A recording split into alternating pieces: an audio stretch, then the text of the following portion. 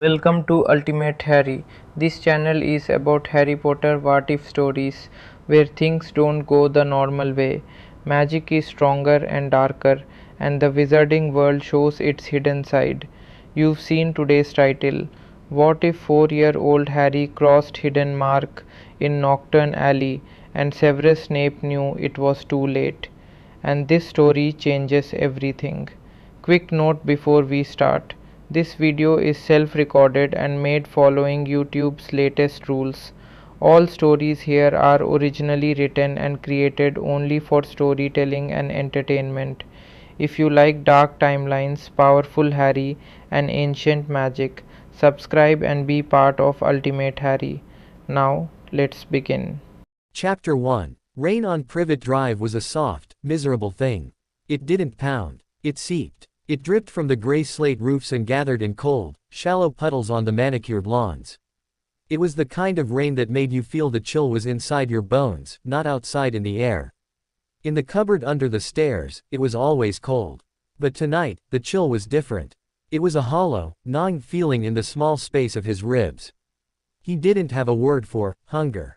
He only knew the empty ache was worse when the house was quiet like this, when the thumps and shouts from the television upstairs had stopped, and the only sound was the distant, rhythmic snoring of Uncle Vernon.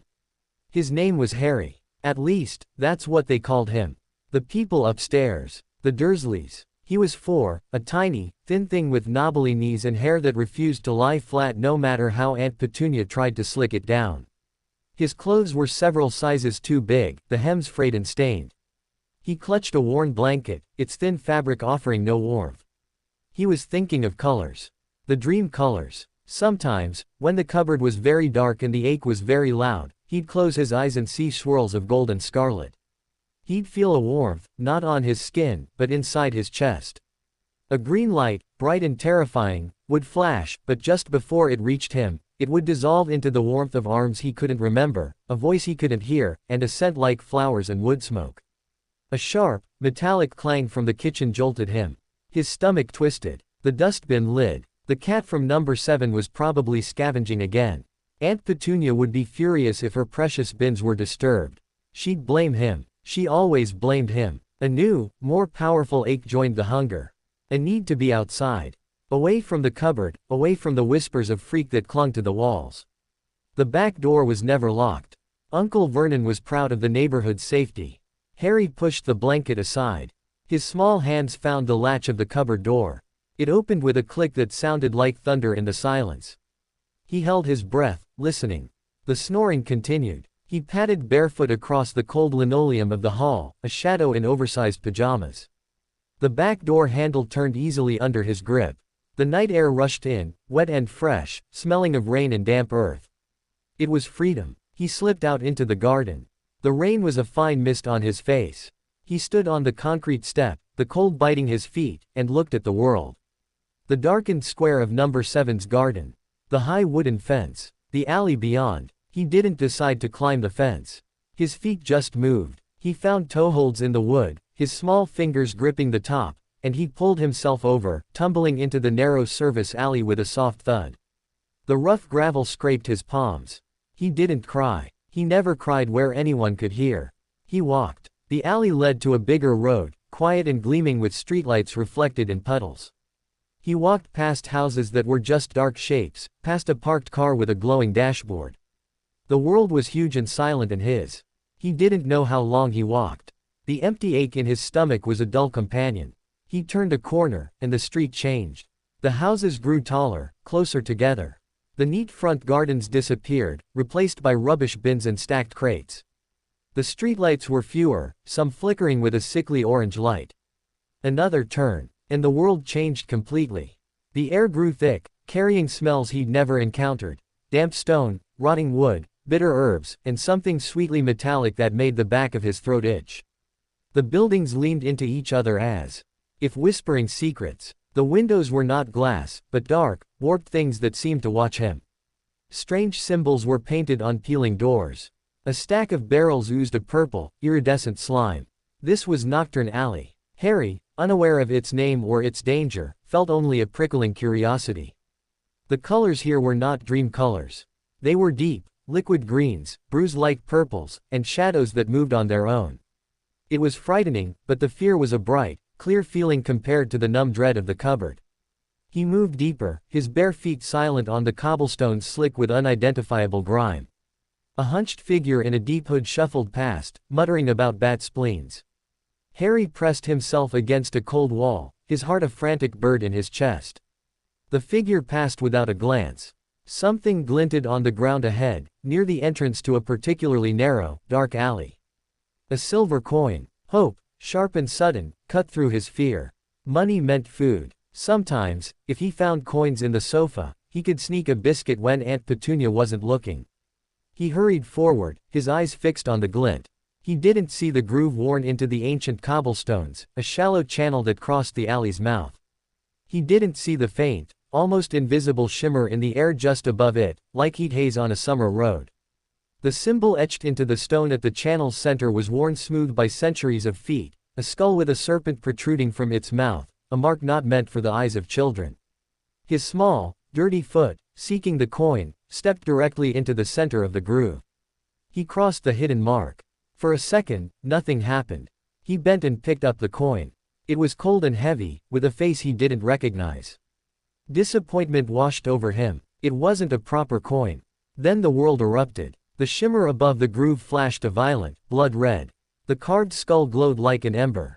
A wave of force, silent and invisible, slammed outwards from the mark. It didn't touch the walls or the rubbish. It passed through them. It passed through the very air. And it passed through Harry. He gasped, dropping the coin. It wasn't pain. It was 1,000 times worse. It was a violation. It felt like icy fingers reaching inside his skin, his blood, his mind, rifling through everything he was. The hollow ache in his stomach was replaced by a tearing, screaming emptiness. The dream colors in his mind, the gold, the scarlet, the warmth, were violently doused, replaced by the sensation of scales sliding over his soul, of a hiss in a language that predated words. The glow from the mark faded. The alley was dark again. The hunched figure was gone. Harry stood frozen, trembling. The cold of the night was inside him now, a part of him. The shadows seemed deeper, more welcoming. The strange, bitter smells were clearer, almost pleasant. He felt different. The world looked sharper, but also darker, as if a filter had been removed from his eyes. And deep within, in a place he could not name, something stirred. Something old. Something that had been waiting. He turned, a new, instinctive fear guiding him. He had to go back. Back to the cupboard, back to the known dread. He ran, his bare feet slapping the wet stones, the stolen coin forgotten. Far away, in a cramped, dark office at Hogwarts School of Witchcraft and Wizardry, a man sat bolt upright at his desk. Severus Snape's hand jerked, spilling a vial of swirling, blue memory-like liquid across a parchment. He didn't notice. His long, pale fingers flew to the left sleeve of his black robes. He yanked the fabric up. There, on his forearm, the skull and serpent of the dark mark was not black and inert. It was a livid, painful red, glowing faintly against his pale skin. It burned, but it was not the summons of the Dark Lord. That was a specific, agonizing pull. This was different. This was a silent, seismic alert. A trigger. An ancient, dormant ward, tied to the very magic of the mark itself, had been tripped. Not by a Death Eater's call. By an initiation. A claiming. His mind, sharp and analytical even through the shock, raced. The mark's magic was tied to blood, to lineage, to the Dark Lord's chosen. For this ward to activate, someone new, someone unrecognized by the existing network, had been tagged. Branded by the mark's foundational magic. A child of a Death Eater. An unknowing scion of a black line stumbling upon a cursed heirloom. His dark eyes, wide with a horror he rarely allowed himself to feel, stared unseeing at the glowing skull. The location magic woven into the ward was crude, but it pulsed a general direction. London. The magical underbelly. Knockturn. And then, a second, more terrible understanding dawned, colder than the dungeons he taught in. The ward was old. Older than the Dark Lord's current reign. It was a barbaric, pure-blood ritual, a way to mark potential, to claim talent from the cradle. It should be impossible to trigger now. The last time it had flared was over 4 years ago. The night the Dark Lord fell. The night he went to kill the Potters. Snape's blood turned to ice. No. The word was a whisper, torn from a place of utter despair. He knew, with the terrible certainty of a spy who had lived and breathed deception for a decade, what the only possible trigger could be. The only magical signature potent enough, strange enough, to touch that ancient ward without being of the old pureblood lines. The child with the protection he had begged for. The child with his mother's eyes. Harry Potter. He was on his feet, his chair crashing to the floor. His wand was in his hand, a jet of black silk robe swirling as he turned towards the door. He had to find him. He had to get to him before the magic settled, before the connection solidified, before anyone else felt it. But as he took the first step, the burning in his mark shifted. The violent red faded, leaving the familiar, ugly black tattoo. The ward's alarm was silent. The connection was made. The magic had done its work. Snape stopped in the doorway, his knuckles white around his wand. The silence in his office was absolute, broken only by the frantic pounding of his own heart. He was a master of occlumency. He built walls within walls in his mind. But one thought, clear and devastating, smashed through every barrier. He was too late. The boy was marked. Chapter 2. The walls of the cupboard were closer than ever. Harry lay on his thin mattress, curled into a tight ball. The blanket was over his head, a feeble shield against a world that had fundamentally changed. The familiar smell of dust and old polish was there, the distant rumble of Uncle Vernon's snoring. But nothing was the same. The cold from the alley was inside him. It wasn't the chill of the night air, it was a deep, settled frost in his veins. When he closed his eyes, he didn't see the gold and scarlet swirls. He saw the blood-red flash of the stone, felt the phantom scrape of scales. The shadows in the cupboard, once just empty space, now seemed to have texture, a velvety depth that called to him. He understood, in a wordless, 4-year-old way, that he could reach into those shadows and they would welcome him.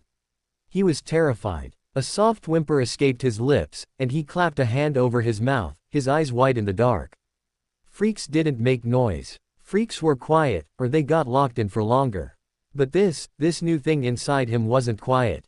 It hummed. A low, vibrating hum that resonated in his teeth. It made the dust motes, visible in a sliver of streetlight through the air vent, dance in erratic patterns. It made the single spider in the corner of his cupboard scuttle frantically into its web. He heard the click of the cat flap downstairs. A normal sound, but to his new hearing, it was a sharp, percussive snap that echoed. He heard the rustle of a newspaper from next door, the murmur of a late-night radio show 2 streets over. Sounds layered upon sounds, a cacophony that pressed against his skull. He squeezed his eyes shut tighter. Go away, he thought, pushing at the cold, humming thing inside.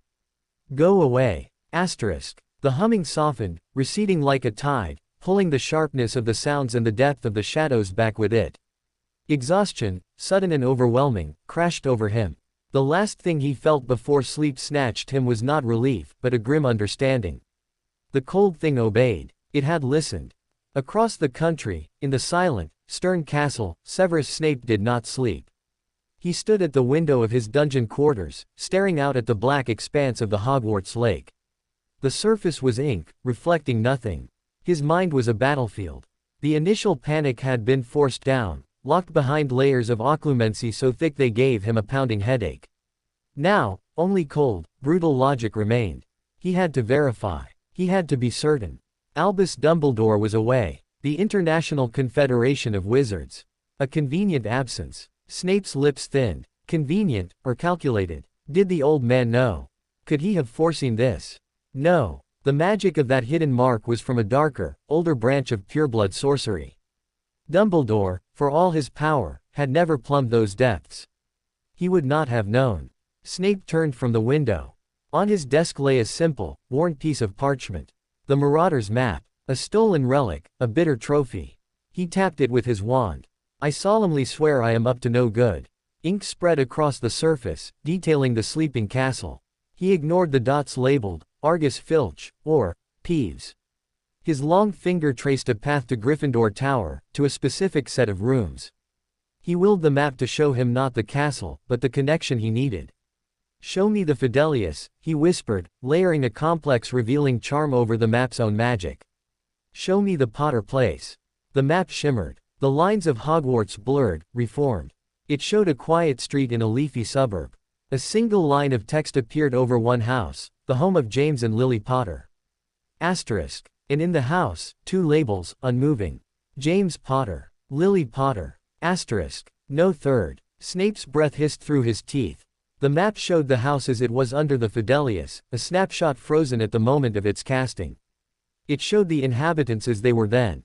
It did not show the child who lived, because the child had not been included in the secret. A safety measure. A flaw. He needed a different approach. A darker one. From a locked chest, magically sealed and hidden behind a false panel in the wall, he withdrew a shallow stone basin.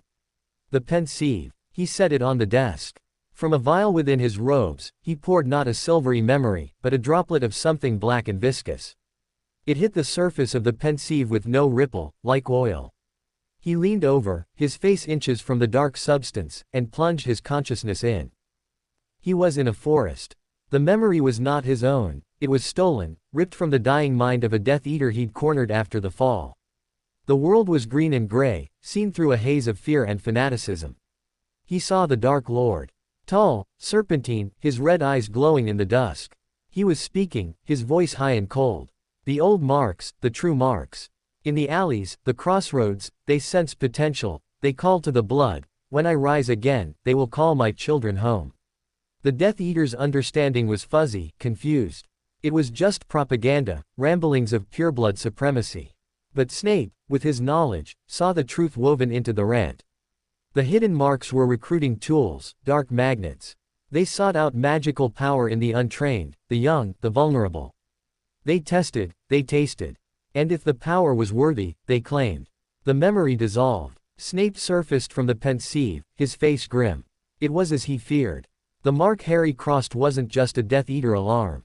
It was a snare, a filter. It latched onto powerful, unformed magical cores and imprinted them with a signature.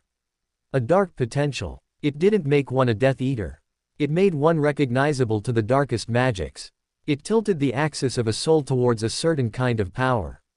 And Harry's core, defended by his mother's sacrifice, an explosion of accidental magic that had vaporized the most powerful dark wizard in a century, it wouldn't just be recognized. It would be a siren's call. A feast. Snape vanished the contents of the pensieve with a violent slash of his wand.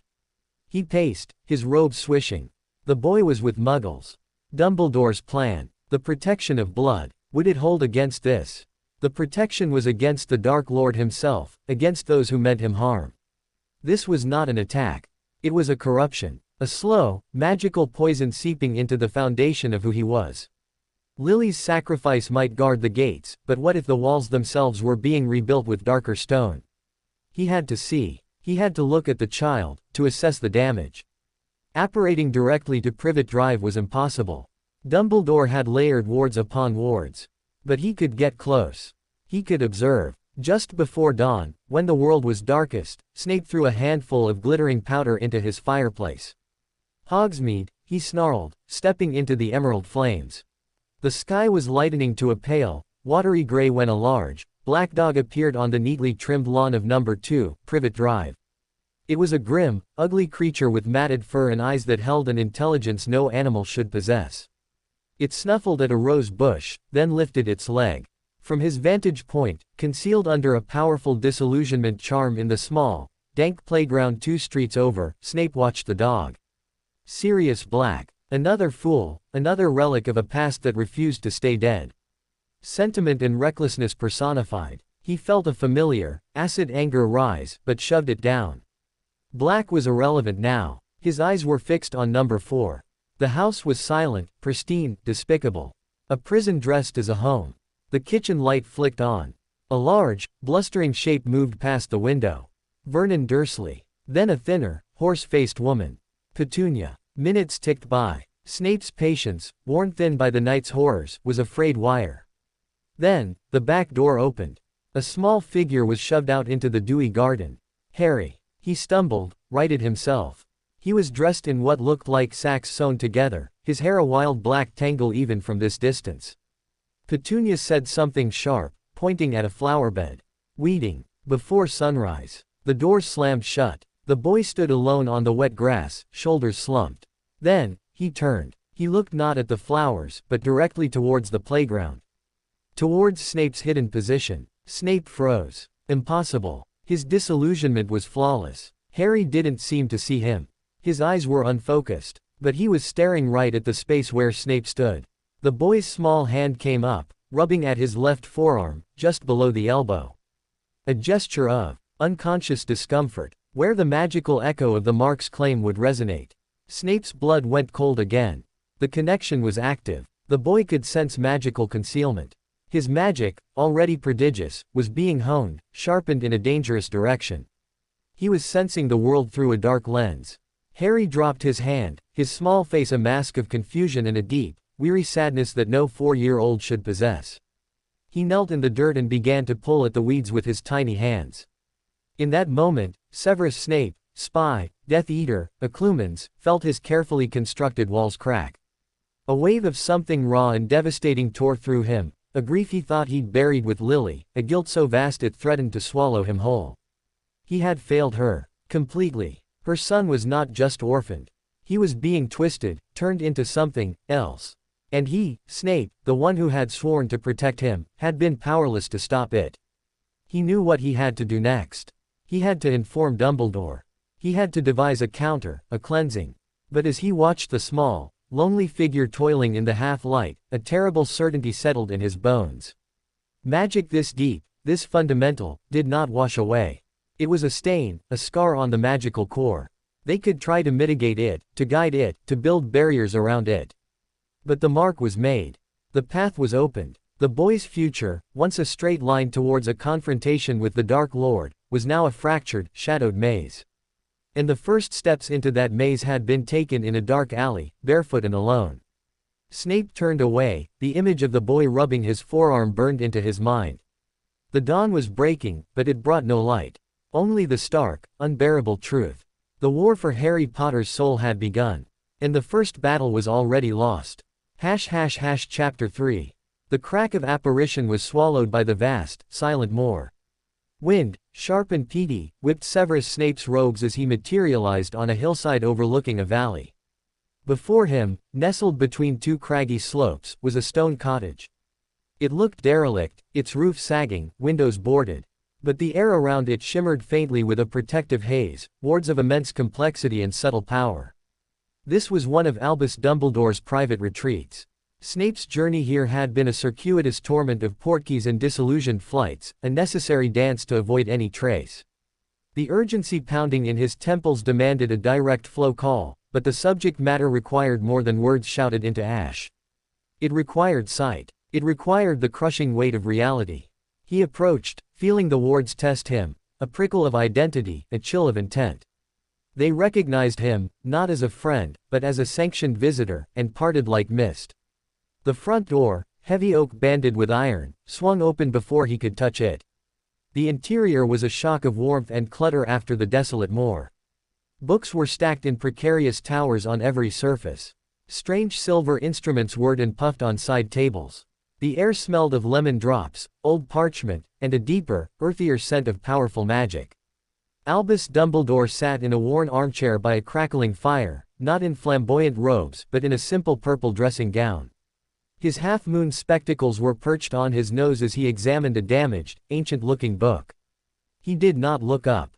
"Severus," he said, his voice calm. "Your turmoil precedes you. It is shaking my silver instruments quite out of tune.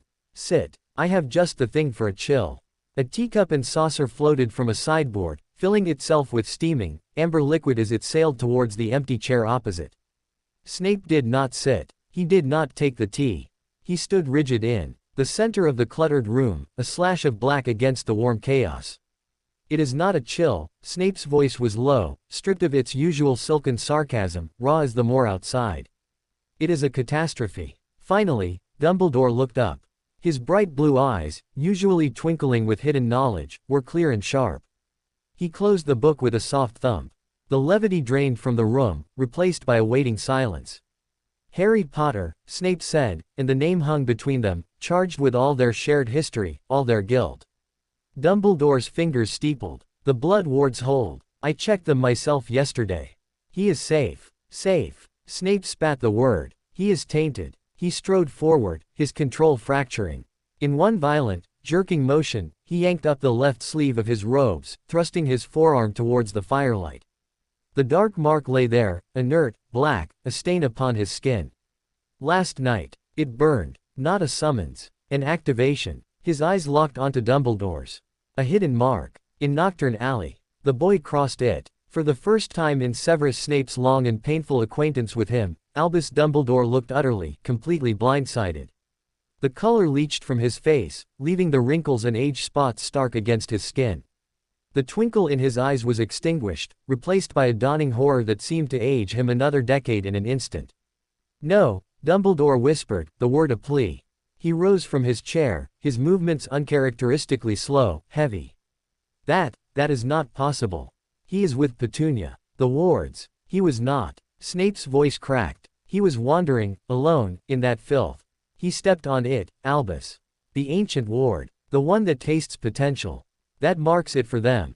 Dumbledore turned away, a hand going to his forehead. For a long moment, he simply stared into the fire, his shoulders slumped. The crackle of the logs was the only sound. When he spoke again, his voice was hollow, stripped of its usual musicality. "Describe the effect. On your mark." A flare. Scarlet. A silent alarm. A completion signal. It lasted perhaps 10 seconds. Then it faded. The connection was made. Snape forced the next words out, each one a shard of glass in his throat. "I went to observe him this morning. He senses magic. Actively. He felt my disillusionment charm from 2 streets away. He was, rubbing his forearm." Dumbledore closed his eyes. The magical resonance. A sympathetic echo. He turned back, his expression grave beyond measure. "You understand what this means, Severus. It is not a curse. It is not the Imperius.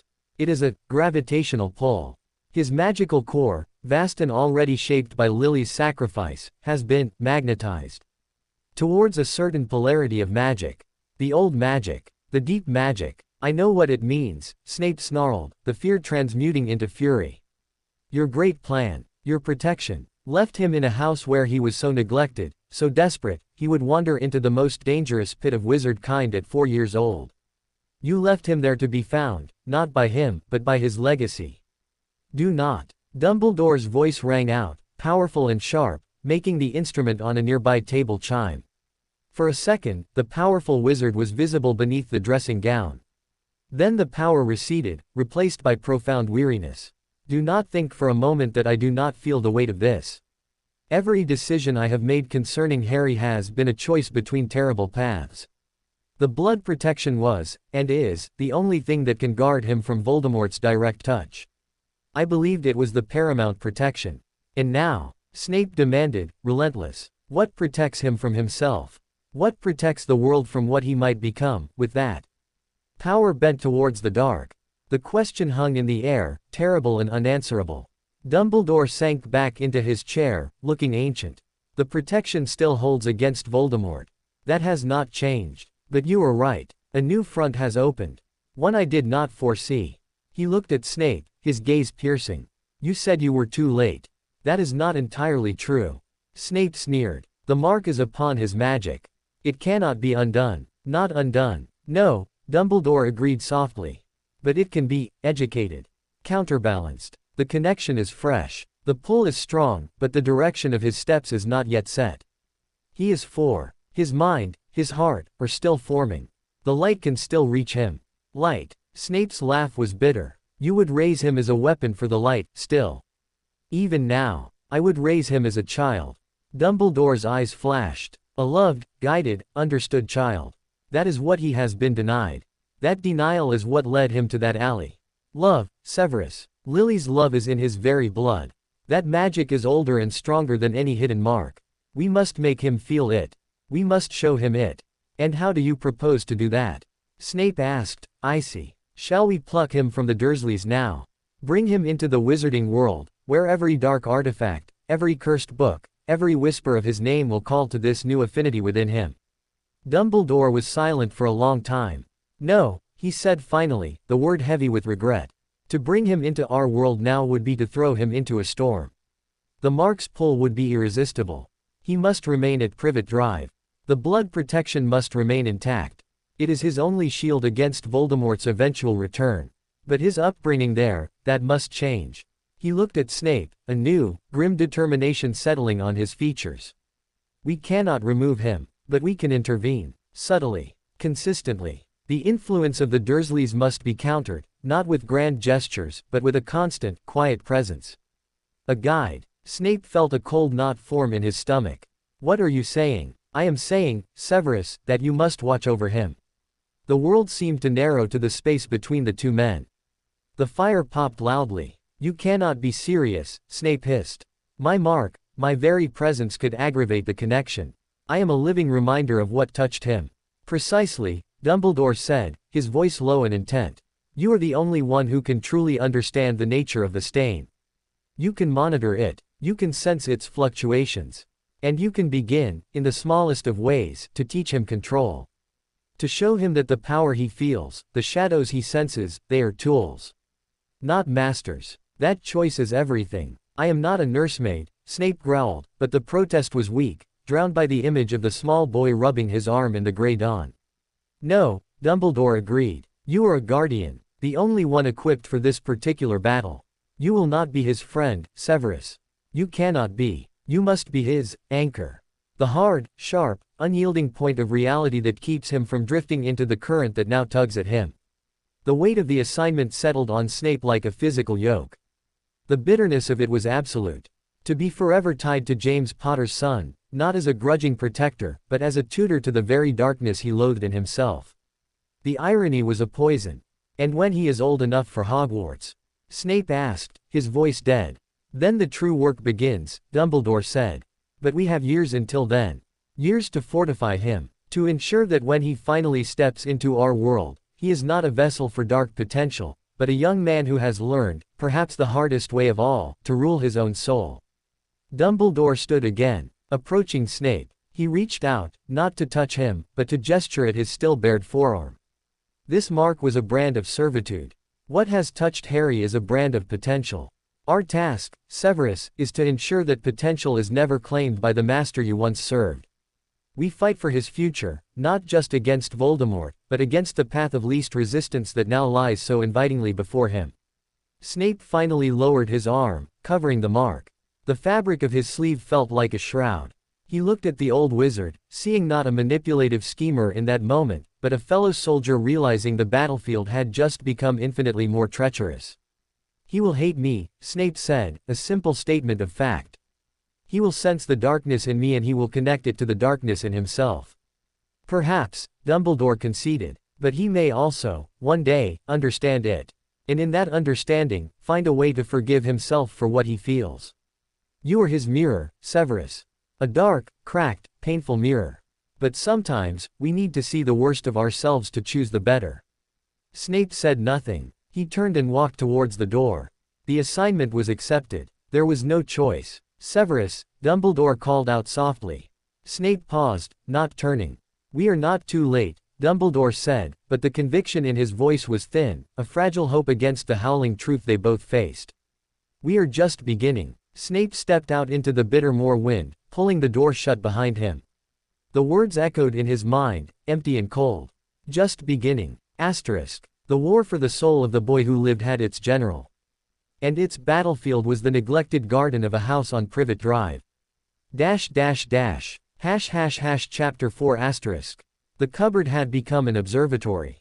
Harry lay in the dark, not sleeping. The humming inside him was a constant, low-grade presence now, like the distant rumble of the boiler.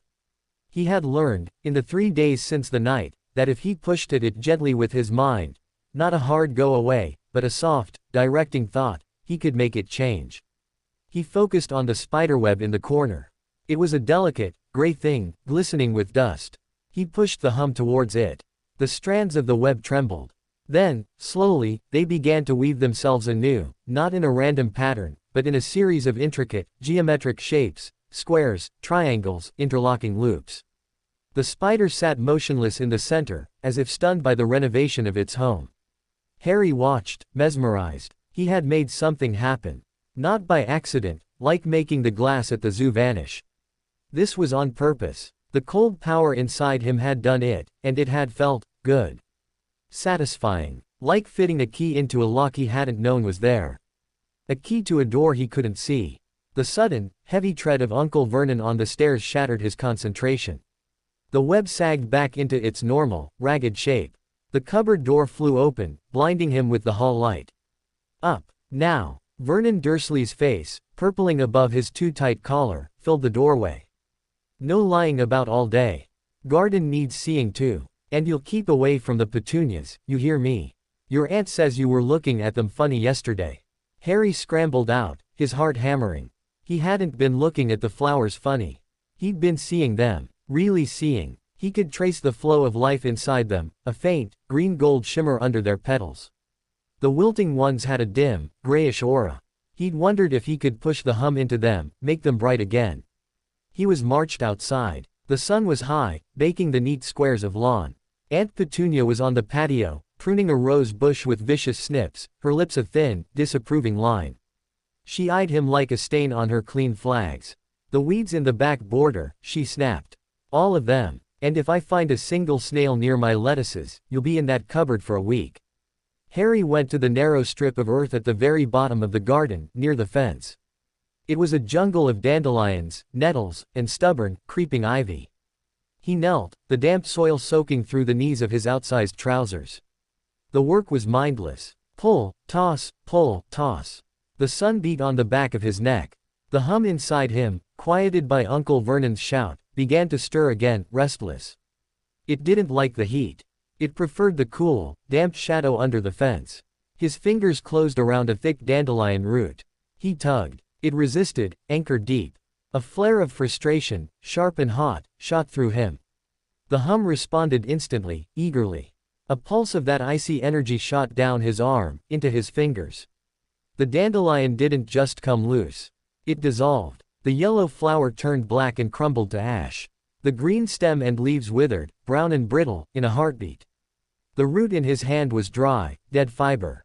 Harry stared, horrified. He dropped it as if it were a spider. He looked around furtively. Aunt Petunia had gone inside. The kitchen window was empty. He looked back at the spot. A small, circular patch of soil was now barren, dark, and utterly lifeless. The surrounding weeds leaned away from it, as if repelled. A sick feeling, different from hunger, churned in his stomach. He hadn't meant to destroy. He'd just been annoyed. The cold power hummed, pleased with itself. No, Harry whispered to it, clenching his fists. Bad. The hum retreated, sulking. But the patch of dead earth remained, a tiny, secret monument to what lived inside him. That evening, after a dinner he wasn't allowed to eat at the table for, Harry was sent to his cupboard with a crust of bread and a lump of cheese. He ate slowly, listening to the sounds of the television, the clink of Dudley's endless glasses of soda. He felt a strange, pulling sensation. Not in his stomach, in his chest. A gentle, insistent tug, like a string tied to his ribs, was being pulled from somewhere outside. He set his food down. The tug came again, leading him, up. Towards the air vent. Curiosity overcoming caution, he stood on his mattress and peered out through the small metal grill. The street was quiet, bathed in the orange glow of the lamps. And there, across the road, standing perfectly still under the lamppost opposite number 6, was a man. He was tall and dressed all in black, his posture rigid. Even from this distance, Harry could see the stark paleness of his face, the dark fall of hair. The man wasn't looking at the houses. He was looking directly at number 4. Directly, Harry felt with a sudden certainty, at his cupboard. The tug in Harry's chest sharpened. It was coming from the man. A cold, dark thread connecting them. The humming inside Harry rose in a chorus of recognition. Yes, it seemed to sing. This is like us. Harry didn't wave. He didn't make a sound. He just stared, frozen, one small hand gripping the slats of the vent. The man stared back. He did not smile. He did not move. He was a statue of shadows and severity. Then, after a full minute that stretched into an eternity, the man gave a single, slow, almost imperceptible nod. As if acknowledging a fact. A shared secret. He turned on his heel, his black robe swirling, and walked away, melting into the darkness between the streetlights. The tug in Harry's chest snapped, leaving a hollow, aching void. Harry slid down from the vent, his heart pounding. He didn't know who the man was. He didn't know why he'd come. But he knew, with the absolute knowledge of a child who understands danger, that the man was connected to the cold thing inside him. That he knew about the humming. That he had seen the dead patch of earth in the garden without even looking. And he knew one thing more. The man was coming back. Chapter 5 asterisk. The black-clad man became a ghost of Privet Drive. He never came at the same time. He never stayed long. Sometimes Harry saw him in the pre-dawn gloom, a silhouette against the paling sky. Sometimes in the deep evening, when the curtains were drawn in the sitting room and the Dursleys were watching television. Once, he was there in the pouring rain, not seeking shelter, just standing sentinel as the water sheeted off him. He was always across the road. Always still. Always watching. Harry began to wait for him. The cupboard's darkness, once just empty, now felt like a training ground. He practiced on the shadows. He would focus on a corner and push the humming power, not to shape something, but to deepen the dark. To make it a pool of absolute blackness that swallowed the little light from the vent. He could hold it for a count of 10 before a headache would bloom behind his eyes and he'd have to let go. He felt the man's presence each time, a cold, familiar beacon. The humming inside him would settle, not excited, but focused. Attentive, as if waiting for instruction. No instruction ever came, just the watching. A week after the first sighting, Aunt Petunia decided the attic needed clearing. It was a hot, airless Saturday. Vernon and Dudley were at a barbecue sale. Harry was ordered up the pull-down ladder with a dustpan and brush. The attic was a cavern of forgotten things. Broken furniture, trunks spewing old clothes, stacks of yellowing newspapers. The air was thick with dust and the smell of decay. Sunlight sliced through a small, grimy window, illuminating galaxies of floating motes. Harry sneezed, the sound echoing. He started sweeping listlessly, his mind on the watching man. What did he want? Why didn't he do anything? His foot knocked against a small, leather-bound chest tucked under the eaves. It wasn't like the other junk. It was plain but well made, with a tarnished silver clasp. There was no lock. The humming inside him surged, a sudden, violent crescendo. It wasn't just interested. It was ravenous. Harry dropped the brush. He knelt, his fingers trembling, and flipped the clasp. The lid opened with a sigh of old hinges. Inside, resting on faded velvet, were a few items. A man's silver wristwatch, stopped at 11:05. A dried, pressed lily in a glass frame. A handful of photographs. And a simple, wooden box. Harry picked up a photograph. It showed a young man with windswept black hair and glasses, laughing, his arm around a beautiful woman with vibrant red hair and brilliant green eyes. They were on a swing, the sky behind them a summer blue. The woman was waving at the camera. Harry's breath caught. The green eyes. They were his eyes. A painful, wonderful warmth bloomed in his chest, momentarily stifling the cold hum. These were his parents. The dream colors. The warmth. These were real. He reached for the wooden box. The moment his fingers touched the lid, the cold power screamed in triumph. It felt like grabbing a live wire. A jolt of energy shot up his arm. He opened the box. Inside, on a bed of black silk, lay a ring. It was heavy, masculine, made of a dark, non-reflective metal. Set into it was a black stone, so deep it seemed to swallow the light from the window. Carved into the stone was a symbol, a triangle with a circle inside it, and a line bisecting both. The humming in Harry coalesced into a single, deafening tone. The ring called to him. It whispered of cool depths, of ancient secrets, of power that did not bend or break. It was the most beautiful, most terrifying thing he had ever seen. He didn't want to put it on. He was terrified to put it on. His hand, moving as if of its own volition, lifted the ring from the silk. Downstairs, the front door slammed. "Boy, where are you?" Uncle Vernon's bellow shook dust from the rafters. Panic, sharp and clean, severed the ring's pull. Harry dropped it back into the box as if burned. He slammed the chest shut, shoved it back under the eaves, and grabbed his brush, his heart hammering against his ribs. He didn't tell the Dursleys about the chest. It was his first secret that was about more than hunger or fear. It was about the laughing man and the green-eyed woman. And the whispering ring. That night, after the cupboard door was locked, he lay in the dark and replayed the image of the ring in his mind. The cold power inside him purred, contented, just from the memory. It wanted the ring. It wanted what the ring represented. And Harry, in a small, shameful corner of his soul, wanted it too. The next time he saw the watching man, 2 evenings later, something was different. Harry was weeding again. He looked up, and there the man was, under the lamppost. This time, Harry didn't just stare. He straightened up. He met the man's gaze across the distance, the tidy gardens, the quiet street. He didn't smile. He just looked. He wanted the man to see that he knew. That he had a secret now, too. The man's head tilted, just a fraction. His dark eyes seemed to narrow. He studied Harry for a long, intense moment. Then, he did something new. He raised his right hand, slowly, palm facing Harry. His long fingers curled inwards, once, decisively. A commanding gesture. Stop. Asterisk. It wasn't directed at Harry. It was directed at the air around him. At the magic. The humming inside Harry, which had risen eagerly at the man's attention, was abruptly silenced. Not by Harry's will. By an external force, a wall of pure, cold authority that slammed down between Harry and his own power. He couldn't access it. He couldn't feel it. He was just a small, cold boy in a big garden. The man lowered his hand. The connection, the cold, welcoming thread, was gone, replaced by a void of utter isolation. The man's expression did not change, but his message was clear as a shout. I see your secret, and I forbid it. Asterisk. He turned and walked away, leaving Harry standing alone in the gathering dusk, shivering not from the cold, but from the sudden, absolute deprivation of the power that had become a part of him. He felt empty, mute, more alone than he had ever been in the cupboard. The anchor, Dumbledore had called Snape. Hard, sharp, unyielding. For the first time, Harry felt its bite. And the confusion that followed was a storm in his small heart. Was the man a protector? Or a jailer? The line, in the shadowed garden of number 4, Privet Drive, had just been drawn. Chapter 6 asterisk. Silence. It was the loudest thing Harry had ever heard. For 3 days, the world had been muted.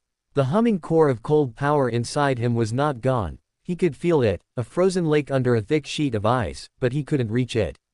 Couldn't tap it. The colors of the world were flat, the edges soft. The shadows in his cupboard were just empty space. The life force in the garden plants was a vague concept, not a visible shimmer. The man, the jailer protector, had done this. With a single, commanding gesture. Harry's emotions were a tangled knot. There was a fierce, burning anger. That power was his. It was the only thing that had ever felt entirely his, the only thing that made the Dursleys' world bearable. The man had no right to take it. Mixed with the anger was a yawning, terrifying loneliness. The cold power had been a companion, a dark comfort. Without its hum, the emptiness of the cupboard was absolute. And underneath it all, a shameful sliver of relief. Because when the power had surged towards the black ring, it had felt like falling. The man's wall had stopped the fall. He avoided the attic. The memory of the ring's call was now tinged with a new fear. The man knew. The man had forbidden it. But the wanting remained, a dull ache. On the 4th morning, as Harry was listlessly pushing a sponge across the kitchen floor, the doorbell rang. Aunt Petunia, snipping coupons at the table, jumped. Vernon. The door. Uncle Vernon heaved himself from his armchair, grumbling. Harry kept his head down, scrubbing at an invisible spot. He heard the door open. Yes. Vernon's voice was the one he used for door-to-door salesmen and charity collectors, brusque, dismissive. Good morning. The voice from the doorstep was deep, cultured, and as smooth as ice. It sent a jolt straight through Harry's spine. He knew that voice, though he'd never heard it speak. He slowly turned his head. The man from the street stood on the Dursleys' pristine front step. In the daylight, he was even more imposing. He was tall and severely thin, his black hair framing a face that was all sharp angles and pale, sallow skin. His eyes were black pits, taking in the hallway with an expression of profound distaste. He was dressed not in robes today, but in a severe, old-fashioned black suit that looked out of place in the sunlit suburb. I am Mr. Prince, the man said, the lie slipping off his tongue with effortless ease. From the Child Welfare and Educational Development Board. We are conducting a survey on the home environments of gifted children in the district. Vernon Dursley's face, already puce, purpled further. Gifted. There's no gifted children here. This is a normal house. You've got the wrong address. He began to close the door. A long-fingered hand shot out, not touching the door, but resting against the frame. Vernon couldn't budge it an inch. The man, Mr. Prince, didn't even seem to be exerting force. The address is correct. Number 4, Privet Drive. Mr. Prince's black eyes slid past Vernon's bulk and landed on Harry, crouched on the kitchen floor. The gaze was a physical weight. We have indications. May I come in? The survey is mandatory. It would be a shame to involve the authorities in a formal inquiry. The threat, though veiled in bureaucratic language, was unmistakable. Vernon Dursley hated authorities almost as much as he hated anything unusual. He spluttered, his mustache quivering. Well, 5 minutes. Petunia. We have a visitor. Aunt Petunia had frozen, a coupon for discounted tinned peas dangling from her fingers. Her eyes were wide with a different kind of fear, the fear of neighbors talking, of perfect appearances cracking. Mr. Prince stepped inside. He seemed to suck the light and warmth from the hall. He didn't remove his coat. He took in the gleaming surfaces, the perfectly arranged umbrellas, the photograph of a beaming Piggy Dudley on the wall, with an air of inspecting something mildly repugnant. The child, Mr. Prince said, his voice cutting through the tense silence. He will accompany me to the sitting room. For the assessment. Now see here, Vernon began. It is procedure. The man's tone brooked no argument. He looked at Harry. Come. Harry stood up, his legs shaky. He walked past his uncle, who was radiating impotent fury, and followed the black-clad man into the rarely used front room. It smelled of lemon polish and stale air. Mr. Prince closed the door with a soft click. He did not sit. He stood in the center of the room, turning to face Harry. The polite mask of Mr. Prince evaporated, leaving the severe, watchful man from the street. You attempted to touch a dark artifact, Severus Snape said, his voice low and dangerous. An heirloom of the House of Gaunt. A thing of immense evil. Explain. Harry's mouth went dry. The man's voice wasn't loud, but it filled the room, pressing in on him. The wall was still up. He felt small and defenseless. I found it, Harry whispered, his eyes on the patterned carpet. In a box. You did not merely find it. You were drawn to it. Your new sensitivity called to it, and it to you. Snape took a step closer. Harry flinched. The power you are experimenting with is not a toy. It is a lodestone. It will pull every piece of cursed, dark magic within a mile directly to you. That ring would have consumed you. It would have twisted your mind before you even understood it had a hold. I didn't put it on, Harry said, a spark of defiance igniting. I stopped. You stopped because you were interrupted by a mug, by your uncle. Snape corrected himself swiftly. Not by choice. Not by understanding. You wanted it. I felt the pull across the street. Harry looked up then, meeting those black eyes. It's my power. You locked it away. Snape's lip curled. Your power. You have as much control over it as a toddler has over a wild thestral. You are feeding it, playing with it, with no concept of what it eats or where it will lead. You killed a living plant in a fit of pique. What do you think it will do when you are angry? Truly angry. Or afraid. Or in pain. The words struck home. Harry remembered the patch of dead earth. The sick feeling. He looked away, shame heating his cheeks. The wall remains, Snape stated. You will not access that part of your magic until you have learned the first lesson. Control begins with denial. With stillness. For how long? Harry's voice was small. For as long as it takes. Snape's gaze swept over him, from his too large, ragged clothes to his knobbly knees. Your living conditions are abysmal. That changes. You will be fed adequately. You will have clothes that fit. You will have access to books. Harry stared, bewildered. This wasn't about punishment. They won't let me. A cold, mirthless smile touched Snape's mouth. They will. He turned towards the door. The survey is complete. I will be returning monthly. To assess your progress. You will not speak of our conversations to your relatives. You will not attempt to breach the wall I have placed. Is that understood? It was an order. The voice of a teacher, a general, a jailer. Harry nodded, mutely. When I return, you will have read this. Snape drew a thin, plain-covered book from an inner pocket of his coat. It had no title. He placed it on the immaculate coffee table. Do not let them see it. He opened the door and walked back into the hall. Harry heard the low, tense murmur of his voice speaking to the Dursleys. He couldn't make out the words, but the tone was one of unmistakable, quiet menace. He heard Uncle Vernon's sputtered protests die into a frightened silence. He heard Aunt Petunia's sharp, agreeing, "Of course, Mr. Prince." The front door closed. Silence returned to the house, thicker than before. Harry crept to the sitting room window, hidden by the net curtain. He saw the man, Snape, walk down the path. At the gate, he paused and looked back, not at the house, but directly at the window where Harry stood hidden. He gave that same, slight, acknowledging nod. Then he was gone. Harry looked at the book on the table. He picked it up. It was cool to the touch. He opened it. The pages were not paper, but a strange, durable parchment. The writing inside was not print, but elegant, spidery handwriting. The first page had a single heading. Asterisk on the regulation of magical temperament, a primer. For the untrained mind. Asterisk. It was not a book of spells. It was a book of thoughts. Exercises. Meditations. On focusing the mind, on separating emotion from impulse, on visualizing walls and channels. It was a lesson. The first one. That night, for the first time, Harry was given a second helping of potatoes.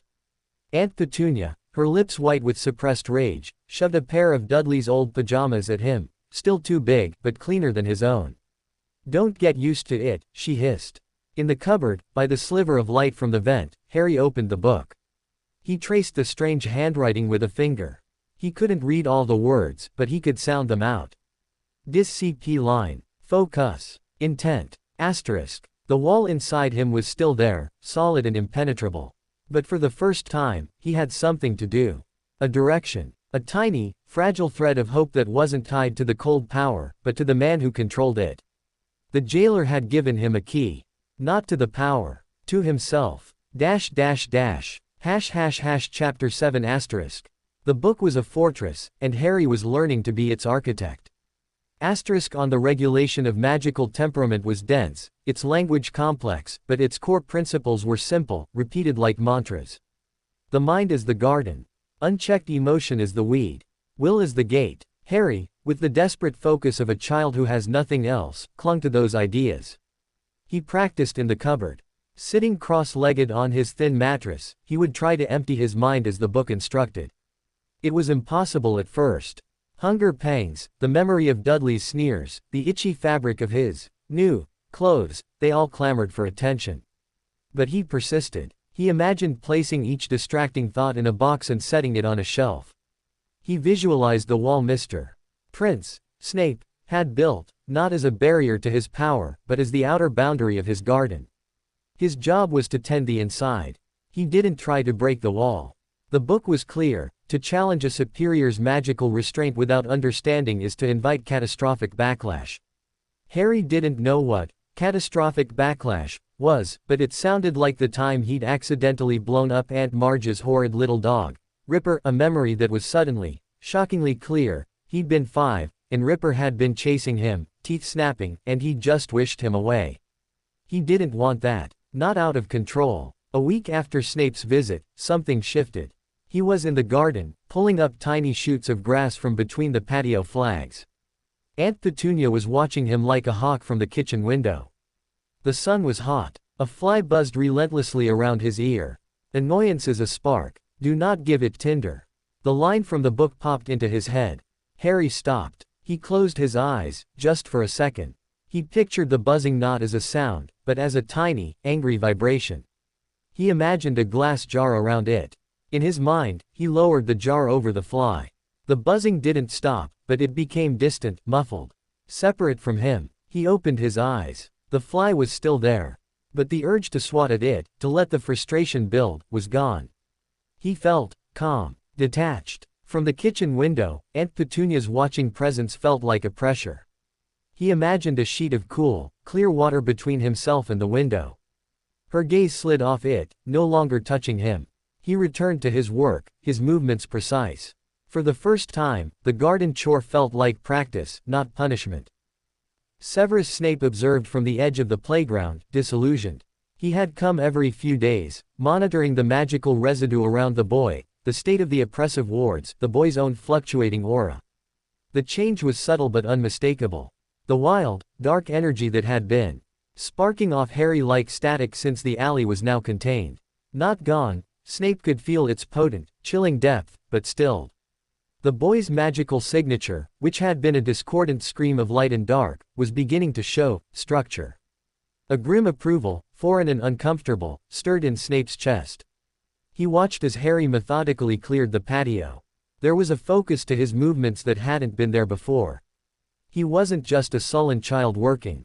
He was practicing. Snape's own childhood had been a desperate, scrabbling attempt to control a magic that felt like a wild animal inside him, in a house where it was a curse.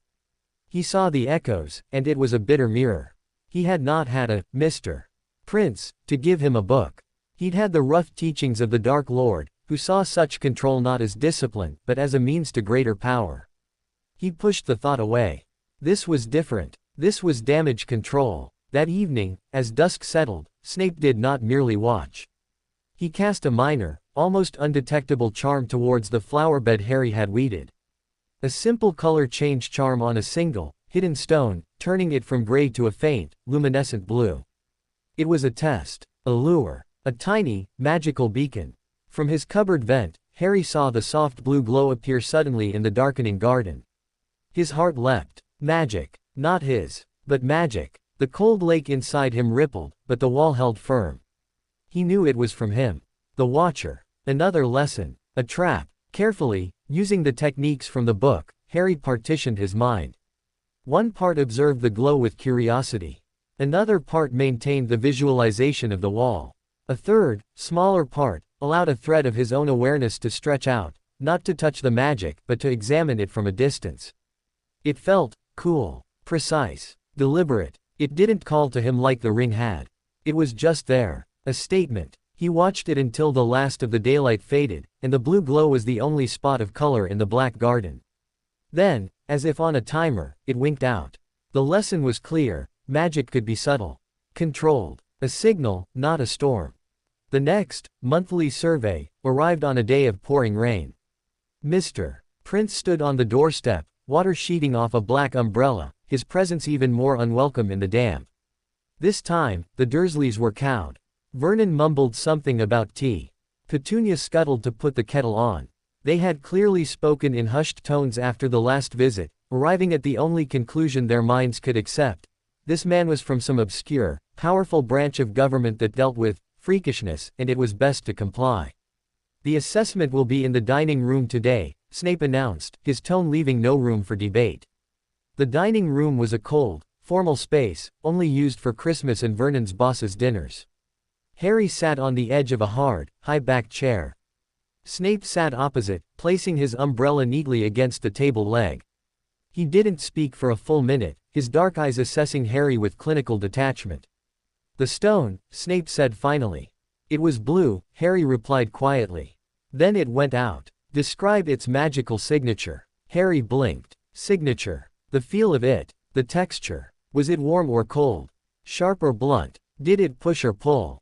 Harry thought back, accessing the memory with the focused calm he'd been practicing.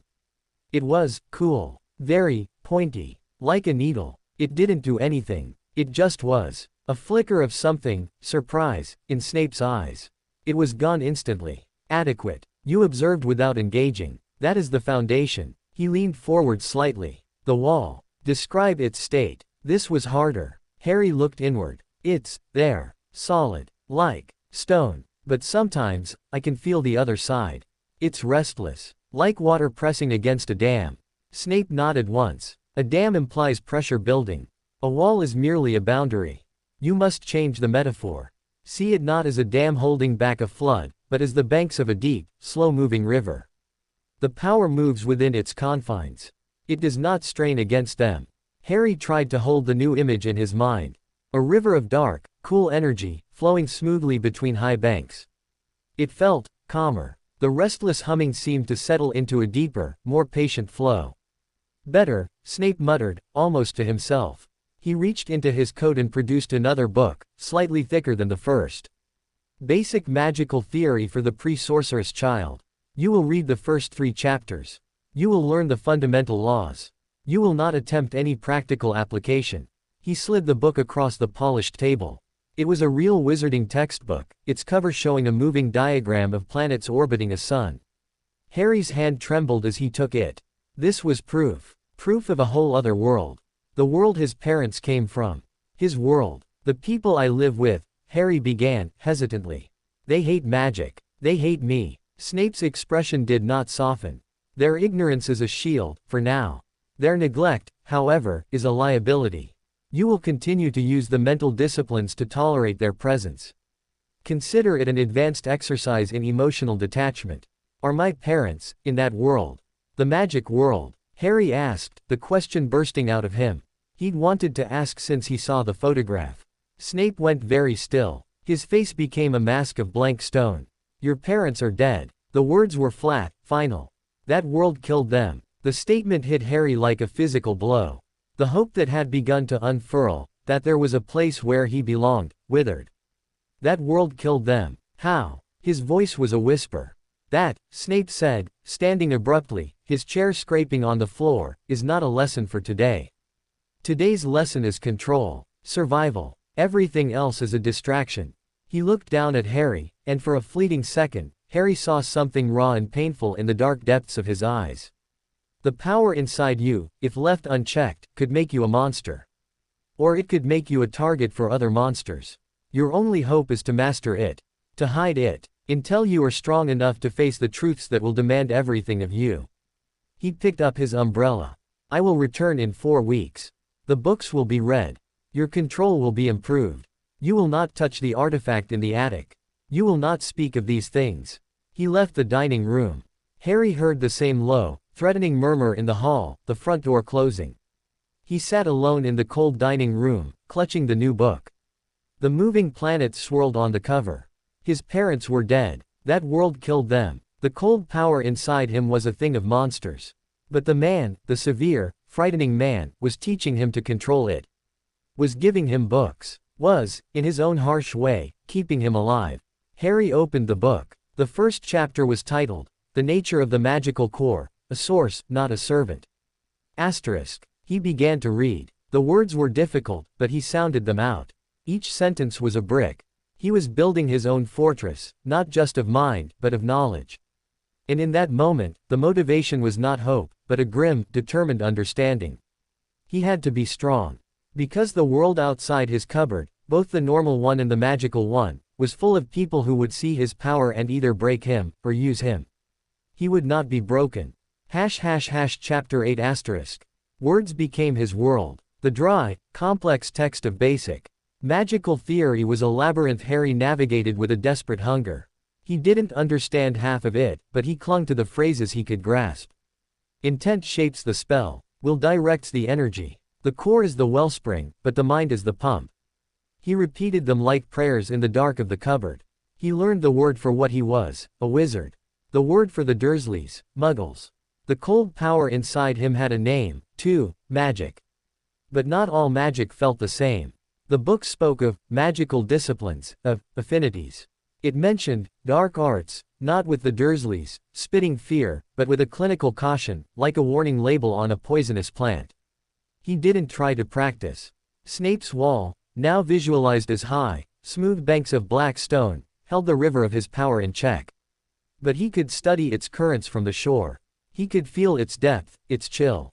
He began to understand, intellectually, why the ring had called to it. They were the same temperature. One afternoon, while Dudley was at a friend's house smashing video game controllers, Aunt Petunia dragged Harry into the lounge for a task she found particularly fitting, polishing the family silver. It was a tedious, finger-aching job. The silverware was ornate, heavy, and tarnished in intricate crevices. Every piece, Petunia instructed, her voice sharp. I want to see my face in them. And no skiving off. She left him with a tub of foul-smelling polish and a rag. Harry picked up a heavy serving spoon, its handle twisted into an elaborate knot. He rubbed dutifully, but the black tarnish in the grooves refused to budge. Frustration, that old familiar spark, began to kindle. He could feel the cold river inside him stir, lapping against its banks. Annoyance is a spark. Do not give it tinder. Asterisk. He took a breath. He pictured the tarnish not as dirt, but as a shadow clinging to the metal. He imagined his will not as a furious scrub, but as a gentle, persistent light. He didn't try to push magic. He simply held the image, clear and precise in his mind, the spoon, bright and untarnished. His fingers, coated in gray polish, tingled. Not with the explosive surge he'd felt with the dandelion. This was subtler. A faint, silvery shimmer seemed to pass from his fingertips into the metal. The black tarnish in the intricate grooves dissolved. Not wiped away. It simply vanished, as if it had never been there. The spoon shone with a brilliant, mirror-like finish, reflecting his own wide, startled eyes. He dropped it with a clatter. It landed on the soft carpet, gleaming. Heart hammering, he looked at the door. No Aunt Petunia. He picked up another piece, a fork with a patterned handle. He focused again, holding the image of perfection. The tingling returned, fainter this time. The tarnish retreated, flowing out of the patterns like retreating ink. Clean. He worked faster, a strange, quiet exhilaration bubbling in his chest. He wasn't breaking the wall. He wasn't drawing from the turbulent river. He was skimming a cupful from the very top, using only the force of his clear intent to guide it. It was magic, but it was magic according to the book's rules, will-shaping energy. By the time Aunt Petunia returned an hour later, the entire service was laid out on the table, gleaming so brightly it looked new. She stopped dead, her mouth a perfect O of shock. How did you? She snatched up a gravy boat, turning it in the light. Not a single smear, not a hint of shadow. It was perfect. Her beady eyes fixed on Harry, suspicion warring with a greedy satisfaction at owning such pristine silver.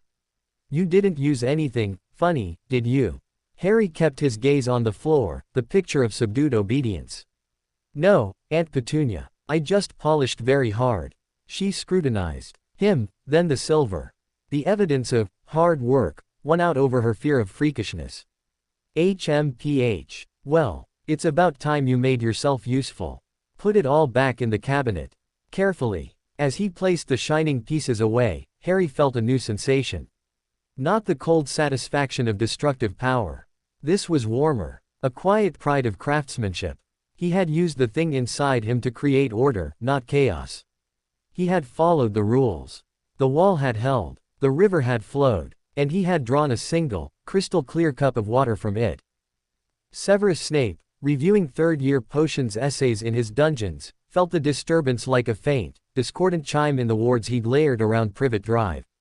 It wasn't an alarm. It was a fluctuation. A precise, controlled use of magic from within the house.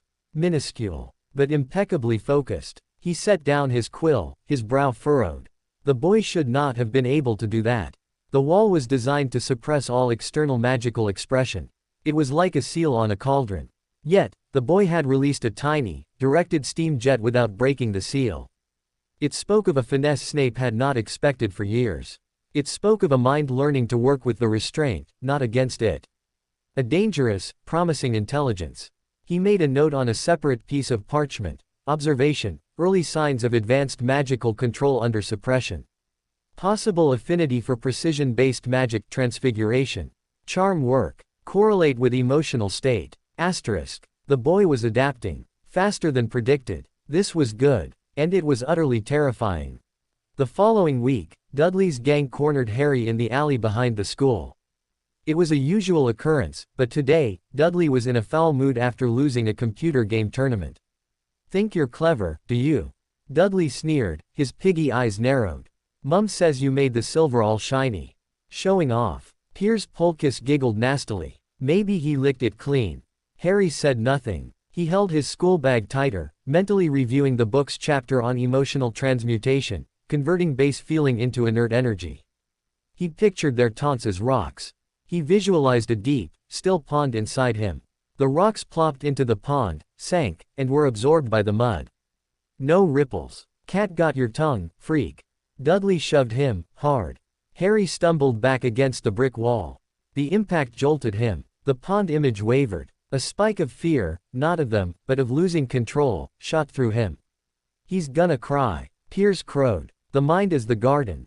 Harry gritted his teeth. Will is the gate. He rebuilt the pond, made its banks stronger. He let their words be rocks. He let Dudley's shove be a wave that washed harmlessly against the shore. But then Dudley grabbed the bag and yanked. The strap, already frayed, tore with a loud rip. Harry's books and his most precious possession, the basic magical theory textbook, spilled onto the dirty ground. Dudley's foot came down, not on Harry, but on the open pages of the book. The moving diagram of the solar system was crushed under his trainer. "What's this rubbish? Planets. You think you're an astronaut, you little weirdo." A cold, silent fury, deeper and sharper than any childish anger, rose in Harry. It wasn't the spark of annoyance. It was a glacial tide. The river behind its banks surged, ice cracking. The wall trembled. He didn't want to hurt Dudley. He wanted to freeze him. To make him as still and silent and cold as the feeling inside him. The image formed, unbidden, in his mind. Dudley, encased in transparent ice, his stupid smirk frozen on his face. The magic gathered, a vortex of chilling intent. Then, from the end of the alley, a familiar, cold voice cut through the haze. "What is the meaning of this, Mr. Prince?" stood there, not in his black suit, but in what looked like ordinary, if severely cut, trousers and a dark coat. He looked like an off-duty undertaker. His face was like stone. Dudley and Piers jumped, startled. They saw a tall, angry-looking adult and their bully bravery evaporated. "Nothing, sir," Dudley squeaked. "Just playing." Snape's eyes swept over the scene, the torn bag, the scattered books, his own textbook under Dudley's foot. His gaze finally landed on Harry. Harry saw his own raging cold reflected and magnified 1,000 times in those black depths, but controlled, honed to a razor's edge. "You," Snape said, his voice dropping to a deadly whisper aimed solely at Harry. "The pond." The words were a lifeline. Harry gasped, clutching at the image. The still water. The absorbing mud. He forced the glacial tide back, channeling the fury into the mud, letting it be swallowed. He was shaking with the effort. Snape took 2 steps forward. He didn't look at the other boys. He bent and picked up his textbook. With a flick of his wrist, he vanished the dirt and the footprint from its pages. The motion was so casual, so utterly magical, that Dudley and Piers gawped. "Run along," Snape said to them, without even glancing their way. The dismissal in his tone was more frightening than a shout. They ran. Harry was left alone in the alley with the man.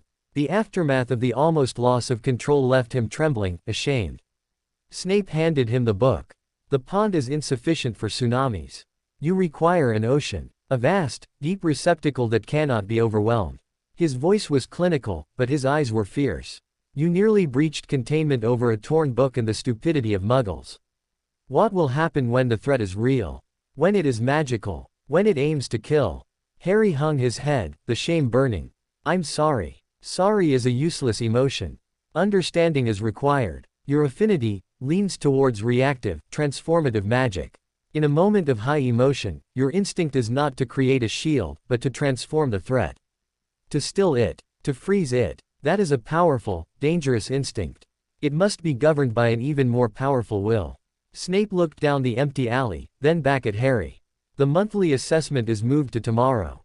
Be prepared. We will begin constructing the ocean." He turned and walked away, leaving Harry with the repaired book, a torn bag, and a terrifying new understanding of himself. His magic didn't want to burn or blast. It wanted to change, to impose stillness, to control. And for the first time, he wondered if the man teaching him control was the only thing standing between Harry and becoming the kind of monster that froze entire worlds. ###. Chapter 9 *. The dining room of number 4 felt like a surgical theater. The rain pattered against the window. Aunt Petunia had been ordered to make tea and then make herself scarce. The pot sat between them, steaming, untouched. Snape had placed a small, black lacquered box on the polished table. It was plain, no symbols, but it hummed with a containment charm so potent Harry could feel it through Snape's wall, a low, steady thrum of power. "Today," Snape began, his hands steepled, "we address the insufficiency of your mental discipline. The pond is a child's metaphor. You require a foundational construct. We will build the pensieve of your mind." Harry blinked. Pensieve. A receptacle for thought, for memory, for excess emotion. The principle is the same. Snape tapped his own temple with a long finger. The mind cannot, and should not, hold everything at once. The skill is in selection. In storage. In retrieval when useful, not when triggered. He opened the black box. Inside, nestled on velvet, was a stone. It was smooth, oval, the color of a stormy sky shot through with veins of silver. It looked utterly inert. This is a Mnemosyne stone. A tool, not a toy. It has been prepared to bond with your magical signature, the one you possessed before the alley. Snape's eyes were sharp. It will not respond to the new currents. Only to the core of your original self. It is an anchor to what you were. He lifted the stone. It looked heavy, but he held it lightly. You will hold it. You will pour into it, not magic, but the memory of today's incident in the alley. Not the events. The emotional surplus, the rage, the fear of loss of control, the shame. You will visualize drawing it out of yourself like poison from a wound and depositing it into the stone. Harry stared at the stone. An anchor to what he was before. He could barely remember a before. The cold river felt like it had always been there. I don't know how, he whispered. You knew how to polish silver. This is the same principle, applied inwardly. Focus. Intent. Will. Snape's voice was relentless. The stone is the vessel. Your mind is the source. Your will is the conduit. Begin. Hesitantly, Harry reached out and took the stone. It was cool, smoother than glass, and the moment his skin touched it, he felt a gentle pull. Not from the cold river, but from somewhere else in his chest, a shallower, warmer place he associated with the photograph of his parents, with the dream colors. He closed his eyes. He recalled the alley, the rip of the bag, the crushing weight of Dudley's foot on the book, the surge of glacial fury. He didn't relive it. He observed it, as if watching a scene in a picture book. Then, focusing on the stone in his hand, he imagined the feeling of that fury as a substance, a thick, black, oily smoke, coiling in his heart. He pictured a silver thread extending from his mind to the stone. He willed the black smoke to travel down the thread. For a long moment, nothing happened. Then, a faint warmth bloomed in the palm holding the stone. The chaotic, churning residue of the emotion in his chest lessened. It was as if a headache he hadn't even fully acknowledged began to recede. The memory of the alley was still there, clear and sharp. But the burning, sickening charge of it was gone. He opened his eyes. The storm-gray stone now had a single, faint, swirling wisp of darkness deep in its center, like a drop of ink in water. It worked, Harry breathed, amazed. A rudimentary success, Snape said, but his gaze on the stone was evaluating. The stone is now attuned. You will use it daily. Any strong emotion, positive or negative, that threatens to disrupt your equilibrium, you will siphon off. You will keep your mind a clean, clear workspace. This is not repression. This is management. He took the stone back and placed it in the box, closing the lid. The connection snapped. You will not have this stone in your possession. It remains with me. But the connection is made. When you require it, you will be able to access its function from a distance, though with less efficiency. You will practice the visualization nightly. Harry felt oddly lighter, but also exposed. A part of his inner chaos was now external, held in a box by this severe, unreadable man. Why can't I keep it? He asked. Because, Snape said, his voice dropping, the part of your magic that was altered by the mark would eventually seek to corrupt the stone's purpose. It would turn a tool of clarity into a reservoir of poison. This way, it remains pure. An uncontaminated reference point. He stood, signaling the end of the lesson. But he paused, looking down at Harry. The incident with the silver. Describe the process. Harry explained, haltingly, about the image of light, the tingling, the focused will. Snape listened, then gave a curt nod. Acceptable. You have discovered the fundamental law of charm work. Continue such exercises. They build precision. But never on anything living. Never on anything you value. And never, under any circumstances, attempt anything you read in the theory book without my explicit guidance. Is that understood? Yes, sir. The sir slipped out, unplanned. Snape's eyes flickered, but he said nothing. He tucked the black box under his arm. Your relatives will continue to provide adequate food and clothing. You will report any reversion to neglect. I will see you in 4 weeks. The ocean is not built in a day, but the first bucket of water has been drawn. He left. Harry sat in the quiet dining room, feeling the new, strange emptiness where the alley's fury had been. It wasn't a bad emptiness. It was calm. It was space. That night, in the cupboard, he practiced. He didn't have the stone, but he visualized it. He replayed the minor frustrations of the day, Aunt Petunia's pinch, the ache in his shoulders from scrubbing the bathroom. One by one, He imagined drawing the petty annoyances out and sending them along the silver thread to the distant, secure stone. With each one, his mind felt clearer, sharper. The constant, low-grade static of life with the Dursleys faded into background noise. And in the newfound quiet, something else emerged. A memory, not a feeling. The green light. The high, cold laughter. The words he'd heard in a dream 1,000 times. Not Harry, please, and then, stand aside, you silly girl. He didn't try to siphon this memory. It was too big, too foundational. But now, viewed from the calm center of his mind, it felt less like a terrifying nightmare and more like a puzzle. A truth he needed to understand. That world killed them. Asterisk. He lay in the dark, the cold river flowing smoothly in its deep banks, his mind a clear, still pool above it. For the first time, he wasn't just surviving the storm inside. He was learning to be the eye of it. Chapter 10 asterisk. Summer melted into autumn, and the world of Privet Drive became a series of drills. Harry's life settled into a dual rhythm, the mundane tyranny of the Dursleys, and the severe, secret curriculum of Mr. Prince. The wall inside him, the banks of the river, became as familiar as the walls of his cupboard. The Mnemosyne stone visualization was a nightly ritual, scouring his mind of the day's emotional grit. He was becoming, he realized, a very clean, very quiet prison for a very powerful inmate. His magic, denied its wild outbursts, turned inwards and refined itself. He could now polish, not just silver, but glass, wood, even stone, with a touch and a focused thought, leaving surfaces flawlessly clean and restored.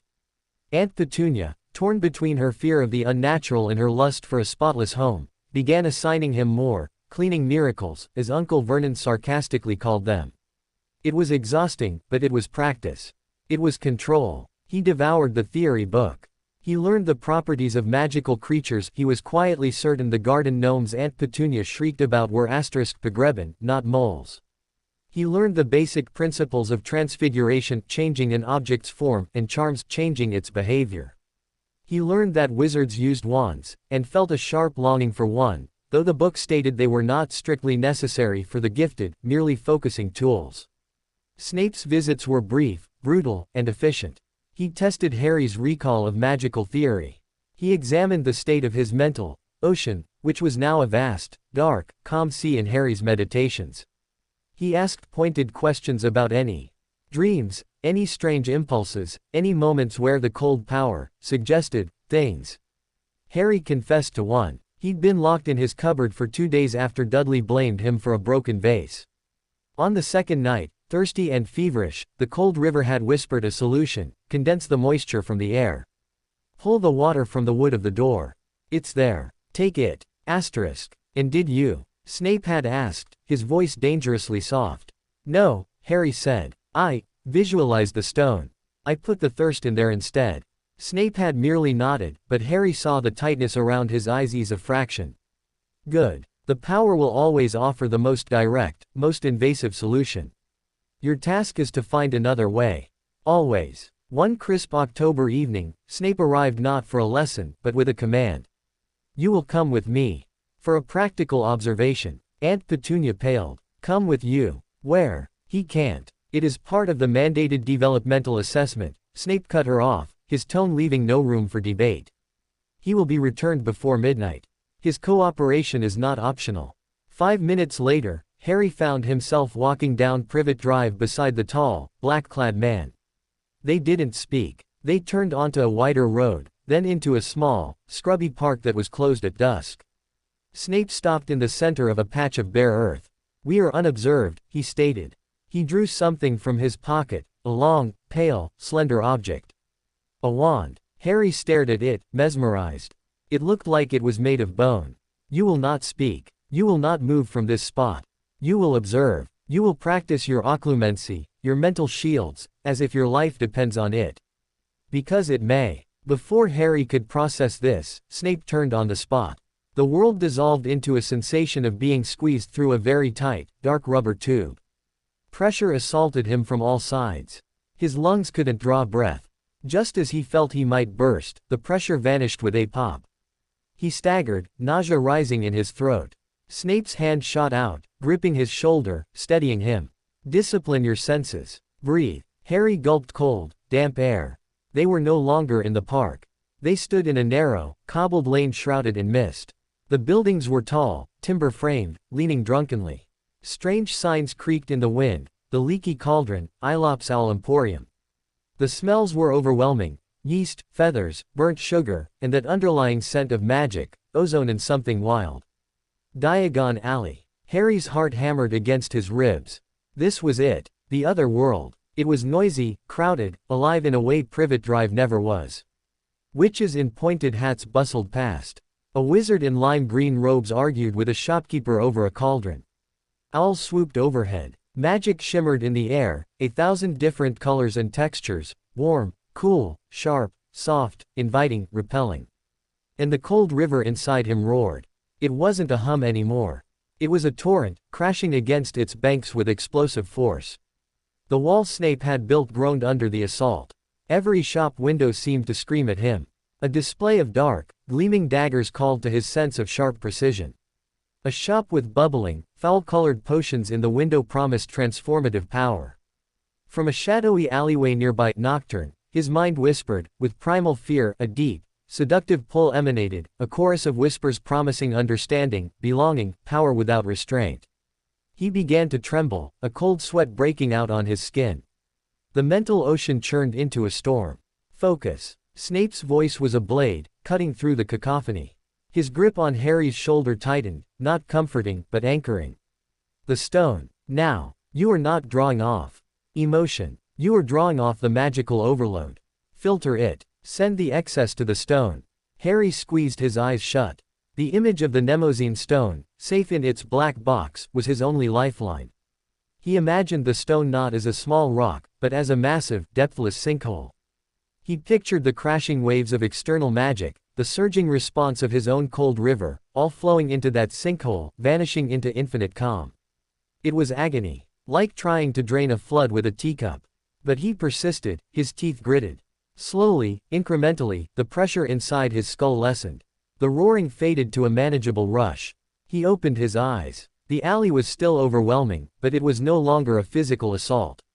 He could see the individual threads of magic now, could feel their intent.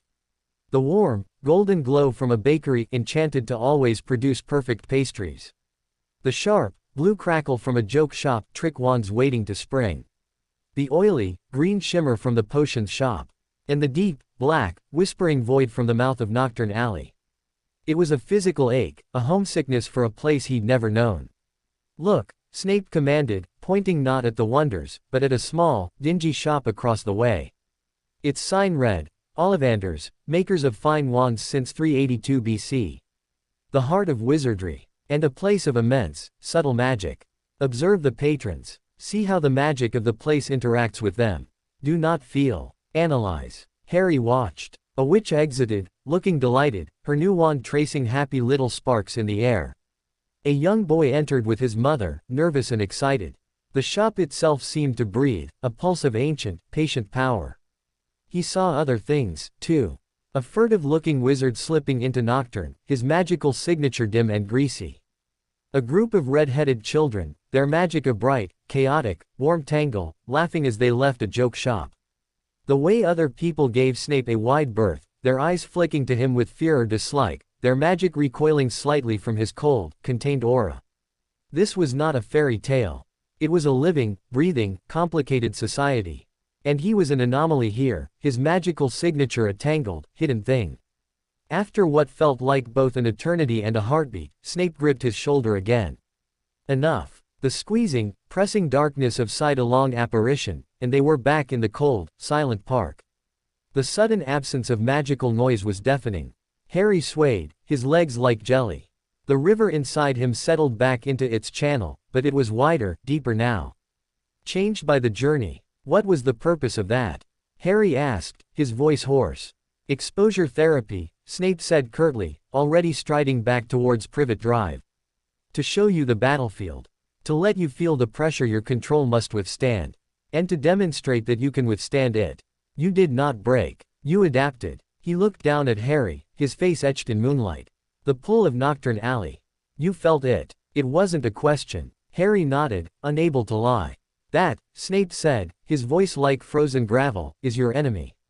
Not a place. A principle. The easy path. The promise of power without price. It will always call to the part of you that was marked.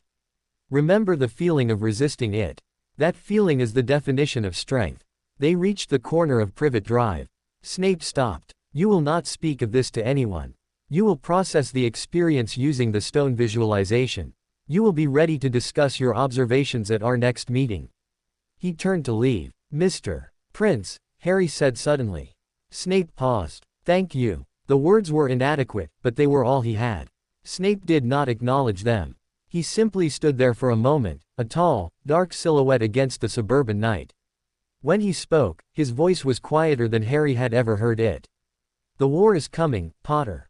And you, through no fault of your own, have been conscripted on both sides. Tonight, you passed your first reconnaissance mission. Do not let it go to your head. He disappeared into the shadows, leaving Harry alone on the pavement, the echoes of a magical world singing in his blood, and the cold, whispering call of the dark a permanent new note in the symphony of his soul. Chapter 11 *. Winter clamped down on Privet Drive with grey skies and a damp that seeped into the bones. The Dursleys' house was a fortress of overheated air and tinsel, a forced cheer that made the cupboard feel even more like a tomb. Christmas meant Dudley's avalanche of presents, Aunt Petunia's overcooked turkey, and for Harry, the silent acknowledgement of his own non-existence. This year was different. The cold inside him had settled into a deep, patient rhythm, in tune with the season. The frenzy of the household felt distant, a play he observed from behind thick glass. He used his occlumency daily, siphoning off the sharp stings of exclusion into the distant, imagined Mnemosyne stone. The calm that remained was not happiness, but it was a powerful substitute. On Christmas morning, after listening to the sounds of wrapping paper being torn and Dudley's wheezing excitement, Harry was summoned to clear the breakfast dishes. As he passed the bin overflowing with discarded ribbons and boxes, something caught his eye. Not a present, he knew better than to expect that, but a plain, brown paper package, neatly wrapped and resting against the back door, as if slipped through the mail slot. No name, no postmark. Aunt Petunia saw him looking. That came last night. Some mistake, no doubt. Leave it. But it hummed, faintly. A magic so subtle and contained it was like a single, clear note held underwater. He knew this signature. It was the same as the polished, precise feel of the blue stone in the garden. It was his. He waited until the Dursleys were ensconced in front of the television, groaning from lunch. He fetched the package and took it to his cupboard. His hands trembled as he untied the twine. The paper fell away to reveal a small, flat, wooden box. Inside, nestled on a bed of black velvet, were two objects. The first was a lens, circular and set in a simple brass frame with a handle. It looked like a monocle, but clearer, flawless. The second was a narrow booklet of parchment, handwritten. Harry picked up the lens. Looking through it at the cupboard wall revealed nothing. But when he held it up to his eye and focused his intent, not his magic, just his will to see, the wall changed. The paint became a tapestry of microscopic cracks and brush strokes. The grain of the wood beneath swirled with the ghost of the tree's life, a faint, fading echo of green-gold energy. He could see the minuscule movements of dust mites in the air, each trailing a barely there spark of static. It was a revealing lens. A tool for observation, not action. He set it down, awed, and picked up the booklet. The handwriting was the same elegant script as his first book. Practical Application 1, Spectral Analysis. The lens will allow you to perceive magical residues, structural integrity, and elemental composition. Your task is observation and documentation. Do not interact. Record your findings. Assignment. Map the magical history of your immediate environment. Begin with your sleeping space. It was homework. A cold, clinical, wonderful piece of homework. That afternoon, while the Dursleys napped, Harry became a cartographer of the invisible. Through the lens, his cupboard was transformed. He saw the faint, sickly yellow smear of old fear on the walls. He saw the shimmering, silver-blue traces of his own controlled magic where he'd practiced his meditations. In one corner, he discovered a deep, rusty brown stain of ancient pain that made his stomach clench, a residue not his own, something old and forgotten. He moved to the hallway.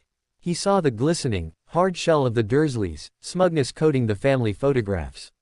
He saw the tangled, spiky knots of Vernon's anger around the locks on the liquor cabinet. In the kitchen, he traced the gentle, warm gold of Petunia's care for her prized china, and the violent, purple splatters of her frustration near the sink. It was a revelation. Magic wasn't just spells and wands. It was emotion made visible. It was history written in light and shadow on the world. He made notes on scraps of paper, hiding them under his mattress. Cupboard: fear yellow, old, control blue, mind, pain brown, unknown. Hall: smugness clear shell. Kitchen: care gold, frustration purple. Asterisk. He felt, for the first time, like a scholar. A detective solving the hidden story of the only world he'd ever known. Snape received the report a week later, delivered via a charm so discreet it appeared as a faint condensation on his dungeon window, forming into Harry's careful, blocky handwriting before evaporating. He read the observations, his lip curling slightly at the descriptions of the Dursleys' emotional aura. The boy was learning to objectify magic. To see it as data. This was good. Essential. It built a firewall between sensation and reaction. But the pain brown unknown in the cupboard gave him pause. He knew the history of that house. He knew Petunia's bitterness was a deep well. Was it her pain the boy was seeing? Or something else? A lingering trace of the magic that had delivered the orphaned child to this doorstep. He sent back a single line, appearing as a brief, frosty pattern on Harry's window: proceed to the exterior. Map the boundaries. Report anomalies. Asterisk. Harry took the lens into the garden on a day of frost. Through it, the world was a wonder of crystals and slow, sleeping energy in the plants. He mapped the shimmering ward lines of the property, not the powerful blood wards, which were invisible even to the lens, but the petty, muggle boundaries of ownership, which appeared as thin, gray lines. Then he found the anomaly. At the very bottom of the garden, where his tiny, dead patch of earth had been, the lens revealed something else. The patch was not just barren. It was active. From that small, black circle, fine, hair-thin lines of deep violet energy spider-webbed out, sinking into the soil, connecting to the roots of the surrounding plants. Those plants were not healthy. Their natural green-gold aura was threaded with sickly violet, draining them, making them brittle. The infection was spreading, slowly, invisibly. He had done this. Not just killing the dandelion. He had poisoned the ground. The cold river's power was not neutral.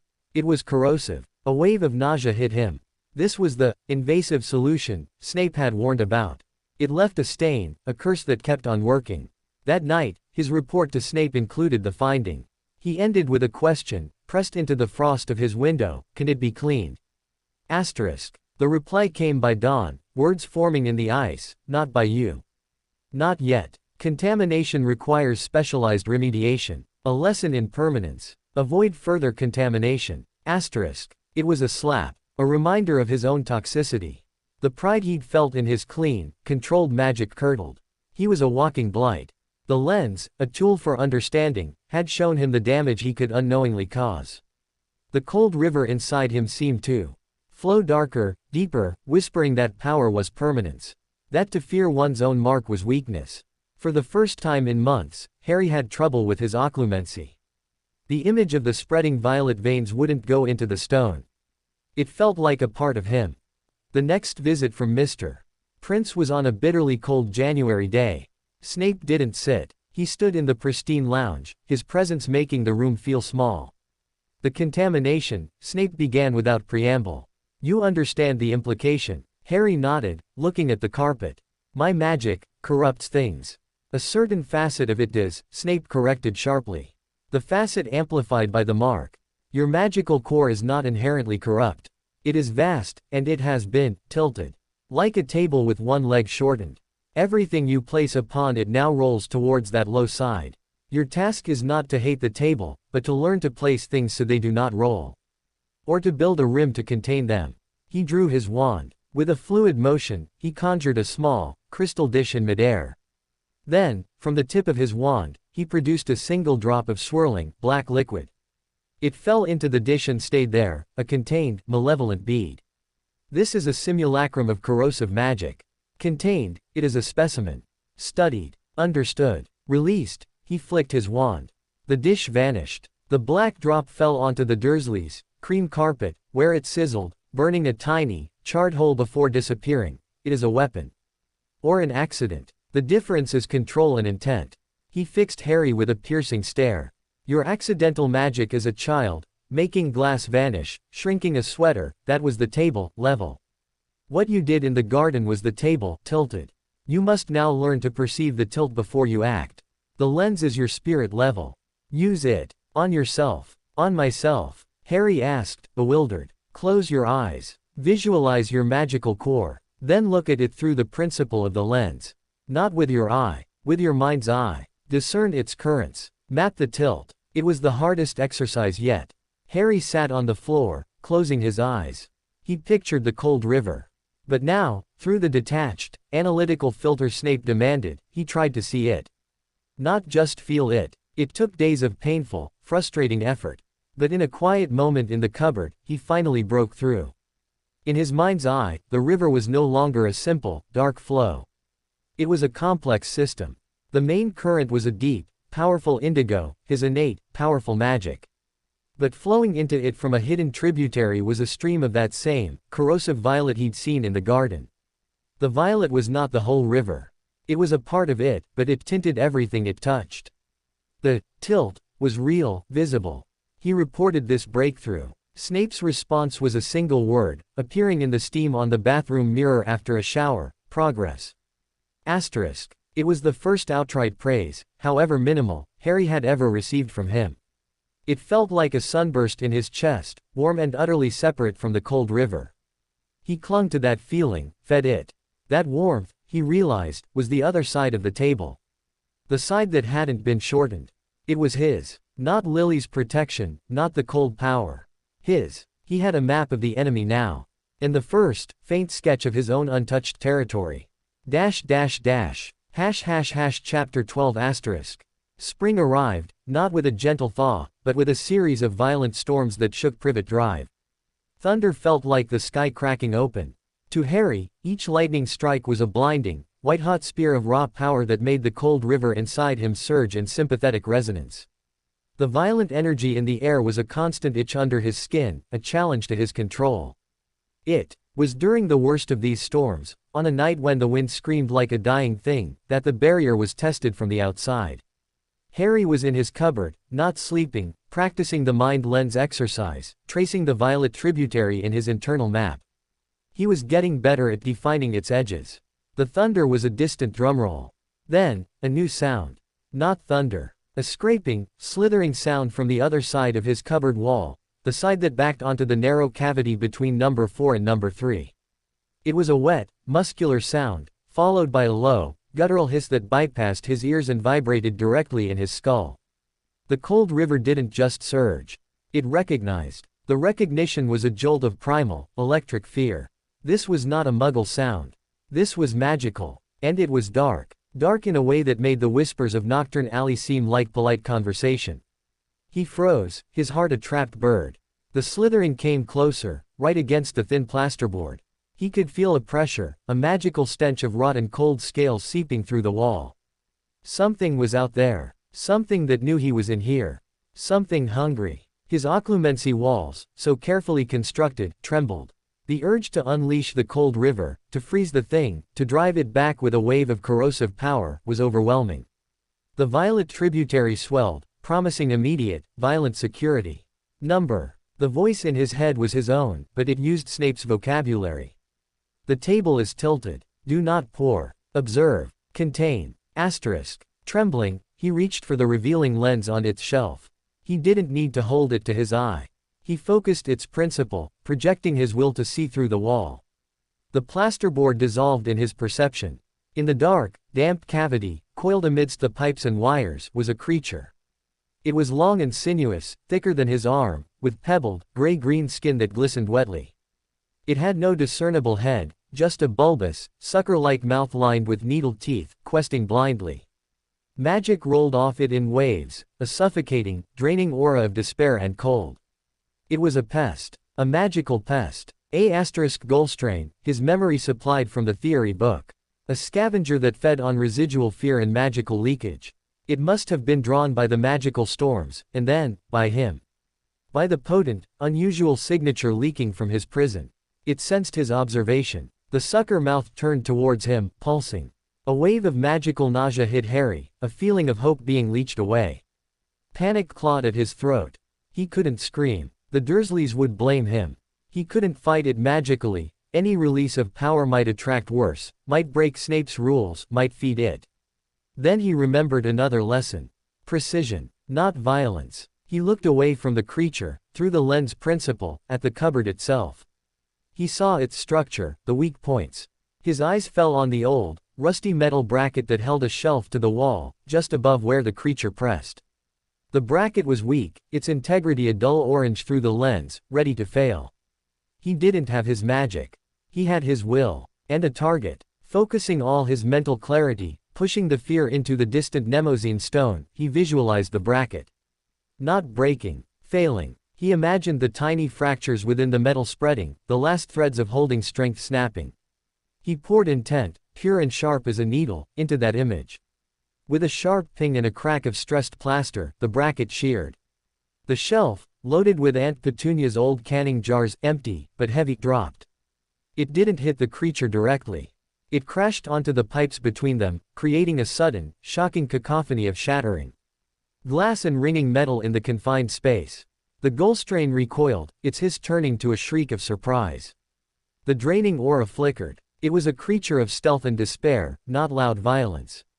The sudden noise and vibration in its hiding place was anathema. Harry heard it thrash, a frantic, wet scrambling, and then the slithering sound receded rapidly, back down the cavity and away from the house. Silence rushed in, broken only by the hammering of Harry's heart and the distant thunder. Then, the inevitable, heavy footsteps on the stairs, Vernon Dursley's roar. What in blazes was that? The cupboard door was flung open. Vernon's face, puce with rage and sleep, filled the doorway. He saw the shattered jars, the fallen shelf, the dust. "You little," he reached in, grabbing Harry by the arm and hauling him out. "Destroying property. In the middle of the night." "It wasn't me," Harry said, the truth sounding like a lie. "There was something in the wall." "Lies. More of your freakish lies." Vernon shook him. "A week. No meals. You'll pay for those jars." Harry was shoved back into the cupboard, the door locked. He sat amidst the debris, the sharp smell of dust and old peaches filling the air. His arm ached where Vernon had gripped it. He was hungry, and now he would be hungrier. But he was alive. The creature was gone. He had done it without magic. Without the violet corruption. He had used his mind, his knowledge, his precision. A fierce, defiant pride cut through the fear and the hunger. It was a different kind of power. A harder kind. And it was all his. Snape felt the disturbance in the wards 3 hours later, just before dawn. Not a breach. A flutter. A pulse of intense, focused non-magical will, followed by a retreat of a minor dark entity. He was at Privet Drive in minutes, concealed. He saw the light on in the kitchen, Vernon Dursley grumbling as he made tea. He extended his senses. The residue of the Gulstrain was clear, a greasy, cold smear near the side of the house, already fading. And inside, in the cupboard, the boy's magical signature was agitated but contained. There was no spillage of dark power. There was, instead, the sharp, clean after-image of profound mental focus. Using a delicate charm, he listened at the cupboard vent. He heard the slow, measured breathing of someone practicing occlumency. He heard the faint scratch of a pencil on paper. He risked a minuscule, visual scrying spell. Inside, by the light of a single stolen candle, Harry Potter was drawing. Not a picture. A diagram. A cross-section of the wall, with a detailed, surprisingly accurate sketch of the Gulstrain, arrows pointing to its sensory mouth. Notes in blocky writing. Reacts to vibration, sound. Fear eater. Weakness. Disruption. Asterisk. Below it, he had drawn the bracket, with an X, at the point of fracture. The word intent was circled. Snape withdrew the spell. He stood in the shadowed garden for a long moment, the pre-dawn wind tugging at his robes. The boy had been attacked by a dark creature, cornered in his bed. He had not panicked. He had not unleashed the tempting, corrosive power at his disposal. He had analyzed. He had used his environment. He had solved the problem with the tools he had been given. It was more than control. It was ingenuity under pressure. It was the kind of thinking that made survivors and predators. A complex, unwelcome feeling settled in Snape's chest. It was not pride. He refused to name it pride. It was acknowledgement. A grim recognition of a student exceeding expectations. When he reported to Dumbledore later that day, he phrased it clinically. The containment protocols held. The subject resolved an incursion by a Class II dark nuisance using observational techniques and applied non-magical theory. No magical signature was expended. Dumbledore, peering over his half-moon spectacles, had smiled, but his eyes were sad. He is learning to fight his battles with the mind first. That is a victory, Severus. It is a tactic, Snape corrected coldly. One that will only hold against nuisances. The real battles will not be solved with falling shelves. No, Dumbledore agreed softly. But the mind that thinks to use the shelf, that is the mind that might win the real battles. Do not undervalue it. Snape left, the old wizard's words echoing. He did not undervalue it. He feared it. Because a mind that's sharp, coupled with the power waiting behind its walls, could be the most dangerous weapon of all. And weapons, in his experience, were always aimed by someone. The question was, who would ultimately aim Harry Potter? The lessons of control, or the call of the tilt? The storm outside had passed. But in Severus Snape's mind, the gale was just beginning to build. Chapter 13. The encounter with the Gulstrain left a mark, but not the one Harry expected. The Dursleys' punishment, a week of scant meals and locked hours, was a familiar hardship, easily compartmentalized into the Mnemosyne stone. The real change was internal. The victory, hard-won and cerebral, had shifted something in the architecture of his mind. The cold river was still there, the violet tributary still tinting its depths. But he had proven he didn't need it. The knowledge was a source of quiet, steady warmth, a fire banked in a separate hearth within him. His occlumency became less about frantic containment and more about serene organization. His mind was no longer a fortress under siege, but a well-ordered library, with the dangerous texts safely locked in a restricted section. He continued his mapping with the revealing lens. He discovered that the pane brown in his cupboard was, as Snape suspected, a complex tapestry. Threads of Petunia's childhood jealousy, a sour green, were woven with the sharper, brighter agony of a received howler, scarlet, fading to pink, and the deep, enduring grief of lost family, the brown he'd first seen. He was learning to read the emotional history of the house like a book. Spring deepened. The poisoned patch at the bottom of the garden, now a permanent violet blot in his sight, became a personal monitor. He checked it daily. The spread had slowed to a near standstill, contained by some property of the soil or perhaps the innate magic of the blood wards. It was a still life of his potential for harm. One afternoon in late April, while Aunt Petunia was at a neighbor's coffee morning and Dudley was triumphantly bullying smaller children at the park, the doorbell rang.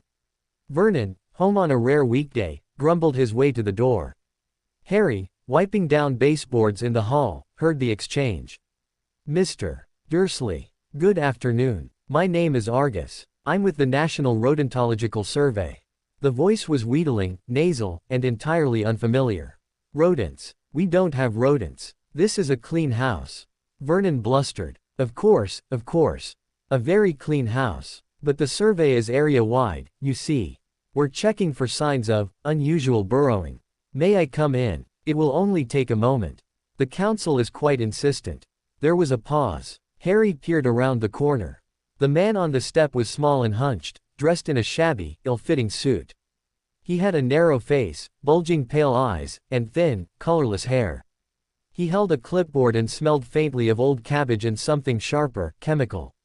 His magic, what little Harry could sense through his own shields, was not like Snape's sharp containment, or the wild variety of Diagon Alley. It was mean, petty, and watchful.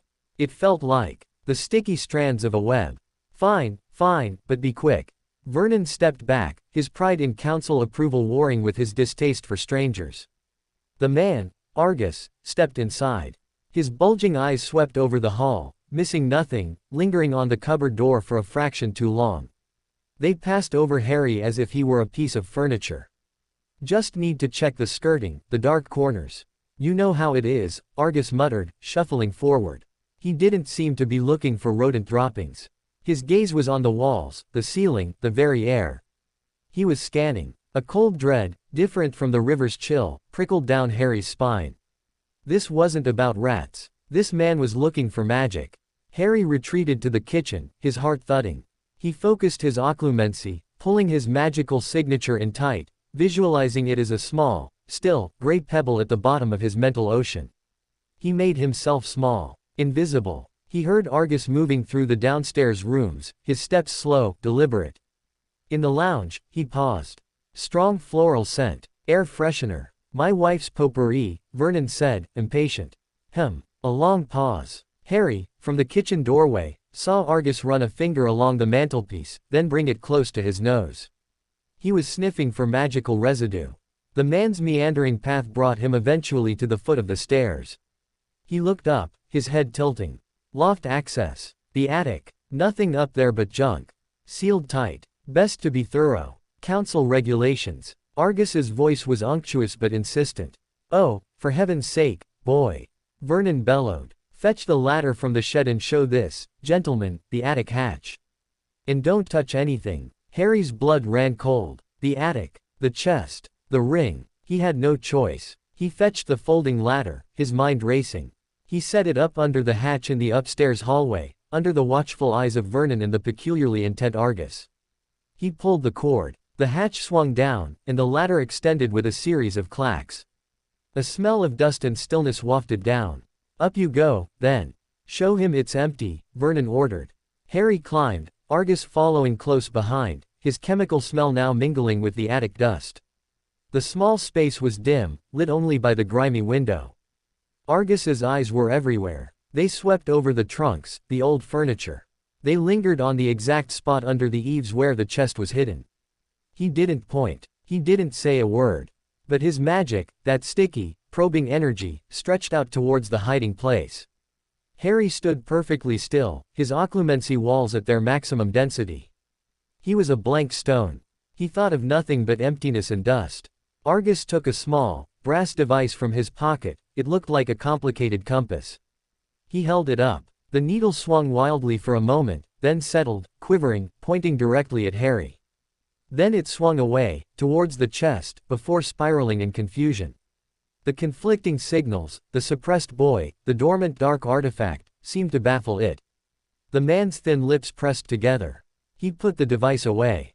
As you said, junk. His tone was flat, disappointed. No signs of infestation here. He turned and climbed back down the ladder without another glance at Harry.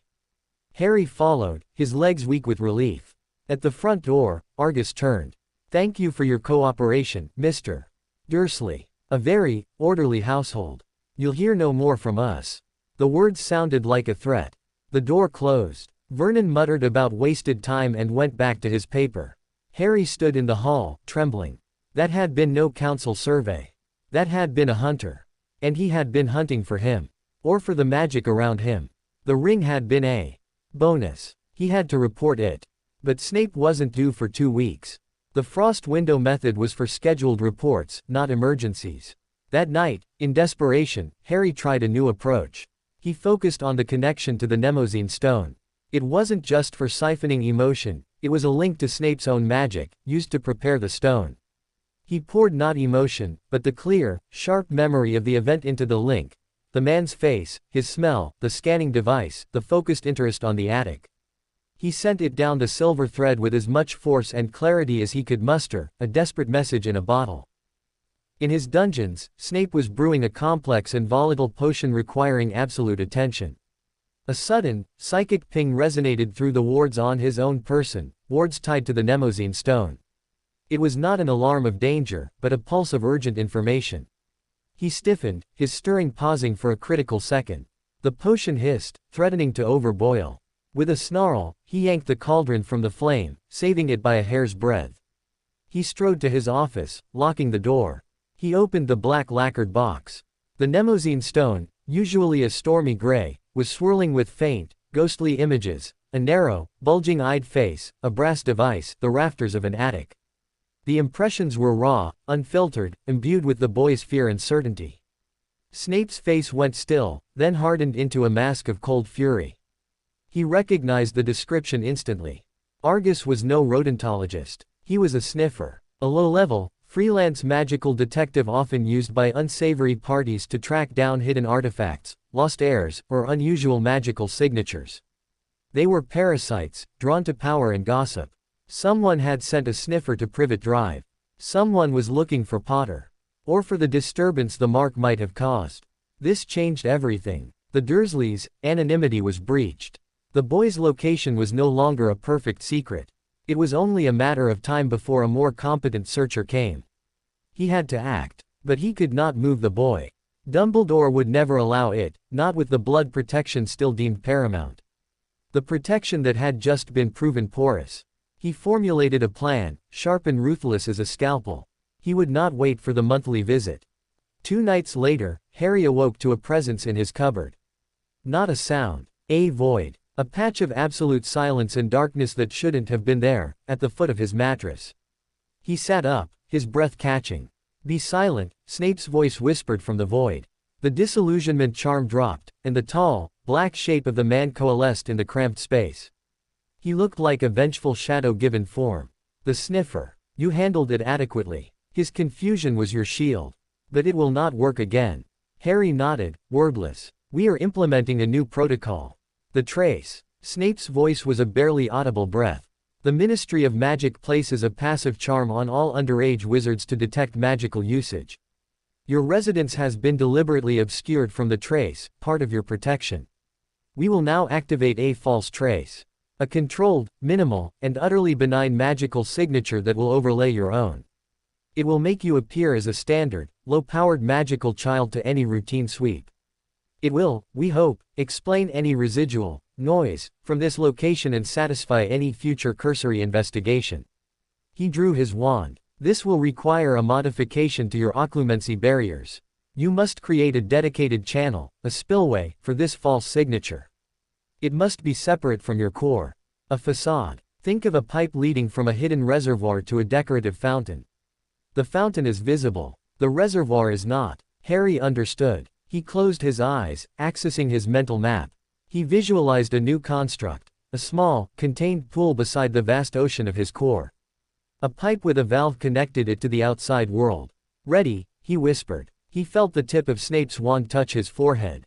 It was ice cold. A thread of intricate, complex magic, feeling like spun glass and clockwork, was fed into him, directed into the small pool.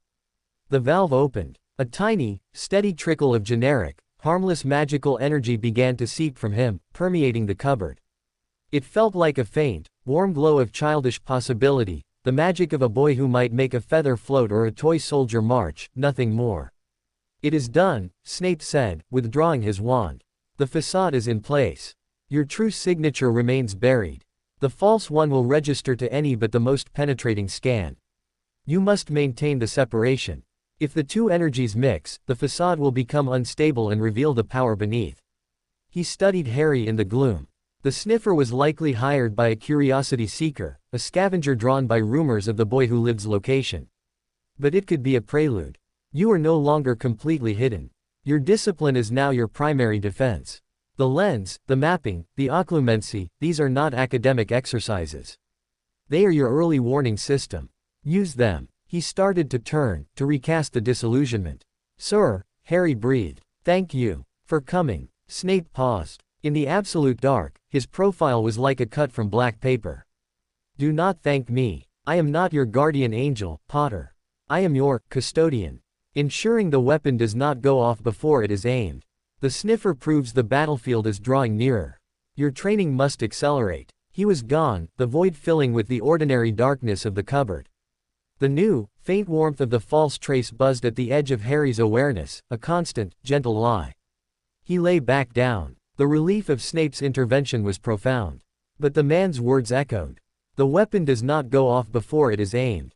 Asterisk. He was a weapon. That was his value. To Snape, to Dumbledore, to this hidden war. The cold river, the violet tilt, the occlumency, the false trace, it was all about making the weapon safe to handle until it was time to fire. The warmth of the false trace felt like a mockery. A pretty ribbon tied around a blade. For the first time, Harry felt not just the burden of his power, but the weight of his destiny. He was a chess piece on a board he couldn't see, and his first, grim realization was that both sides wanted to play him. The only question was, when the time came, who would he let move him? And did he have the strength to move himself? Chapter 14. Summer on Privet Drive was a prison of green lawns and blinding sun. The false trace hummed at the edge of Harry's senses, a constant, low-level distraction he'd learned to ignore like the buzz of a distant transformer. It was part of the facade, like the oversized hand-me-downs and the obedient silence. He was getting better at facades. His internal map was now intricate. The cold, indigo river of his core. The violet tributary, its flow monitored and measured daily. The vast, calm mental ocean above it. The separate, sun-warmed pool feeding the false trace. And the silver thread, ever present, leading to the distant Mnemosyne stone. He was the governor of a strange, internal country. The Dursleys, emboldened by the lack of further, official, visits from Mr. Prince Snape had shifted to nocturnal check-ins, had begun to revert. Meals shrank. Chores multiplied. Dudley's casual cruelty escalated, now with the added threat of his new boxing gloves, a birthday present he was keen to test.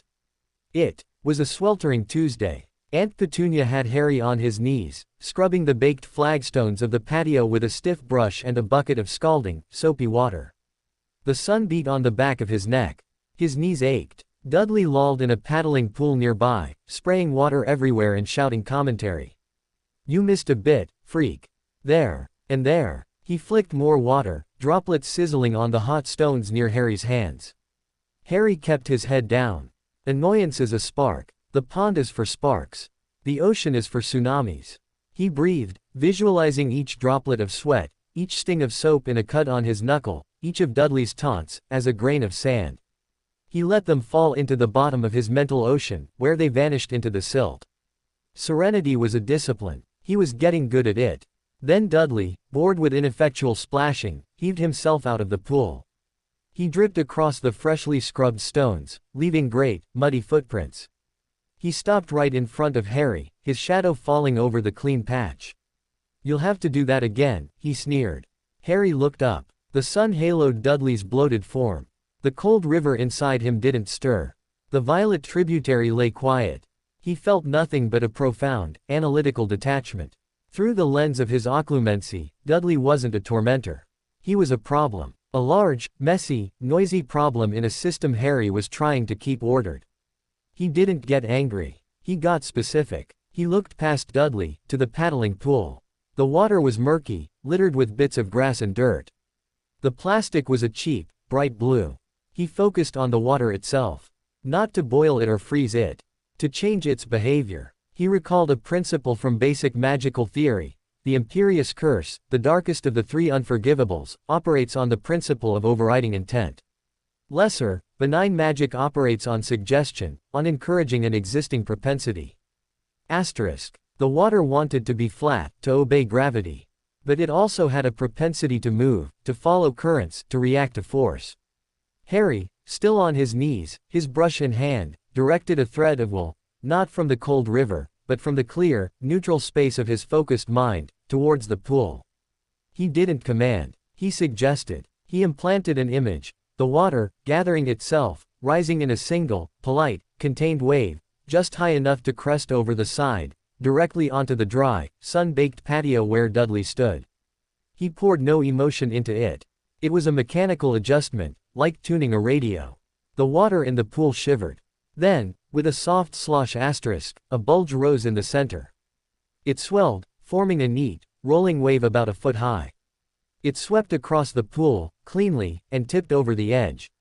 A wall of warm, dirty water hit Dudley square in the back, knocking him off his feet. He landed with a soggy thump on the stones, spluttering and shocked. Silence, but for the drip of water and Dudley, gasp. Then, a shriek from the kitchen doorway. Aunt Petunia stood frozen, a tray of iced drinks in her hands. She had seen it all. The unnatural, orderly wave.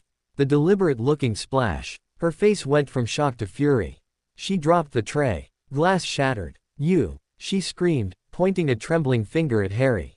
"You did that. You freakish, evil." Harry said nothing. He looked from the sopping, bewildered Dudley to the shattered glass at Petunia's feet. He had done it. With precision. With control. And without a drop of the dark power. It was, technically, a perfect success. But the look on Petunia's face wasn't fear of councilmen or Mr.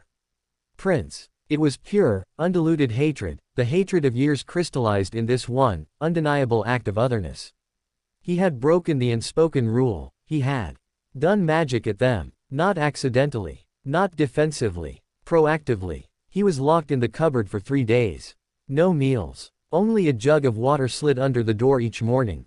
The darkness was absolute, but his mental landscape was illuminated. He replayed the event. He had controlled water. He had used theory. He had not lost his temper. So why did it feel like a defeat? Because control without purpose was just a parlor trick. And his purpose had been petty. He had used a subtle, powerful skill to replicate the effect of a shove. It was beneath what he was learning to be. Snape's words echoed. Your only hope is to master it. To hide it. Until you are strong enough to face the truths that will demand everything of you. Getting Dudley wet demanded nothing. On the second night, the void appeared in the cupboard again. Snape emerged from the disillusionment, his expression unreadable in the dark. The water, Snape stated. You know. The false trace registered a minor, directed magical event. Benign, but intentional. Explain your process. Harry did, haltingly, describing the suggestion, the focused will, the detachment. Snape was silent for a long moment. You are attempting wandless, wordless magic of a moderate complexity. Based on theoretical principles. At age 5, the statement was flat. Your control is advancing. Your judgment, however, is infantile. I didn't use the violet, Harry offered, a weak defense. That is not the point. Snape's whisper was a lash. The point is visibility. The point is pettiness. You have drawn attention to your capability for a trivial, retaliatory act. Your aunt now knows you can direct your freakishness. That is a new level of fear, and fear breeds unpredictability. She may do something drastic. She may call someone. The sniffer proved the perimeter is not secure. The rebuke was deserved. Harry felt shame heat his face in the dark. I'm sorry. Stop apologizing. Snape snapped. Analyze. What was the cost? What was the gain? The cost? Increased risk of exposure, heightened hostility from your guardians. The gain? Momentary satisfaction against a muggle child of no consequence. The equation is idiotic. He took a measured breath, the sound harsh in the small space. However, the technique itself was not without merit. The principle of suggestive magic, applied to a base element, shows an intuitive grasp of magical persuasion. It is a foundation that could be built upon. For a useful purpose, he placed something on the floor beside Harry's mattress. A small, smooth, gray river stone. Your next lesson. This stone is inert, non-magical. Your task is not to change it. Your task is to convince it to be warmer than the air around it. Not with heat charms you do not know. With suggestion. With persuasive will. You must make the stone believe it is warm. You will do nothing else until you can achieve a sustained temperature differential of 5 degrees for 1 minute. Record your attempts. Report your progress. It was a punishment and a promotion. A brutal, isolating exercise that forced him to refine the very skill he'd misused. Snape left. Harry picked up the stone. It was cool. He focused on it, trying to implant the idea of warmth, of holding sunlight. Nothing happened. He tried for hours, until exhaustion claimed him. The next day, after his release from the cupboard, he worked on the stone in every spare moment. He tried emotional persuasion. The stone was lonely and cold. It wanted to be warm and loved. Failure. He tried logical persuasion. All things hold energy. You can access yours. Failure. He tried pure, imperious command. The stone remained stubbornly, coolly inert. Days passed. The Dursleys treated him with a new, brittle caution, like he was a sleeping snake. Petunia's eyes followed him, full of venom and a new calculation. The atmosphere in the house was worse than before. The stone became his obsession. His escape. He carried it in his pocket, focusing on it while weeding, while washing dishes, while lying in the dark. Then, a week later, he had a breakthrough. He stopped telling the stone to be warm. He started showing it. He built a detailed, sensory image in his mind, not of the stone being warm, but of the stone remembering warmth. He imagined it as part of a riverbed under a summer sun, the water smooth and hot over it. He poured that memory into the stone, not as a command, but as a gift, a shared experience. He felt it then. The faintest tremor in the stone. A hesitancy. Then, a slow, gentle heat began to emanate from its surface. He held the image, the shared memory, for a count of 60. The stone grew warm, then almost hot to the touch. He had done it. Not by force. By empathy. By convincing. That night, he reported the success via the frost on his window. The next morning, a single word appeared in the dew on a spiderweb outside the vent: proceed. Asterisk. No praise. Just the next step. But Harry felt the victory deeply. It was a different kind of power than making waves or cleaning silver. It was subtle. It was about understanding, not overriding. For the first time, magic felt less like a weapon or a tool, and more like a language. A difficult, precise, powerful language he was slowly learning to speak. And in the quiet of his cupboard, a treacherous thought whispered, if he could speak to a stone, could he one day speak to the violet tributary? Not to fight it, to understand it, to persuade it. He shoved the thought away, locking it deep. That was not in the lesson plan. That path led to the ring. To Knockturn Alley. But the seed was planted. Control wasn't just about walls and banks.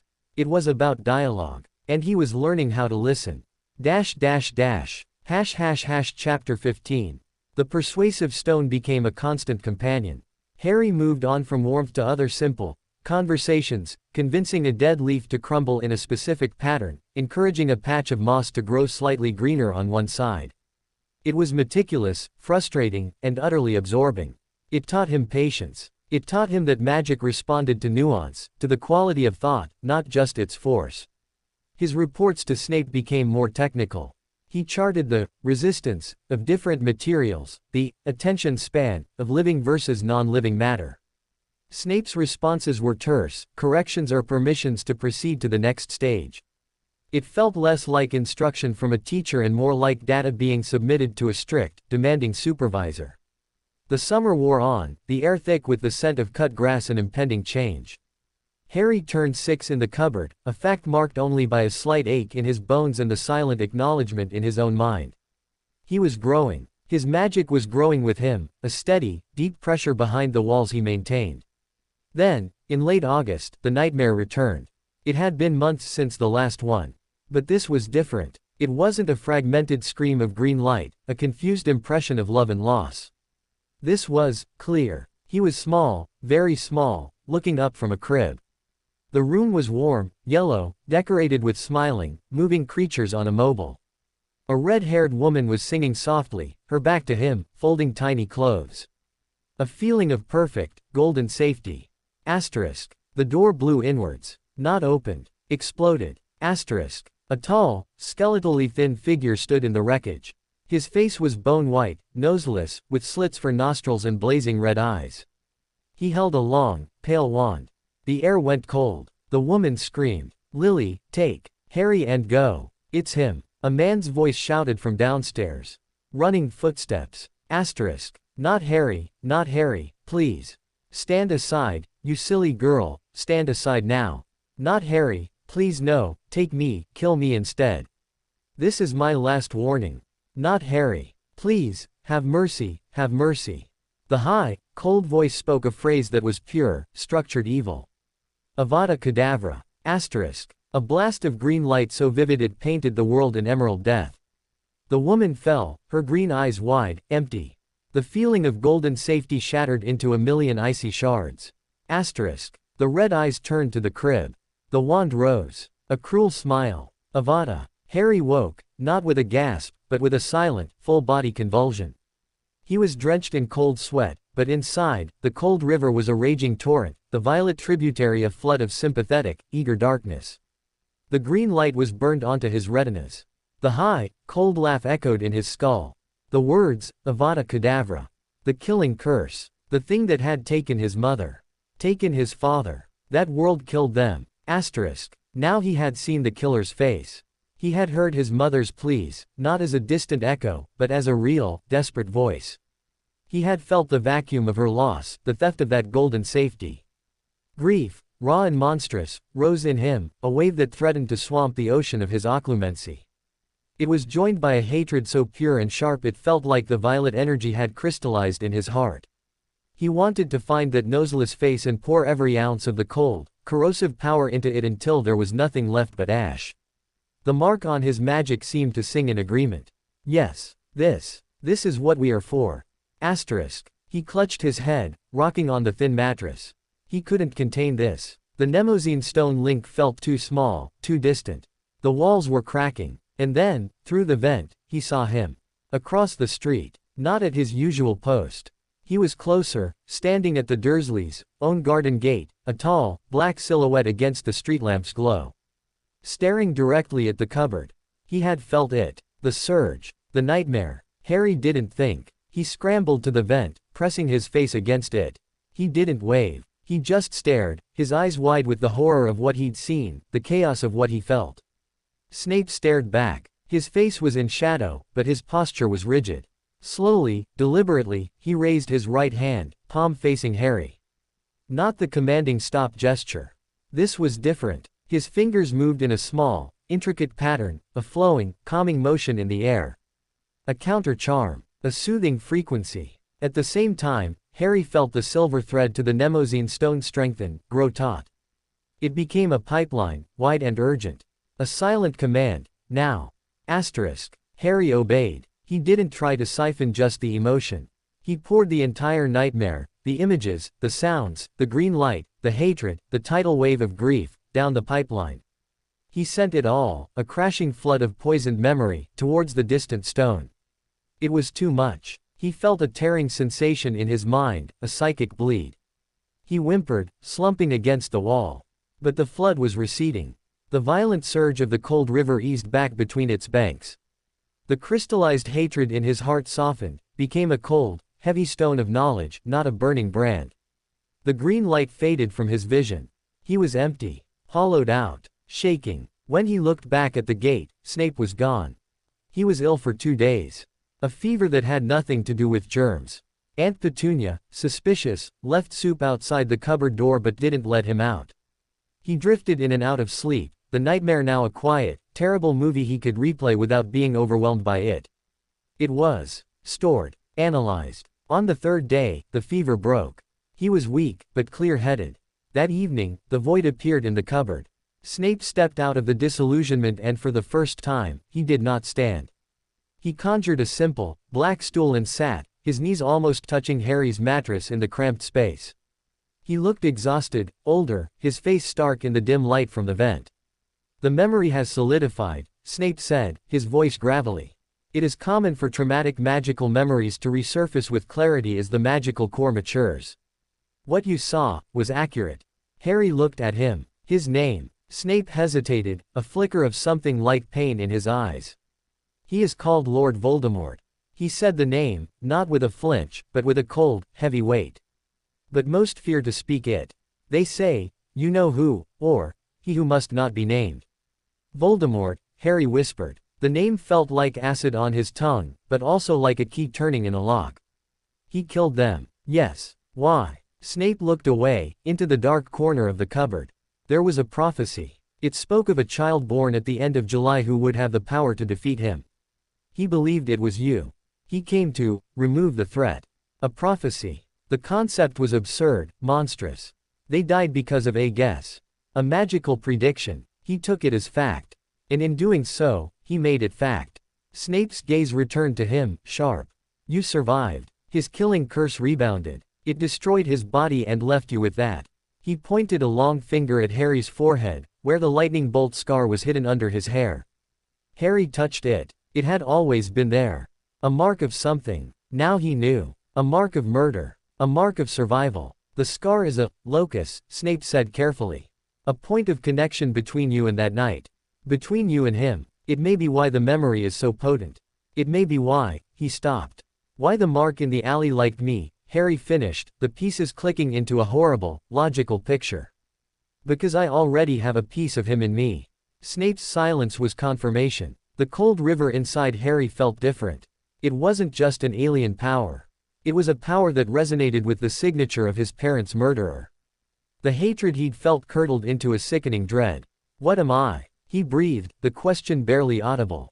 Snape leaned forward, his dark eyes holding Harry's. You are Harry James Potter. The son of James and Lily Potter. You are a child with a burden no child should bear. You are a wizard of abnormal power, touched by both the lightest sacrifice and the darkest magic. You are a symbol to a world you do not know. But above all else, at this moment, you are a student. And your most important lesson begins now. What lesson? The lesson of the memory, Snape said. Not to be haunted by it. To use it. You have now seen the enemy. You have heard his voice. You have felt the void his magic leaves. That is intelligence. You have also heard your mother's love. You have felt the protection it spawned. That is your shield. Your occlumency is no longer just about controlling your magic. It is about fortifying your mind against him. For if he returns, he will seek a way in. Your mind, your scar, your tilted magic, they are all potential doorways. He stood, the stool vanishing. The nightmare is not your enemy. It is a reconnaissance report. Process it. File it. Use the stone to drain any residual emotional potency. But keep the facts. They are your weapons. He turned to go, then paused. What you felt, the hatred. It is justified. But do not let it become your master. Hatred is a path he knows well. It is a path that leads straight to him. Your power, the tilt, will agree with hatred. Do not give it the satisfaction. He was gone. Harry sat in the dark, the words settling around him like falling ash.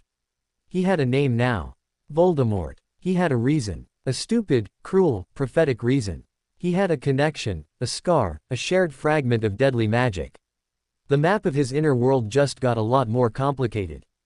There was a new landmark, a searing, green-black crater labeled the Night. And a path, illuminated by cold, violet light, leading from that crater towards a vast, waiting darkness. But there was also the echo of a warm, yellow room. A woman's pleading voice. A protection born of love.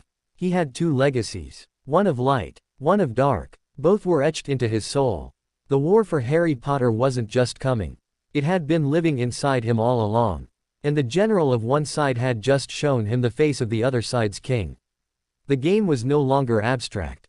It was personal. And the 6-year-old in the cupboard knew, with a certainty that chilled him deeper than any magic, that he would have to play.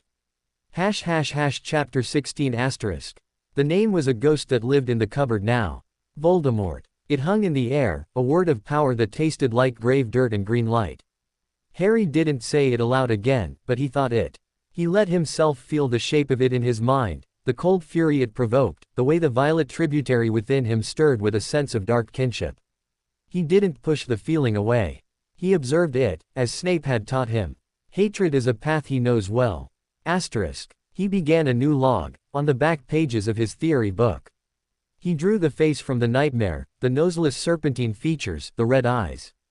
He wrote the curse, Avada Kedavra. Killing curse. Green light. He wrote his mother's words, not Harry. Please, have mercy. He did not write his feelings. Those were siphoned nightly into the stone. He kept only the facts. Autumn arrived, bringing a different kind of haunting to Privet Drive. The Dursleys had a new neighbor. An old man moved into number 7, the house that had been empty since Mrs. Fig broke her hip and went to live with her sister. His name, he told a wary Aunt Petunia over the hedge, was Mr. Ambrosius. He was slight, with a cloud of fine white hair and eyes of a faded, watery blue that seemed to see everything and nothing at once. He smiled a lot, a gentle, vague smile. He also smelled, faintly, of magic. It wasn't the sharp, clinical scent of Snape, or the wild, varied odors of Diagon Alley. It was a dusty, parchment and polish smell, like an old library or a museum. And it was cloaked, hidden under layers of something that felt like forgetfulness, like benign irrelevance. The false trace around Harry didn't react to it. But Harry's own refined senses, his constant observation through the lens of occlumency, prickled. Mr. Ambrosius was always puttering in his garden when Harry was doing chores. He'd wave, his smile kind. Hello there, young man. A fine job you're doing on those leaves. He spoke in a soft, meandering way. The first time they spoke directly, Harry was cleaning the outside windows. Mr. Ambrosius was pruning a rose bush with oddly precise snips for such trembling hands. You live with your aunt and uncle, do you? Mr. Ambrosius asked, not looking up. Yes, sir. A fine family. Very ordinary. The old man glanced at him, those faded blue eyes resting on Harry's forehead for a second too long. You have a look of your mother, you know. Around the eyes. Harry's blood went cold. His scrubbing stilled. "You knew my mother." "Oh, no, no, Mr. Ambrosius said airily, snipping another rosé. "Just a figure of speech. You have a bright look. Intelligent." He hummed a tuneless little song. "Do you like stories, young man?" Cautiously, Harry said, "Sometimes. I have many stories. Old ones. About knights and dragons, and clever children who outwit wicked sorcerers." He winked, a slow, deliberate motion. "Perhaps I'll tell you one someday, if you're ever allowed to visit an old man for a cup of tea and a biscuit." He shuffled back inside, leaving Harry clinging to the ladder, his mind racing. A look of your mother. It could be a coincidence. A generic old person thing to say. But the smell, the precise pruning, the offer of stories about sorcerers. He reported the encounter in his next Frost Window message, emphasizing the magical scent and the comment about his mother. Snape's reply was swift and terse, appearing etched in the morning frost on the kitchen window as Harry washed up. "Maintain distance. Observe only. Do not accept invitations. Report all contact." Asterisk. So Snape was worried too. Mr. Ambrosius was not a sanctioned part of the plan. The old man's attempts at contact were gentle but persistent. He'd leave a perfectly ripe apple on the garden wall separating the properties. He'd comment on the weather with odd, archaic turns of phrase. "The wind has a bite like a basilisk's sigh today," he'd mutter, then chuckle as if he'd made a delightful joke. Then, one rainy afternoon when Harry was taking out the rubbish, Mr. Ambrosius appeared at his back door, holding a plate covered with a cloth. "I've baked far too many scones," he said, his voice carrying through the drizzle. "Would you take some to your family? And perhaps have one yourself? You're a growing boy." The scones smelled of butter and raisins. They also shimmered, very faintly, with a gentle, golden haze of magic through Harry's occlumency lens. It wasn't dark magic. It felt nourishing, comforting. It called to the lonely, hungry child in him with a force that was almost physical. He remembered Snape's order. "Do not accept." Asterisk. "No, thank you, sir," Harry said, forcing politeness. "Aunt Petunia doesn't like me taking food from strangers." Mr. Ambrosius's smile didn't falter, but his eyes seemed to deepen, the faded blue gaining a glint of sharper intelligence. "Wise of her. Very wise. The world is full of strange things, isn't it? And strange people offering strange gifts." He nodded slowly. "A cautious heart is a safe heart. But remember, young man, not all magic is a curse. Some is a blessing. Some is just a warm scone on a cold day." He went back inside, taking the plate with him. Harry stood in the rain, the smell of the scones lingering, a tangible ghost of a kindness denied. The words echoed. "Not all magic is a curse." Asterisk. Severus Snape received the report about the enchanted scones with a scowl that could curdle milk. Mr. Ambrosius was an unknown variable. The description didn't match any known order of the Phoenix members or ministry officials Dumbledore would have stationed. The man's technique, the gentle, persistent approach, the use of comforting magic, was insidious. It was designed to bypass suspicion, to appeal to the neglected child, not the wary wizard. He took the concern to Dumbledore, who was back at Hogwarts, studying a fragile-looking star chart. "Ambrosius," Dumbledore murmured, stroking his beard. "An old name. Meaning, immortal. Or, divine. It is likely an alias." His intent. To make contact. To assess. To perhaps, guide. Dumbledore's eyes were troubled. "The method suggests he knows of the boy's isolation. He is offering the one thing we cannot, from afar, simple, magical kindness. It is a security risk. It is a human risk, Severus," Dumbledore corrected softly. "And Harry is, above all, a human child. The lure of kindness may be more dangerous to our cause than the lure of power. Power he is learning to mistrust. Kindness, he has had so little." Snape's jaw tightened. "You are suggesting we allow an unknown, potentially hostile entity to groom the boy with baked goods. I am suggesting we cannot control every variable. And that this variable may be testing the waters of the boy's heart, not his magic. Monitor. If the contact becomes more direct, if he attempts to impart knowledge or influence, we will intervene." "But a scone, a story," Dumbledore sighed. "Let us see what the boy does with it. His choices, in this controlled environment, will tell us much." Snape left, fuming. Dumbledore's constant faith in Choice was a luxury they could not afford. The boys' choices were tilted by a dark mark. A week later, Mr. Ambrosius told his first story. Harry was raking leaves. The old man was on his knees, planting bulbs with ritualistic care. There was once a boy, Mr. Ambrosius began, his voice taking on a rhythmic, storyteller's cadence, who lived in a cupboard under a great, cold staircase. He was told he was nothing, a burden, a freak. But inside him, he held a secret sun. And a secret storm. Harry's rake slowed. He didn't look up. The storm was powerful. It could shake mountains. It was also cruel, and it whispered to him that strength was everything, that to be feared was to be safe. The sun was quieter. It was warm. It remembered his mother's laugh. It was easily drowned out by the thunder. Mr. Ambrosius pressed a bulb into the earth with tender precision. The boy was taught by a stern gardener. The gardener built mighty dams to hold back the storm. He taught the boy to build them too. And this was good. It stopped the flooding. But the gardener feared the sun as well, you see. He feared any light that wasn't under his control. So the boy's world was all dams and shadows. He sat back on his heels, looking at Harry. But gardens don't grow in shadow, young man. And a heart cannot live on walls alone. The trick, the boy had to learn for himself, was not to let the storm rule. Nor to hide the sun. It was to learn the weather. To let the sun warm the soil between the storms. To use the rain, not just fear the flood. He stood, brushing soil from his knees. Just a story. An old man's rambling. But remember, the strictest gardener can save you from drowning, but he cannot teach you what to plant in the soil you save. He went inside. Harry stood motionless in the pile of leaves, the old man's words sinking in like the autumn rain. It was a message. A direct, undeniable message. The old man knew everything. The cupboard. The storm and the sun, the dark power and the light. The stern gardener, Snape. The dams, occlumency. He was being observed by someone else. Someone who saw the whole picture and was offering a different perspective. Not an invitation to dark power. An invitation to balance. To growing something of his own. That night, his report to Snape was the most difficult yet.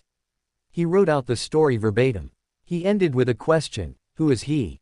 Asterisk. The frosty reply the next morning was jagged, angry letters, irrelevant. Disregard allegory. Maintain protocol. He is a distraction. Asterisk. But Harry couldn't disregard it. The story had named a loneliness he hadn't even fully acknowledged, the loneliness of living only behind walls, even necessary ones. The idea of planting something in the saved soil resonated with a deep, aching place. He didn't approach Mr. Ambrosius. He followed Snape's order. But he watched the old man's house with a new kind of attention. He saw the careful order of his garden, the way the last autumn flowers seemed to bloom brighter there. He saw the warm, golden light in his windows at night, a different quality from the harsh, electric glare of the Dursleys' house. He was caught between two guardians, one who built dams to hold back the darkness, and one who whispered about gardens that could grow in the reclaimed land. One who had all the power and all the rules. The other who had only stories and scones, and saw the boy behind the weapon. The battlefield of Privet Drive had just acquired a third player. Not an enemy. A question mark. And for the first time, Harry understood that his education wasn't just about magic or control. It was about which voices he would learn to trust. The cold, clear voice of survival. Or the warm, dangerous voice of something that sounded like home. Chapter 17 asterisk. The first frost of winter silvered the gardens of Privet Drive, and with it came a shift in the silent war. Mr. Ambrosius fell ill. Or appeared to. His curtains remained drawn. The puttering in the garden ceased. The occasional, magical scent from the house grew fainter, replaced by the sterile smell of camphor and weak tea. The old man's presence, which had been a constant, gentle pressure, receded, leaving a void filled only by the Dursleys, escalating pre-Christmas frenzy and Snape's increasingly tense nocturnal check-ins. Harry noted the change. It felt tactical. A retreat. Or a test. He maintained his distance, but the old man's story of the sun and the storm had taken root. In his mental map, he'd begun to label the warm, quiet place inside him, the place that remembered his mother's voice, that felt pride in a persuaded stone, as the sun's soil. It was untilled, but it was there. He did nothing with it. He just acknowledged its existence. Snape, for his part, was more on edge than Harry had ever sensed. His visits were shorter, his instructions clipped. He was like a man listening for a footfall behind him while trying to solve a complex equation. The reason became clear during a visit in mid-December, conducted in the freezing, dank space of the garden shed while the Dursleys shopped. "The individual next door," Snape said, the word laced with contempt. "He has made no further contact." "No, sir." "Good. He is irrelevant. A meddler." Snape's black eyes bored into him. "A new factor has emerged. One that requires an adjustment to your training." From within his robes, he produced not a book or a tool, but a small, sealed crystal phial. Inside swirled a mist the color of a fading bruise. "This is an essence of Dementor presence. Highly diluted. Harmless in this concentration, but perceptible." Harry stared at the swirling gray. Just the sight of it made the warmth in his chest shrink. The cold river didn't stir. It went still, and deep, like water before a freeze. "Dementors are creatures of despair," Snape's voice was low, clinical. "They feed on happiness, hope, leave only darkness and the memory of your worst moments. They are among the foulest beings in existence. And they are currently swarming in unusual numbers around a magical prison called Azkaban. There are rumors of breakouts, of the Dark Lord's influence reaching even there." He uncorked the phial. A wave of profound, soul-numbing cold emanated from it, not physical, but psychic. Harry's breath caught. The memory of the green light, his mother's scream, rushed to the forefront of his mind, not as a controlled recollection, but as a raw, choking wave. "Your occlumency," Snape commanded, his voice slicing through the gathering fog. "Not as a dam, as a focus. Do not try to block the feeling. Identify it, isolate it, then use the mnemosyne link. You are not siphoning emotion. You are quarantining a psychic pathogen." It was the hardest thing Harry had ever been asked to do. The cold wasn't outside. It was inside, seeping into the sun soil, threatening to blight it. His instinct was to retreat, to hide behind his walls. But Snape was asking him to step forward, to examine the invading chill. Gritting his teeth, Harry dropped his occlumency shields around the feeling. He didn't let it in, he surrounded it. He visualized it as a sphere of greasy, gray smoke in the center of his mind. He traced its edges. It was cold. It was hungry. It resonated with the memory of the night. But it was not his. It was foreign. With a tremendous effort of will, he forged the silver thread from his mind into a conduit, not to the stone's storage, but to its surface. He imagined pressing the sphere of Dementor essence against the cool, absorbent surface of the mnemosyne stone. Quarantine. Asterisk. The sucking cold lessened. The memory receded, filed away again. He was left shaking, hollowed out, but clear. Snape recorked the phial, his expression unreadable. "Adequate. The Patronus charm, which repels Dementors, requires a focus on a powerful, happy memory. Your background makes that a questionable defense. Your occlumency, used proactively as psychic filtration, may be a more reliable tool. You will practice. I will expose you to the essence for longer periods. You must build tolerance." It was a grim new regimen. Twice a week, in the shed or his cupboard, Snape would release a wisp of the essence. Harry would wrestle with the despair, learning to identify its texture, to separate it from his own sadness, to push it into the stone's quarantine. Each session left him exhausted, soul-weary, but also with a grim sense of strength. He was learning to defend not just his magic, but his very self. He began to notice a pattern. The cold essence always sought the memory of the night first.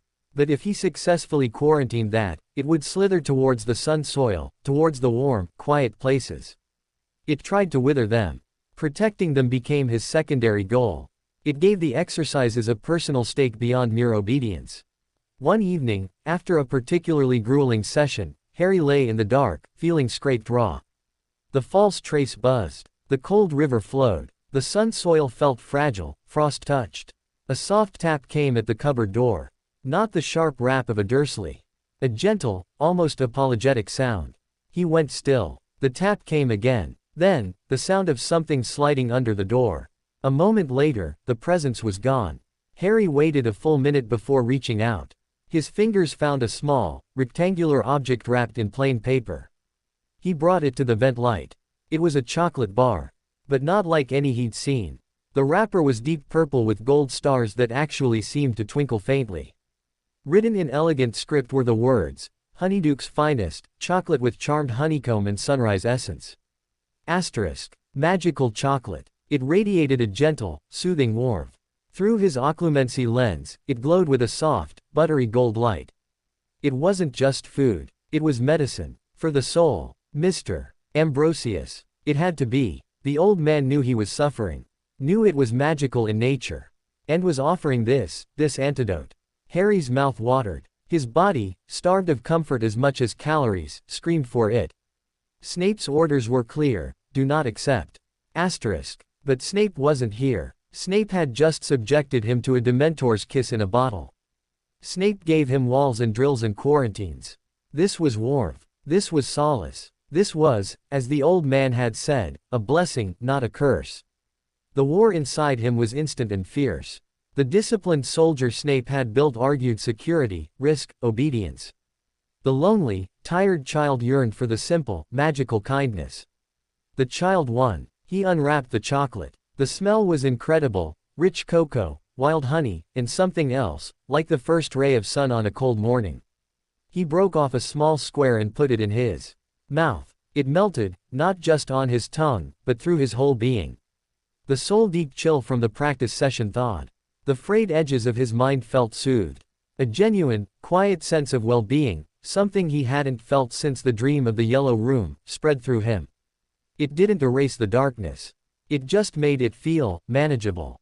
It fortified the sun soil. He ate 2 more squares, then carefully re-wrapped the bar and hid it under a loose floorboard. A secret stash of light.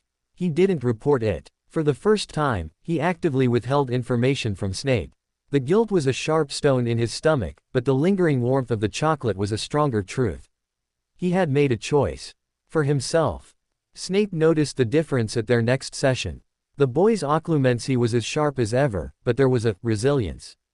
A bounce back. He weathered the Dementor essence with less visible strain. His eyes, while tired, held a faint, stubborn core of something that wasn't just defiance. It looked like hope. A dangerous thing. You have been practicing the mental fortification exercises on your own? Snape asked sharply, after Harry successfully quarantined a larger dose. Yes, sir, Harry said, which was true. He just hadn't mentioned the aid. Snape studied him, his gaze suspicious. But he could detect no lie in the boy's occlumency walls, which were, ironically, now partly fortified by the very comfort he forbade. Good, Snape said, the word grudging. The resistance is building. That is essential. He left, unsatisfied. The boy was progressing, but the progression had an unfamiliar flavor. It worried him. That night, from his lookout post, Snape saw a flicker of golden light in the upper window of number 7. A candle, perhaps, but the quality of the light was off. It was too rich, too steady.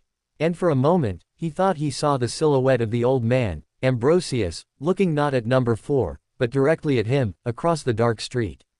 A knowing look. Snape's hand went to his wand. But the silhouette turned away, and the light guttered out. A message. I am still here. I see you. And I am tending to what you cannot. Asterisk. Snape's fury was cold and absolute. The meddler was interfering, undermining the discipline with compassion. It was a tactic far more subtle and damaging than any direct attack. How do you fight an enemy who gives your weapon a blanket and a kind word? He considered confronting the old man. Exposing him. But Dumbledore's warning echoed. Let us see what the boy does with it. Asterisk. The boy, it seemed, was taking the chocolate. And thriving. It was intolerable. But it was also, Snape had to admit, effective. The boy's mental state was more stable. The Dementor training was progressing faster. The sun soil, though Snape would never call it that, was being nourished by a rival gardener. The battlefield lines were no longer clear. It wasn't just light versus dark, control versus chaos. It was now severity versus nurture. And the boy was learning from both, a forbidden, dual curriculum. Snape retreated into the shadows, a plan forming. He could not remove the meddler without Dumbledore's consent, and the old fool was too intrigued. But he could counter. If the boy was to be shown kindness, it would not be from an unknown, potentially dangerous source. It would be controlled, sanitized, and it would come from him. The next time he arrived for a lesson, he did not bring a phial of despair. He brought a small, plain tin. He thrust it at Harry in the garden shed. What is it? Harry asked, wary. A nutrient potion. In biscuit form. Snape's voice was stiff, as if the words were physically painful. They will supplement your inadequate diet and fortify your neural pathways against psychic invasion. Take one daily. Do not share them. Do not speak of them. Harry opened the tin. Inside were plain, oatmeal-colored biscuits. They smelled faintly of almonds and a bitter herbal note. They radiated a clean, blue-silver magic, efficient, strengthening, utterly devoid of joy. They were the antithesis of the Honeydukes chocolate. Thank you, sir, Harry said, because it was expected. Snape gave a curt nod. The Dementor essence training continues tomorrow. Be prepared. He left. Harry looked from the tin of functional, magical gruel in biscuit form to the memory of the glorious chocolate under his floorboard. One was a duty. The other was a gift. He took one of Snape's biscuits. It tasted like chalk and responsibility. It did make him feel sharper, clearer. He ate the Honeydukes chocolate later. It tasted like happiness and rebellion. It made him feel human.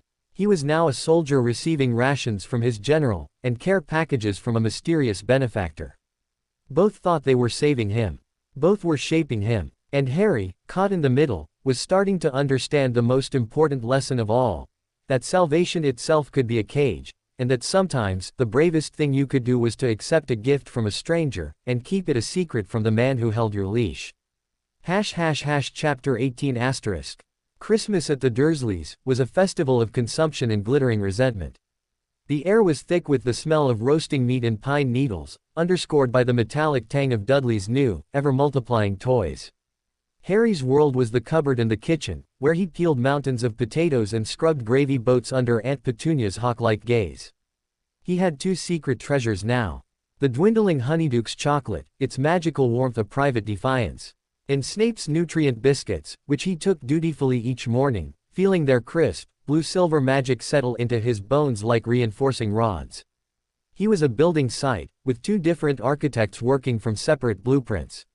Mr. Ambrosius remained behind his drawn curtains. The silence from number 7 felt heavier than before, awaiting stillness. Harry, while polishing the banister, caught a glimpse through a gap in the old man's netting. He wasn't in bed. He was sitting in an armchair, perfectly still, facing the window, a book open and unread on his lap. His eyes were closed, but he didn't look asleep. He looked, listening. On Boxing Day, while the Dursleys were comatose in front of the television, a different kind of magic arrived. It came not as a gift, but as a shockwave.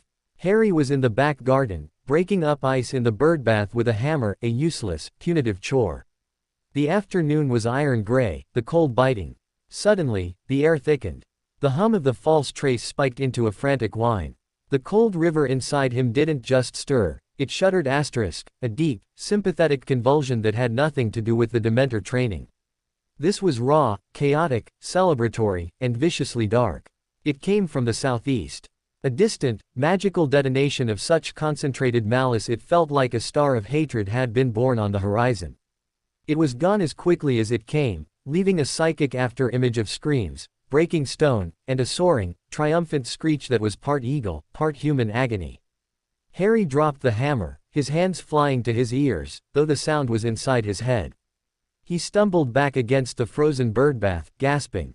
The violet tributary in his core was alight, singing a chorus of violent welcome. The mark on his magic recognized this signature. It was kin. Across the street, the curtains of number 7 twitched. Mr. Ambrosius was at the window. His face pale and grim, all vagueness gone. He met Harry's terrified gaze across the distance, and slowly, gravely, shook his head.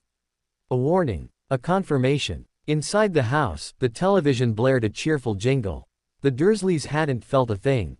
Harry fled to his cupboard. He was shaking, not from cold, but from the intimate violation of that wave. It had touched the deepest, darkest part of what he was. He fumbled for a square of the Honeydukes chocolate, but its warmth felt feeble against this new, cosmic chill. He had to report it. This was beyond chocolate and biscuits. He focused on the Mnemosyne link, pouring not just the memory, but the feeling, the kinship, the recognition, down the silver thread in one, desperate, screaming packet of information. In the headmaster's office at Hogwarts, the delicate silver instruments were going berserk. One whirled and emitted jets of purple smoke. Another cracked like a gunshot. Albus Dumbledore stood before the largest, a complex orrery of crystal and gold, whose central sphere had gone pitch black. Severus Snape burst through the door, his robes swirling, the dark mark on his arm a brand of fire. He didn't need to speak. His face said everything. "The signal," Dumbledore said, his voice old and tired. "It is as we feared. The Dementor swarm was a prelude. Azkaban has been breached." "Which cell?" Snape's voice was a rasp. "The high security wing. Bellatrix Lestrange. Rodolphus Lestrange." And, Dumbledore's blue eyes met Snape's. "Barty Crouch Jr." Snape's blood ran cold. Bellatrix was a rabid dog, fanatical and cruel. But Crouch was different. Clever. Ruthless. A thinker. And he had been the Dark Lord's most devoted lieutenant before his capture. The signal was not just a breakout, Snape said, the pieces clicking into a horrific whole. It was a declaration. A beacon. They are calling others. And they are celebrating. He thought of the boy, miles away, with the mark on his magic. He felt it. "Potter. I felt his alarm through the Mnemosyne link. The connection is active. It recognized them." Dumbledore sighed, a sound of profound weariness. "The war moves from shadow to substance. And Harry, he is now a seismograph for its darkest tremors. We must accelerate his training, Severus. Not just control. Defense. Real defense. He is 6 years old," Snape snarled. "He is a child who felt the Lestranges break out of Azkaban as if they were in the next room," Dumbledore said quietly. "Childhood is a luxury he lost the moment he crossed that hidden mark. We must give him the tools to understand what he feels. To armor himself against the pull." He moved to a cabinet, withdrawing a large, flat case. He opened it. Inside, on faded velvet, lay a mirror. Not glass, but a sheet of obsidian, polished to a perfect, depthless sheen. The speculum obscurum. It does not show your face. It shows the reflection of magic within a defined space. It is a tool for visualization, for making the invisible, tangible. He handed the case to Snape. "Take it. Use it. Show him what the mark's connection looks like. Show him the tilt. Make it a thing he can see and study, not just feel. Knowledge is the first step to mastery. And mastery is his only chance." Snape arrived at Privet Drive not under cover of night, but in the bleak afternoon, ignoring all protocol. He didn't bother with the Dursleys. He went straight to the back garden, where Harry was still sitting, stunned, on the frozen ground. Inside the shed. "Now," Snape commanded, his voice brooking no argument. In the musty, tool-filled space, Snape set the obsidian mirror against a stack of flowerpots. In the dark surface, Harry saw only the dim reflection of the shed's interior. "What you felt," Snape began, not looking at him, his gaze fixed on the mirror, was the escape of 3 Death Eaters from Azkaban. Their magical signatures, saturated in the Dark Lord's power, triggered a sympathetic resonance in the magical fabric. And in any similarly marked magic. He turned his black eyes on Harry. "Your magic is marked. You felt their joy, their malice. You recognized it. The mirror will show you why." He drew his wand. "I am going to lower the occlumency wall around your magical core. Briefly. Only the outer barrier. You will not release magic. You will allow the mirror to perceive your signature. You will look, and you will understand." Harry felt a thrill of terror. The wall was his safety. "What if I can't control?" "You will control it," Snape cut him off, his voice like iron. "Because the alternative is to remain blind. And blindness will kill you. Ready?" Harry took a deep breath, firming his mental landscape. He visualized the outer wall as a great, black, stone dam. He nodded. Snape flicked his wand. Revelare intrinsicus. The dam didn't break. A single, narrow gate opened in it. And the obsidian mirror came alive. It was no longer a reflection of the shed. It was a swirling, dynamic map of energy. In the center was a deep, powerful pool of indigo, his core. Feeding into it, glowing with a sick, beautiful violet light, was the tributary from the hidden mark. The tilt was visually obvious, the indigo was subtly but surely pulled towards the violet's current. But that wasn't all. From the indigo pool, fine, hair-thin filaments of silver extended outwards, anchoring to the very air around him, the false trace. And there, coiling around the pool like a protective or possessive serpent, was a thread of brilliant, phoenix feather gold, the lingering trace of his mother's sacrifice. And now, something new. A faint, smoky, gray tendril, like a ghostly umbilical cord, stretched from the violet tributary out of the mirror's frame, pointing southeast, vibrating with recent use. The connection that had resonated with Azkaban. It was the most beautiful and terrifying thing Harry had ever seen. His soul, laid bare in shades of power and pain. You see the connection, Snape said, his voice oddly flat, as if looking at his own reflection. The violet thread. It is a receiver. It is tuned to a certain frequency of magic. The magic of those who bear the Dark Lord's favor, or who practice the deepest arts he champions. It is not allegiance. It is affinity. A shared wavelength. He pointed his wand at the mirror. Speculum, ostend nexus. The image shifted, zooming in on the point where the violet tendril met the indigo pool. The interface was complex, like a dark crystal growing into a deep lake. This is the point of vulnerability. Where the foreign magic grafts onto your own. This is what we must fortify. Your occlumency walls must be built here, at this junction, to filter what comes through. To allow you to sense, but not be swayed. He closed the gate in the dam. The mirror's image faded back to dull obsidian. Harry swayed, the visual confirmation leaving him dizzy. The breakout means the war has entered a new phase, Snape said, putting the mirror back in its case. The Dark Lord's forces are regrouping. They will be active. Their magic will be in the world. You will feel it. This mirror is your new training tool. Once a week, we will open the gate. You will study your own magical anatomy. You will learn to project your occlumency shields to that junction point. You will practice filtering simulated dark impulses.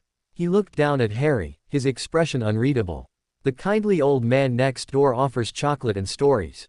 I offer you a mirror that shows you the cancer in your magic and a scalpel to cut it out. Remember, when the time comes, which gift truly prepared you. He left, taking the mirror but leaving its searing image burned into Harry's mind. That night, lying in the dark, Harry didn't reach for chocolate or biscuits. He stared at the underside of the stairs, seeing instead the swirling map of his soul. The violet graft, the golden serpent, the silver threads, the gray tendril pointing towards escaped monsters. Mr. Ambrosius offered a garden in the reclaimed soil. Snape offered a detailed diagram of the landmines buried in that soil. For the first time, Harry saw the full, terrifying scope of what he was. Not just a boy with a secret. Not just a weapon. He was a battlefield, mapped in light and dark, love and hate, sacrifice and corruption. The war wasn't coming. It was resident. And he was the terrain over which it would be fought. The choice was no longer about which gift to accept. It was about which truth he had the courage to face. The comforting story, or the brutal, beautiful, terrifying map. And as the winter wind moaned outside, Harry Potter, age 6, knew that to survive, he would have to learn to read both. Chapter 19 The obsidian mirror became a brutal, honest teacher. Once a week, in the freezing shed, Snape would open the gate in Harry's occlumency dam, and Harry would confront the living map of his magic. The initial awe curdled into a grim familiarity. The violet graft was not a passive stain, it was an organ, pulsing with a slow, hungry rhythm. The golden serpent of his mother's love coiled protectively, but it was a memory of power, not an active force. The false trace filaments were brittle, artificial. His task was targeted occlusion. He had to visualize his mental walls not as a perimeter fence around the entire property, but as a surgical filter placed directly over the point where the violet tributary fed into the indigo pool. He had to allow the magical pressure of his core to flow, but screen out the color, the persuasive, corrupting intent of the dark affinity. It was like trying to separate ink from water with a sieve made of thought. The first attempts were catastrophic failures. He'd either block the flow entirely, causing a painful magical backpressure that gave him nosebleeds, or he'd let everything through, feeling the violet's seductive pull strengthen. Snape watched, a silent, critical statue, offering no comfort, only technical corrections. The filter is too dense. You are choking your core. Or, the mesh is porous. The intrusion is at 23%. Unacceptable. Failure was a cold, clinical data point. Success was a fleeting moment of clear indigo flow, the violet tinge momentarily muted. It was exhausting, brain-aching work that left him feeling scoured hollow. The only respite was the chocolate. And the stories. Mr. Ambrosius remained behind his curtains, but the gifts continued. A chocolate bar would appear under the cupboard door every few days. And sometimes, tucked inside the wrapper, would be a tiny, folded piece of parchment with a line written in the same elegant script. The sun does not fight the storm. It waits. Asterisk. A seed grows in darkness before it sees light. Asterisk. The tightest bud holds the sweetest rose. Asterisk. They were not explanations. They were anchors. When the mirror showed him the overwhelming complexity of his own corruption, the line about the seed would echo. He was in the darkness. That was just a phase. He never mentioned the notes to Snape. They were his. A secret garden within the secret war. Winter tightened its grip. The Dursleys' house was a tomb of central heating and simmering discontent. Dudley had developed a new hobby. Harry hunting with his gang, now using the Boxing Day snow as ammunition for hard-packed ice balls. One afternoon, they cornered him in the alley, cutting off his retreat to the house. "Think you're special, do you?" Dudley taunted, his face red with cold and malice. "Mum says that official man hasn't been round in ages. Forgot about you, I expect. Just the freak we always knew you were." Piers Polkiss lobbed an ice ball. It struck Harry on the shoulder, a sharp, cold pain. The shock of it, the humiliation of being trapped, the sheer unfairness, it was a spark falling onto the dry tinder of his constant, grueling internal struggle. The cold river surged. The violet graft pulsed eagerly. A simple, violent solution presented itself, a wave of freezing energy, just enough to coat their feet in instant, slippery ice. To send them sprawling. To make them hurt. He started to draw the power up, the familiar, chilling intent forming. And then he heard a voice, not Mr. Ambrosius's gentle whisper, but his own, using Snape's vocabulary. The tilt. Assess the cost. The gain. Asterisk. The cost. Magical exposure. The violation of his training. The potential for the freeze to be too deep, to cause real injury. The satisfaction of the violet graft. The gain. Momentary victory over some stupid muggles. It was the water wave incident all over again. Petty. Visible. A waste of control. But he was cornered. Another ice ball hit his leg. He didn't use magic. He used the map. He looked at Dudley, not as a bully, but as a problem in his environment. He saw the boy's stance, his center of gravity. He saw the patch of black ice on the ground near the wall. He recalled a principle from his observation of the Gulstrain. Creatures of brute force are often unbalanced by their own momentum. He stopped trying to retreat. He took a step towards Dudley, a sudden, unexpected move that made the larger boy blink. "You're right, Dudley," Harry said, his voice flat, devoid of the fear they expected. "He has forgotten me, which means no one's watching. No one would know if something, accidental, happened to you." He let his eyes, which had seen a soul map and a Dementor's kiss, rest on Dudley's. He didn't glare. He just looked, letting the cold depth of his controlled power, the sheer otherness, show through for a fraction of a second. Dudley's bravado faltered. He took an involuntary step back. His heel hit the patch of black ice. With a comical, arms windmilling yelp, Dudley's feet shot out from under him. He landed on his back with a heavy whump, the air gusting out of him. Piers and the other boy stared, stunned. Harry didn't smile. He didn't taunt. He simply walked past the sprawled Dudley, his steps measured. "You should be more careful," he said, his tone still eerily calm. "It's slippery." He left them in the alley, Dudley wheezing and red-faced with shock and humiliation. No magic. Just observation, leverage, and the implicit threat of what they believed he could do. It was a different kind of power. One born of the map, not the river. It felt clean, surgical, and far more satisfying than any ice spell. That evening, Snape conducted a mirror session. As the obsidian swirled to life, he immediately noticed a change. The violet graft was calm. Not suppressed, but quiet. The indigo flow was strong and clear. There was a new, subtle structure near the junction, the beginnings of Harry's targeted filter, more refined than before. "Your control has improved," Snape remarked, a statement of fact. "The filter's efficiency has increased by approximately 15%. What prompted the refinement? I had to think of a different way to solve a problem," Harry said, not mentioning the alley. "The map made the other ways seem inefficient." Snape's eyes narrowed slightly. He could sense a half-truth, but the results were undeniable. The boy was internalizing the lessons, applying the analytical framework to the real world. This was the goal, but the speed was unnerving. The filter must become autonomic, Snape said, turning back to the mirror. A permanent, subconscious fixture. Like the lens of an eye, filtering harmful light without conscious thought. We will begin layering permanence charms into your occlumency construct. It will be uncomfortable. It was more than uncomfortable. It was like having his bones magically reset while he was awake. Snape used his wand to weave complex, shimmering patterns of intent directly into Harry's mental shield work at the junction point. Each charm was a needle of focused will, stitching the filter into the fabric of his magic. Harry had to hold the filter perfectly still, accepting the needle, integrating it, all while maintaining the flow of his core. He bit his tongue until he tasted blood. He didn't cry out. The chocolate notes in his pocket seemed to burn against his leg. The tightest bud holds the sweetest rose. After an hour, Snape stopped. Harry was drenched in sweat, trembling with strain. 3 layers applied, Snape said, his own face pale from the concentration required. The foundation is set. You will reinforce them nightly in your meditations. They will grow stronger with use.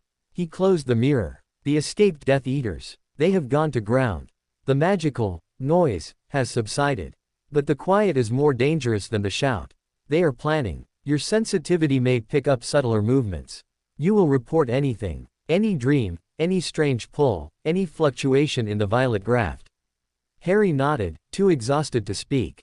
Snape left. In the quiet of the shed, Harry pulled out the latest chocolate bar in the note. This one read, a well-tended fire wards off the deepest cold. He ate a square. The warmth spread, soothing the raw, psychic ache of the charm stitching. He thought of the map. The golden serpent. His mother's love was a fire, but it was banked, a memory. The chocolate was a kindled spark. The occlumency filter was a fireguard, containing his own dangerous flames. He was a house of many fires, some for light, some for warmth, some that could burn it all down.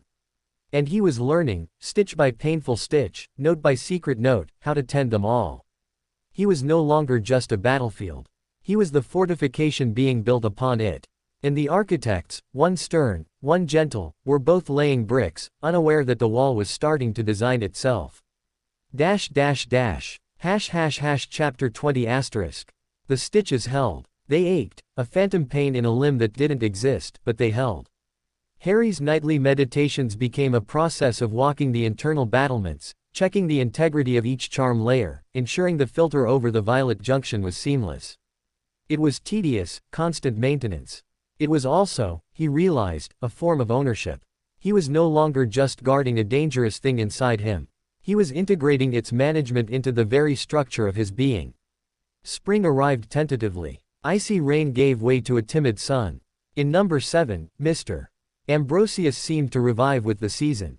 His curtains opened. He was seen again in his garden, moving slower, but with the same precise care. He no longer left chocolate under the door. Instead, he began leaving books. They appeared on the compost heap, or tucked into the hedge, as if accidentally left behind. They were not magical textbooks. They were old, Muggle books of mythology, folklore, natural philosophy. Aesop's Fables. A battered copy of The Water Babies. A book on the language of flowers. They were subtly aligned. Stories about cunning overcoming brute force, about perseverance, about hidden truths in nature. The Flower Book explained how some plants thrived in poor soil, how some needed fire to germinate. Harry devoured them. They were a different kind of map. A map of ideas, of patterns in the world. They gave him a new vocabulary for what he felt. The violet graft wasn't just dark, it was invasive, like ivy. The occlumency wasn't just a wall, it was pruning. The golden serpent wasn't just protection, it was legacy. He began a new, hybrid log. On one page, he'd draw the mirror's image of the violet junction. On the facing page, he'd copy a line from Aesop. Gentleness and kindness can often accomplish what force cannot. Or from the Flower Book, nightshade thrives in shadow, but its berries are poison. The wise gardener knows the difference. He was cross-referencing his 2 educations. Snape, during their mirror sessions, noted the increasing stability. The filter was operating at 68% efficiency with minimal conscious input. The boy's magical core was calmer, more integrated. But there was a new texture to his occlumency. It wasn't just Snape's harsh, geometric constructs anymore. There was a fluidity to it, an almost organic adaptability. It worried him. Your mental shields are evolving, Snape stated during a session in early April. The pattern is unfamiliar. Explain your meditation process. Harry, his gaze fixed on the swirling obsidian, chose his words carefully. I visualize the filter as a living thing. A membrane. It needs to be strong, but it also needs to breathe. To adjust. It was the truth, just not the whole truth. He didn't mention the fables, the gardening metaphors. Snape's lips thinned. Metaphor is a crutch for the untrained mind. Precision is achieved through defined parameters, not poetic vagary. Ensure your visualizations remain structurally sound. But the results spoke for themselves. Harry's control was becoming more elegant, less strained. Then, the test came. Not from Snape, but from the world. It was a Friday. The Dursleys had gone to see Dudley in a school boxing exhibition, leaving Harry with a list of chores longer than his arm. He was polishing the hallway floor, the smell of lemon wax thick in the air, when he felt it. A twinge. Not a violent surge like the Azkaban breakout. A subtle, insidious pluck at the violet graft. A distant, magical act of profound cruelty. It was a feeling of extracted terror, of pleasure taken from pain. It was faint, hundreds of miles away, but it resonated perfectly with the frequency of his dark affinity. He dropped the cloth. The pluck became a faint, discordant song, a celebration of malice. It was coming from the same general direction as Azkaban, but closer. Much closer. London. His first instinct was to lock down, to throw all his occlumency weight against the junction, to block it out. But Snape's training warred with Ambrosius's stories. Observe. Understand. A wise gardener knows the difference. Asterisk. He didn't block. He filtered. He allowed the sensation through the membrane, but stripped it of its emotional payload. He let the data flow. Location, urban, dense magic, intent, torture, psychological, signature, two distinct presences, one frantic and wild, the other cold and surgical. He siphoned the revulsion and the dark, sympathetic thrill into the Mnemosyne stone, keeping only the facts. It lasted perhaps 30 seconds. Then it was gone, leaving a greasy aftertaste in his magical senses. He sat back on his heels, breathing hard. He had done it. He had felt a real-time act of dark magic, used by the escaped Death Eaters, and he had not been overwhelmed. He had analyzed it. But the horror remained. The cold, surgical presence, it felt familiar. Not in person, but in style. It mirrored the precise, analytical cruelty of his own darkest impulses, the ones the violet graft encouraged. It was a dark reflection of his own potential. He had to report it. This was not a drill. He went to the kitchen, to the window over the sink. He focused on the Mnemosyne link, but this time, he didn't send emotion or memory. He sent a structured report, as he'd been trained. Time, 1417. Location, Central London approximate. Signature, dual. Bellatrix Lestrange, wild, ecstatic, and Barty Crouch Jr., cold, precise. Event, prolonged cruciatus or similar. Duration, 30 seconds. Emotional residue, quarantined. Asterisk. He sent it, and felt the link vibrate with Snape's instant, furious attention. Snape was in the middle of a futile detention with a pair of dueling first years when the message seared through his wards. He stiffened, the color draining from his face. Out, he snarled at the students. They fled. He locked the door and went to a small, secret scrying pool in his quarters. He activated it with a drop of his own blood and Harry's report. The pool showed nothing of the event itself, but it confirmed the magical ripples, a nasty, contained burst of dark arts in a disused ministry sub-basement, expertly hidden by wards, now empty. The boy's report was clinically accurate. He had not just felt it, he had dissected it. And he had identified Crouch. The cold, precise one. This changed everything. The boy was no longer just a sensitive receiver. He was an intelligence asset. A 6-year-old spy on the Dark Lord's resurgent forces.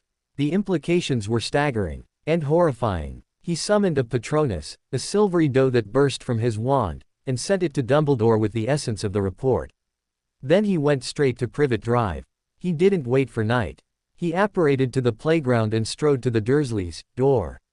Vernon answered, his face blotchy with surprise. I need to speak with the boy. Immediately. On a matter of security, Snape said, his voice allowing no argument. 5 minutes later, they were in the shed. Snape didn't set up the mirror. He just stared at Harry, his eyes like black pits.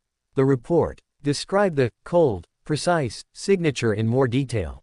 Harry did, using the vocabulary of the map. It didn't feel angry. It felt interested, like it was taking something apart to see how it worked. The magic was very focused. No waste. It reminded me of, he trailed off, unsure. Of what? Snape pressed, his voice deadly quiet. Of the way you taught me to look at the mirror, Harry said finally. Not feeling. Analyzing. Snape went very still. The comparison was a blade twisting in an old wound. The boy was right. Crouch's cruelty was intellectual, a dark perversion of the very discipline Snape was imparting. It was the ultimate failure of his teaching, to create a mind that could recognize its own dark reflection in a Death Eater. You handled it correctly, Snape forced out, the praise like ash in his mouth. The filter held. The analysis was adequate. This capability makes you a target in a new way. Not just as the boy who lived. As a sensor. They may eventually sense you sensing them. What should I do? Harry asked, his small face pale but determined. Nothing changes, Snape said, though it was a lie. Everything had changed. Your training continues. Your occlumency is your cloak. But you will now add a new exercise. When you feel such a pull, you will not only analyze the signature. You will attempt to gauge distance, direction, strength. You will become a cartographer of their darkness. He left soon after, his mind a storm. He had to talk to Dumbledore. The boy was advancing too fast, into too deep water. But as he walked away, a terrible, proud thought surfaced. In that shed was perhaps the only person in Britain who could have pinpointed Barty Crouch Jr.'s magical signature from 50 miles away. The weapon was not just being sharpened. It was growing its own eyes. And they saw in the dark. Back in his cupboard, Harry opened his hybrid log. On the left page, he sketched 2 magical signatures, a wild, spiking scribble for Bellatrix, and a sharp, geometric pattern for Crouch. On the right, he copied a line he'd just read in The Water Babies. The most wonderful and the strongest things in the world, you know, are just the things which no one can see.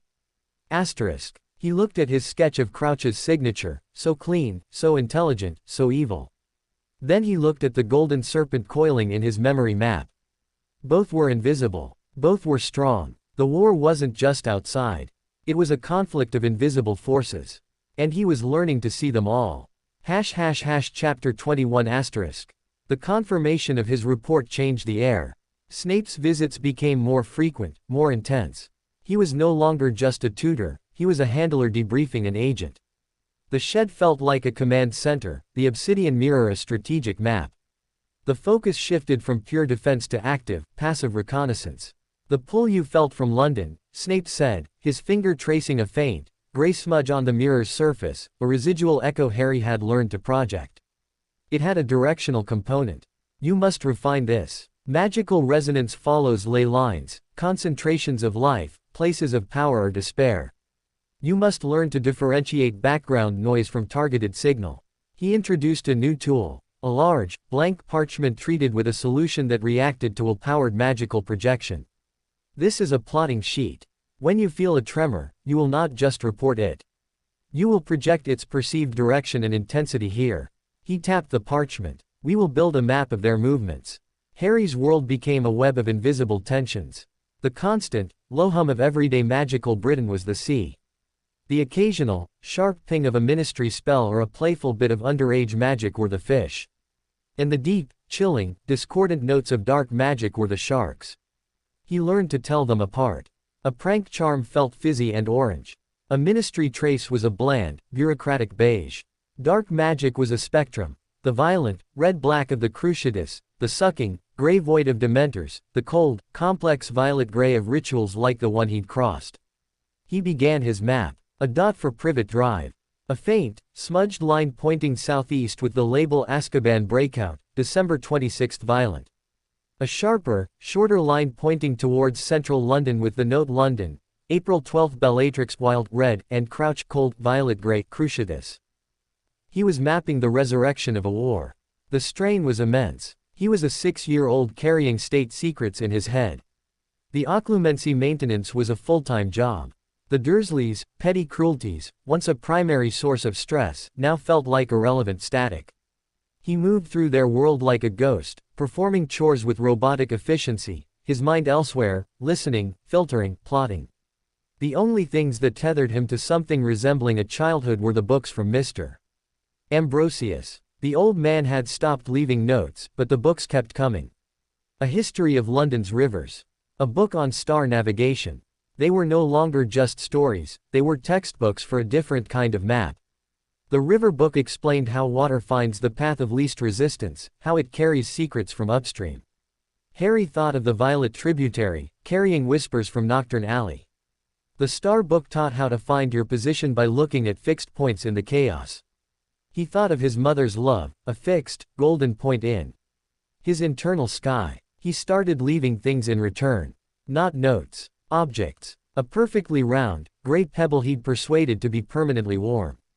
A fallen robin's feather he'd cleaned with a focused thought. He left them on the compost heap where the books appeared. They were gifts of practiced control, tiny proofs of life in his regimented world. One day, a book appeared with his warm pebble placed carefully on top. The book was the once and future king. The pebble was gone the next day. A conversation without words. Severus Snape's own map, in the securest room of Hogwarts, was far more detailed. He had ministry reports, order intelligence, and now, the boy's chillingly accurate plot points. They were confirming suspicions, revealing patterns. The Death Eaters were recruiting. They were testing old safe houses. They were gathering ingredients for something large. And the boy was feeling it all. Each pinprick of dark activity was a tiny vibration on the web the hidden mark had spun around his soul. Snape watched him during their sessions, seeing the shadows under his eyes deepen, seeing the way he sometimes stared into the middle distance, listening to a frequency only he could hear. The child was being consumed by his own gift. Dumbledore, for once, looked truly troubled. "We are asking too much of him, Severus." "We are not asking. The war is demanding it," Snape retorted, but the protest felt hollow. "His ability is our greatest advantage. He is a canary in a coal mine for the darkest magic." "A canary is a fragile thing," Dumbledore said softly. "And this one is being asked not just to chirp when the air turns bad, but to analyze the chemical composition of the poison. He needs a respite. A moment where he is not a soldier or a censor. Respite is a vulnerability. Respite is what he is fighting for," Dumbledore insisted. "Or have we forgotten that? We are so focused on the weapon, we are neglecting the child who will have to wield it. The old man next door understands this." Snape's lip curled. "The old man offers fairy tales and sweets. The enemy offers curses and madness. I know which is more relevant. Do you?" Dumbledore's eyes were piercing. "What is your strategy, Severus? To forge him into a blade so hard it shatters on first impact? Or to temper a steel that can bend, and endure, and choose?" Snape had no answer. His strategy was survival. Control at any cost. The breaking point came not from a Death Eater, but from a memory. It was during a routine mirror session. Harry was projecting the latest faint tremor he'd felt, a sickly, yellow-green pulse from the direction of Yorkshire, likely a minor dark artifact being activated. He was focusing on the filter, maintaining the flow. Snape, monitoring the mirror, decided to test the filter's resilience. "I am going to introduce a simulated stimulus," he warned. "A memory fragment of the Dark Lord's magic.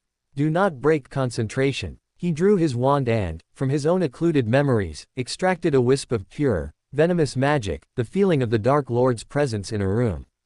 It was a sliver of terror, of absolute, freezing dominion. He fed it towards the violet junction on the mirror. Harry's filter shuddered but held. He analyzed the stimulus as he'd been taught. Signature, Voldemort. Quality, absolute control, icy malice. Resonance with graft, 94%. Threat level, maximum. Asterisk. But the memory fragment, brushing against his occlumency, found a crack. Not in the filter. In the vault where he kept the night. The high, cold laughter echoed. The green light flashed. And then, a new fragment, unlocked by the proximity of the Dark Lord's magical signature. James. "It's him. Take Harry and run. I'll hold him off." A man's voice, desperate. Brave. His father's voice. Then the sound of a rushing spell, a cry of pain, a body falling downstairs. His father had tried to fight.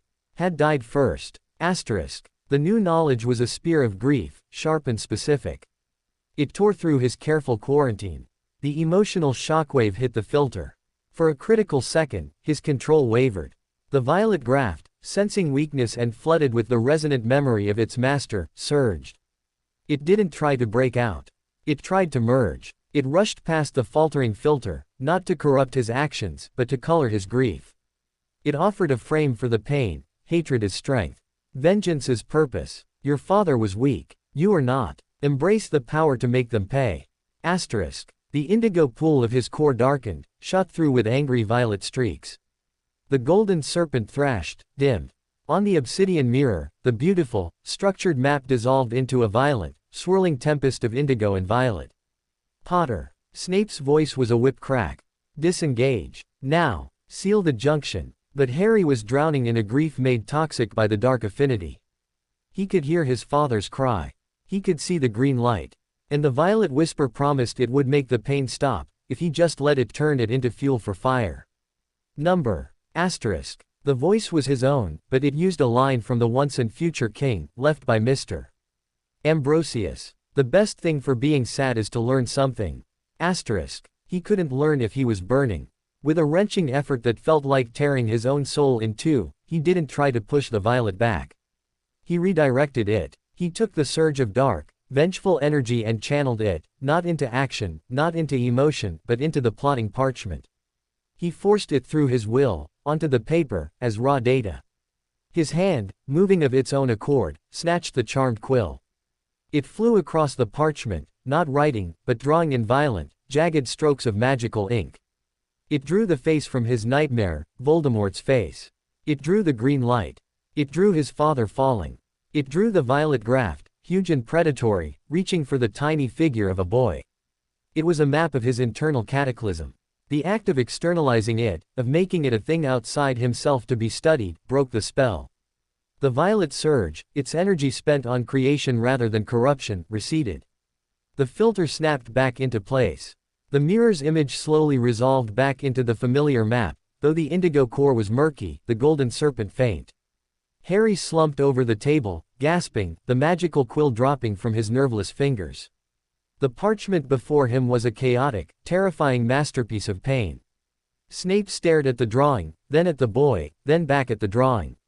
His face was bloodless. He had seen the abyss open, and he had seen the boy use his own training, the cartography, the analysis, to build a bridge across it. He had used the dark impulse to document the dark impulse. It was the most profound, terrifying act of occlumency Snape had ever witnessed. He said nothing for a long minute. He simply vanished the traumatic drawing with a flick of his wand. "The session is over," he said, his voice stripped of all inflection. "Meditate. Reinforce the filter. We will not attempt such a stimulus again." He packed the mirror with uncharacteristic haste and left. Harry sat in the silent shed, his whole being aching. He had seen the true face of the enemy, and it wasn't just the noseless man. It was the part of himself that wanted to burn the world down to ease its own hurt. And he had chosen, in that second, to draw it instead. He pulled the warm pebble from his pocket, the one he'd left for Mr. Ambrosius and which had been silently returned. It glowed softly with the persistent, gentle heat he'd persuaded into it. A small, controlled fire. A light in the dark. He wasn't a canary. He wasn't just a mapmaker. He was the terrain, the surveyor, and the fragile flame trying to see it all by its own light. And for the first time, he understood that the most important battle was not against the violet graft, but for the right to choose what he did with its power. The war inside him had just entered a new, more intimate phase. And he had won the first skirmish, not with a wall, but with a drawing. Chapter 22 asterisk. The aftermath of the memory surge was a quiet earthquake. In the days that followed, Harry's internal world felt raw, scoured clean. The violet graft was subdued, not out of weakness, but as if it were watching him, reassessing its strategy. The filter at the junction held firm, but it was now a known battlefield, a scarred ridge. He walked its perimeter in his meditations with a soldier's respect for contested ground. Snape's visits became different. The clinical detachment was still there, but it was laced with a new, simmering tension. He was watching Harry not just as a student or an asset, but as a volatile experiment that had nearly breached containment. The mirror sessions were suspended. The focus shifted entirely to foundational reinforcement. We will rebuild the occlumency from the ground up, Snape declared, his tone brooking no argument. Layer by layer, each layer will be interlocked with the next. No metaphor, no fluidity, mathematical precision. He introduced complex, geometric mandalas, star-shaped shields, tessellating hexagons of wool, that Harry had to visualize and embed around his core, around the filter, around the memory vaults. It was brutal, repetitive, soul-deadening work. It felt like building a prison for his own mind, brick by identical brick. The subtle, organic adaptability that had crept into his shields, the living membrane, influenced by Ambrosius's stories, was systematically purged. Snape would scan his mental constructs with a probing spell, his lip curling if he detected any irregularity. A weak point, a sentimental flaw, reforge it. Harry complied. He was too tired, too shaken, to do otherwise. The mandalas were strong. They were clean. They were also cold, leaving no room for the sun soil, no space for the quiet warmth that had begun to grow. That part of him went dormant, a seed under frozen earth. The only rebellion left was in his secret exchanges with Number 7. The books stopped being about stories and started being about codes. A book on ciphers appeared. Another on semaphore. They were no longer just gifts, they were instructions. Learn to communicate in secret. Harry, his analytical mind now a honed tool, understood. He began using the plotting parchment for a second, hidden purpose. Among the plotted lines of dark magical pulses, he started embedding tiny, personal symbols in the negative space. A small, stylized sun where he'd successfully used a non-magical solution. A closed bud for a day the grief felt overwhelming. A single, warm pebble drawn in the corner after a session with Snape that felt particularly icy. He was keeping a second log. A log of the gardener, not the general. One evening, after a grueling 3-hour mandala session that left him with a splitting headache, he found a new book on the compost heap.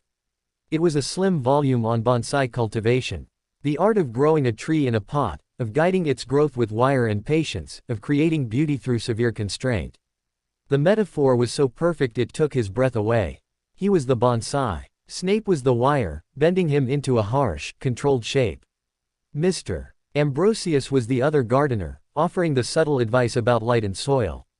And he, Harry, was the living tree in the middle, trying to grow despite the bindings. He left a single, straight pine needle on the heap in return. I am still here. I am still growing. Snape, meanwhile, was engaged in his own form of subterfuge. He could not shake the image of the boy's violent, self-drawn map. The raw talent, the terrifying control under pressure.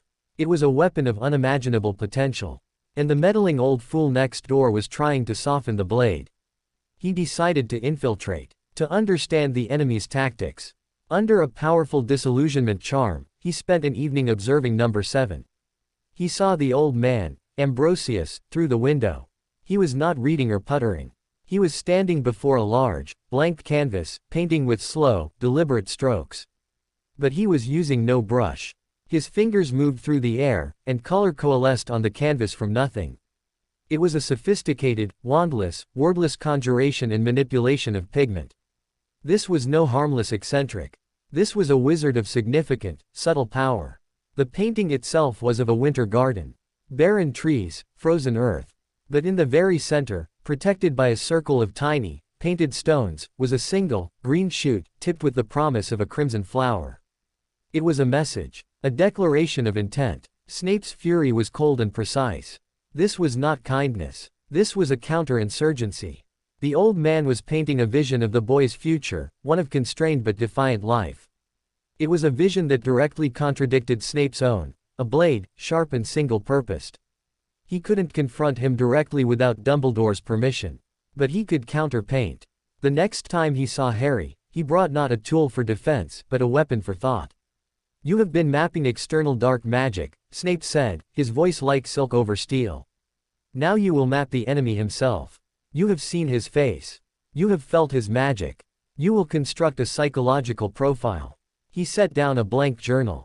You will write down everything you know, deduce, or intuit about Tom Marvolo Riddle, who became Lord Voldemort. His motivations, his fears, his likely strategies. Treat him as a problem to be solved.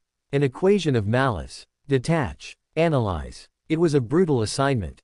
To force the boy to study his parents' murderer as one would study a dangerous animal. To replace nightmare with taxonomy. It was the ultimate extension of Snape's philosophy: sterilize the emotion, keep only the useful data. Harry took the journal. That night, in the cupboard, he opened it. He wrote the name at the top: Tom Marvolo Riddle, Lord Voldemort. Asterisk. Then he stared at the blank page. The high, cold laugh echoed. The green light flared. Hatred, hot and vital, rose in his throat. Detach. Analyze. Asterisk. He thought of the geometric mandalas.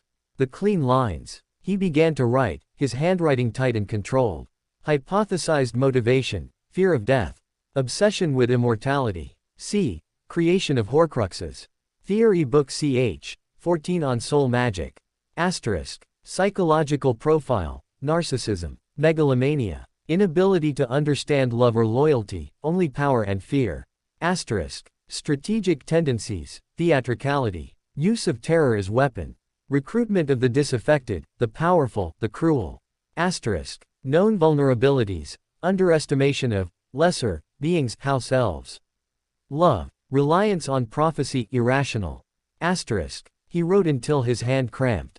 He created charts of known Death Eaters, ranking them by fanaticism versus cunning. He drew a timeline of Voldemort's rise. He turned his deepest horror into a cold case file. When he was done, he felt empty. The monster was still a monster, but he was now a monster in a box, with labels. It was both empowering and deeply sad. He had walled off the fear, but he had also walled off the part of him that could simply mourn the parents this monster had taken. He left the journal for Snape at their next meeting. Snape read it in silence, his face impassive. He closed it. Adequate. Continue to update it as you gain new data. He did not praise. He did not condemn. He simply added the journal to his collection of tools. Harry walked back to the house, feeling like he had just performed surgery on his own soul. In the garden, he saw Mr. Ambrosius pruning a rose bush. The old man didn't look at him. He simply held up a single, perfect rosehip, swollen and red, before placing it carefully in his basket. A fruit of patience. A result of careful pruning that wasn't about control, but about encouraging life. 2 gardens. One of bonsai, shaped by wire. One of roses, nurtured to fruit. Harry stood between them, the taste of ash in his mouth from his clinical report, the image of the rosehip burning in his mind. He was learning 2 languages of cultivation. One spoke in warnings and walls. The other in seeds and sun. And he was starting to understand that the truest, hardest task would not be choosing one language over the other. It would be finding a way to speak in both, to build a garden that could withstand the storm and bear fruit. A garden where the wire and the sunlight served the same tree. The war for his future was no longer about light versus dark. It was a war of philosophies. And he was the soil in which both were trying to grow their version of what he should become. Chapter 23 asterisk. Summer arrived with a vengeance, hammering Privet Drive with a heatwave that turned the air to soup. The Dursleys retreated into the stale, air-conditioned dark of the living room, leaving Harry to toil in the sun-blasted garden. The heat seemed to agitate the magical world as well. Harry's map of dark pulses became more active. Flickers of malice from the Scottish Highlands. A deep, resonant thrum of old magic being disturbed in Cornwall. The sharks were circling, testing the waters. His occlumency, rebuilt with Snape's geometric rigidity, held. The mandalas were like crystalline structures in his mind, refracting and dispersing the invasive signals. But they also refracted him. The subtle connections he'd felt to the living world, the sense of the plants, energy, the texture of shadows, were muted. He was safe, but he was also insulated. The bonsai book had spoken of Jin, the masculine principle of strength and structure, and Gi, the feminine principle of fluidity and life. A good bonsai master balanced both. Snape was all Jin. Mr. Ambrosius, through his gifts, seemed to be whispering of Gi. Harry's secret map on the plotting parchment began to reflect this duality. Next to a plotted line of a dark ritual pulse marked with a sharp, black X, he drew a tiny, careful bonsai tree. Next to a day where he'd successfully persuaded a wilting seedling to perk up without a drop of violet energy, he drew a sun over soft rain.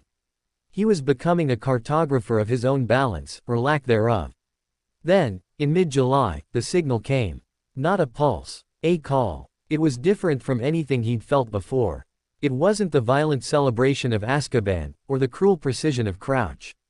This was a low, pervasive, organized hum.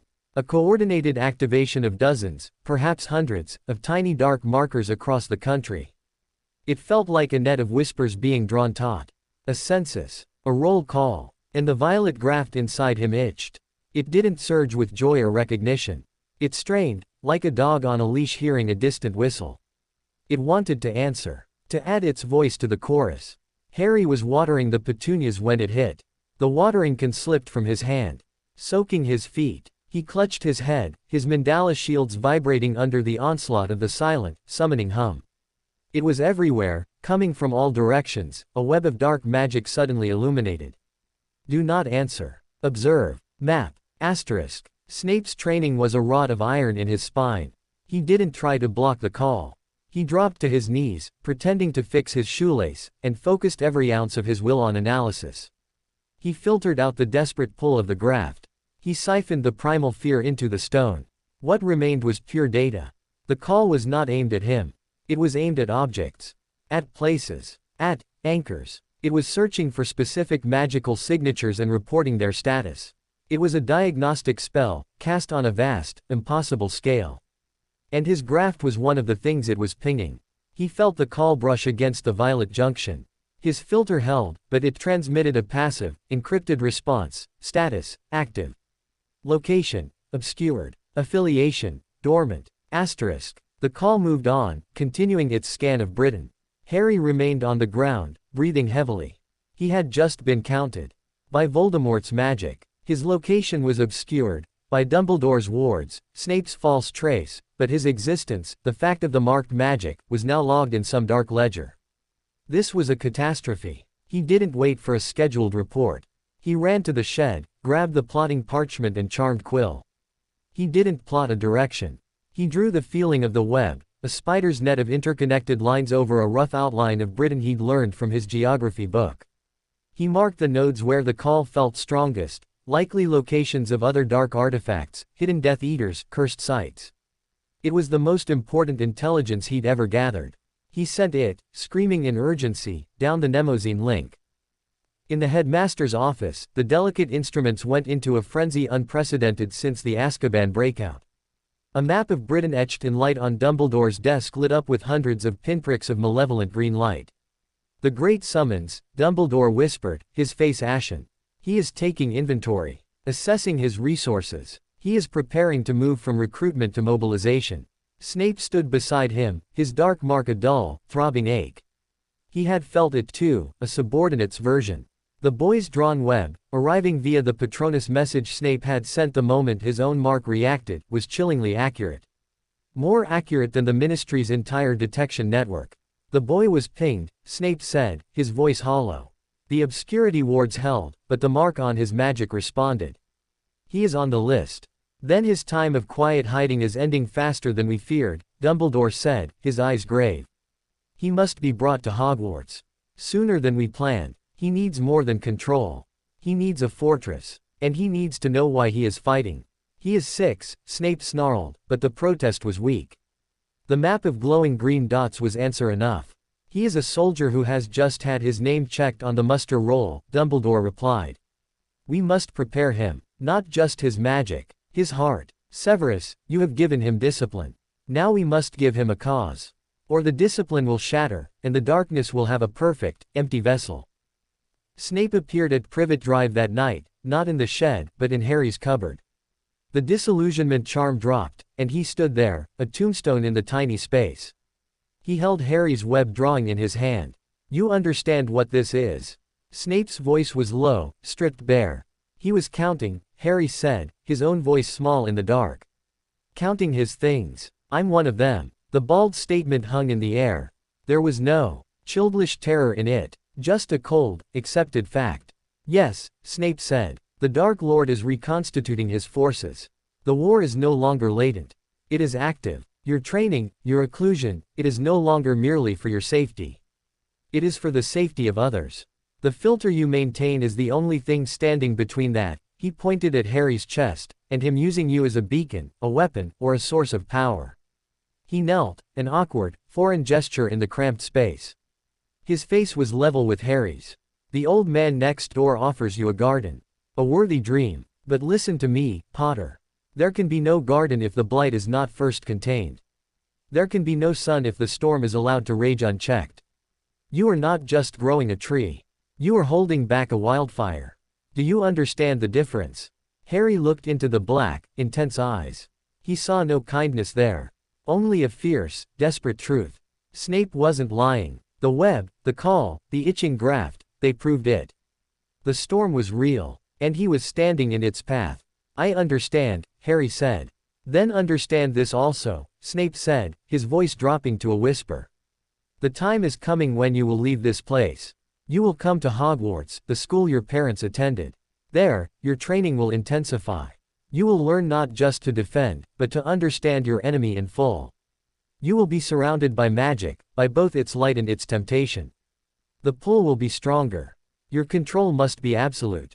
He stood. The old man's stories, his chocolate, they are a solace. But they are not armor.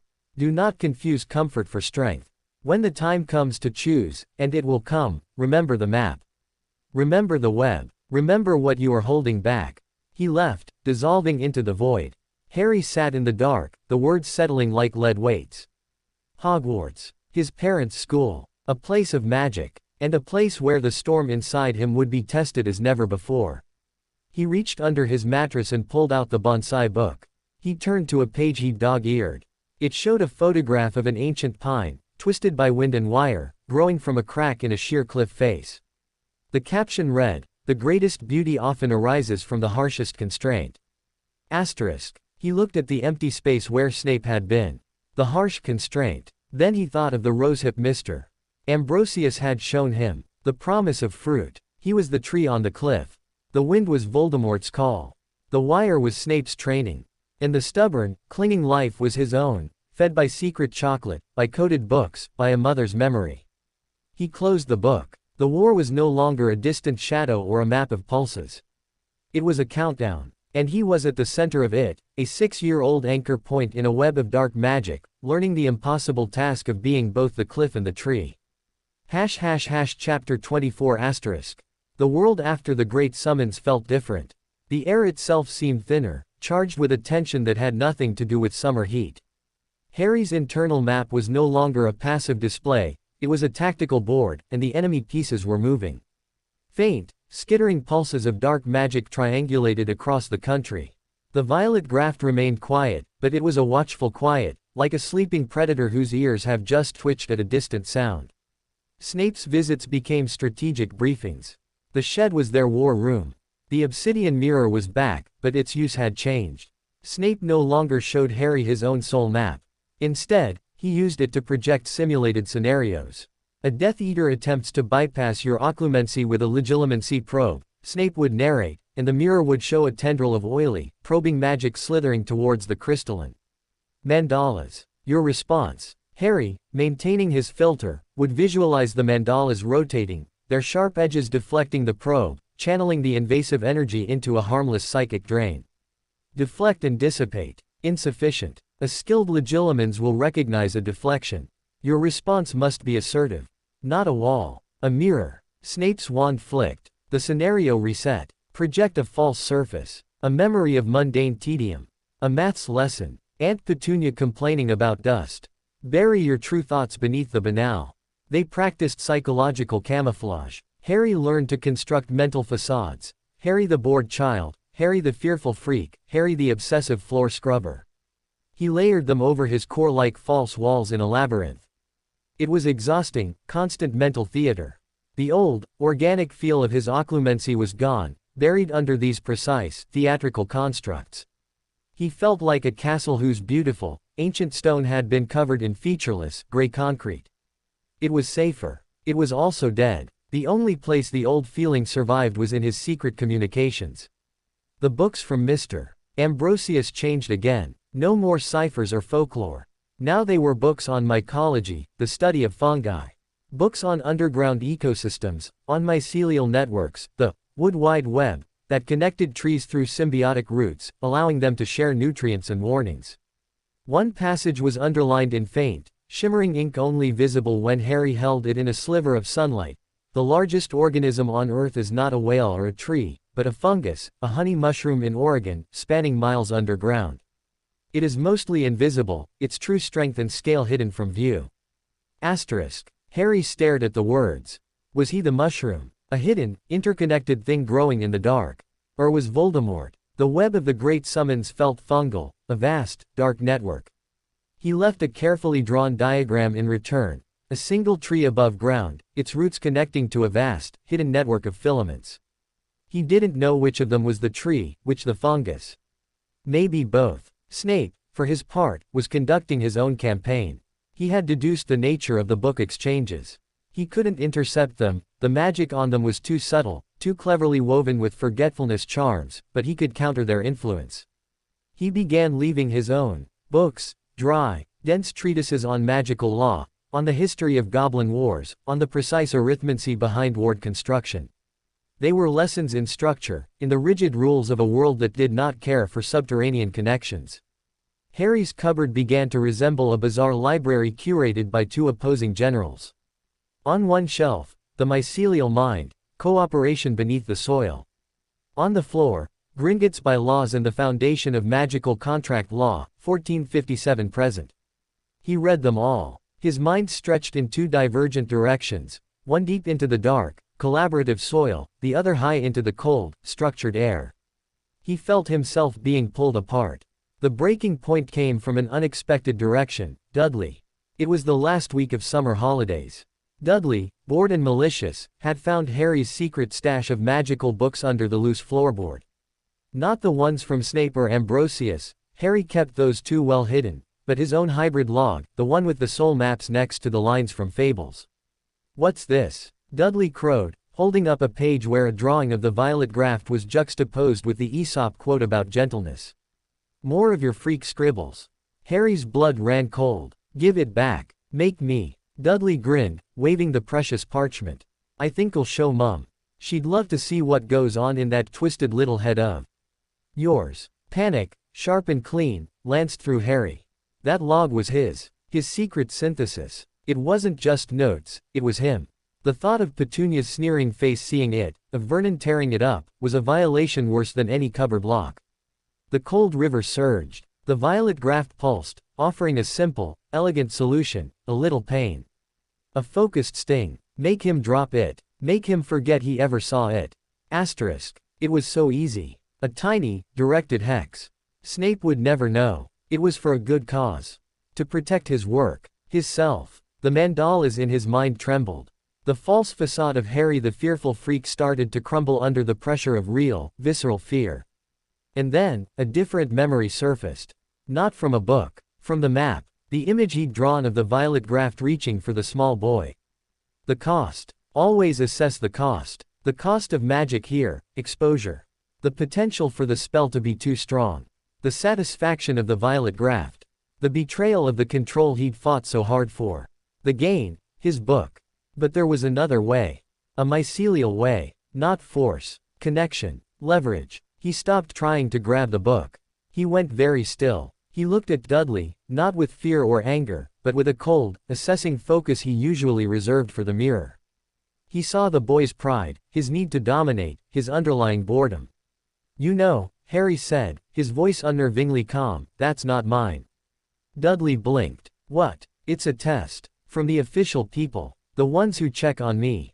Harry let a hint of Snape's cold precision seep into his tone.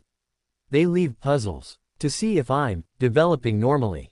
If someone else interferes, touches their materials, he let the sentence hang, implying terrible, bureaucratic consequences. Dudley's smirk faltered. He looked from the strange drawing to Harry's serious face. The Dursleys lived in terror of official people. That's rubbish, Dudley said, but his voice lacked conviction. Is it? Harry took a step closer, his gaze steady. Remember Mr. Prince. He works for them. He'd be very interested to know who's been tampering with their assessment tools. I think they call it contamination of evidence. Could be a fine. Or worse. He was weaving a story from whole cloth, using Dudley's own fears as threads. It was persuasion. It was a different kind of magic. Dudley's hand holding the parchment lowered slightly. The greedy light in his eyes was replaced by unease. "You're lying." Harry shrugged, a tiny, dismissive movement he'd copied from Snape. "Keep it, then. Give it to Aunt Petunia. When the man with the black suit comes asking why they're expensive, charmed parchment has your fingerprints all over it, you can explain." He turned his back, a calculated risk, and started walking towards the house as if he didn't care at all. His heart was hammering against his ribs. 5 steps. 10. "Here. Take your stupid freak thing." Dudley's voice was a mixture of anger and fear. The crumpled parchment hit Harry in the back. Harry didn't turn. He didn't rush. He bent, picked it up, smoothed it carefully, and continued inside without a word. He had won. Without a spell. Without the violet graft. He had used understanding, fear, and a perfectly crafted lie. It was the most powerful he had ever felt. That night, in his cupboard, he added a new entry to his hybrid log. On the left, a small, simple drawing, a hand offering a crumpled paper to a retreating back. On the right, he wrote a line he composed himself, his first original contribution to the secret dialogue. "The strongest shield is not the wall that breaks the wave, but the shore that persuades the wave to change its course." Asterisk. He left it, along with a single, perfect dandelion clock whose seeds he had persuaded not to fly away, on the compost heap. The next morning, the dandelion was gone. In its place was a book on geology, on the formation of river deltas, where flowing water finally meets the resisting land, and in that negotiation, creates entirely new, fertile ground. Harry held the book, understanding humming through him. The shore and the wave. The rigid land and the fluid water. Gin and Gi. Snape and Ambrosius. The war inside him wasn't a battle to be won by one side destroying the other. It was a negotiation. A delta was being formed in his soul, a new landscape born from the constant, dynamic tension between control and flow, between the wall and the wave. He was not just a soldier or a garden. He was a coastline. And he was learning, painfully, brilliantly, how to shape himself. Chapter 25 asterisk. September arrived on a chill wind that whispered of endings and beginnings. The leaves on Privet Drive's trees were tinged with gold, and the air held the sharp, clean scent of decay and renewal. Harry felt it in his bones. The countdown he'd sensed since the great summons was nearing 0. His magical sensitivity had become a constant, low-grade hum of awareness. The dark network pulsed like a slow, diseased heartbeat across the country. The false trace around him felt flimsy, a child's drawing over a nuclear reactor. His occlumency mandalas were a masterpiece of defensive architecture, but they required constant, vigilant maintenance. He was a fortress under permanent siege, manned by a garrison of 1. Snape's final visits were stripped of all pretense of training. They were mission briefings. "Hogwarts begins on the 1st of September, Snape said, standing in the shed like a grim prophet. "You will be extracted from this location tomorrow night. The method will be unorthodox.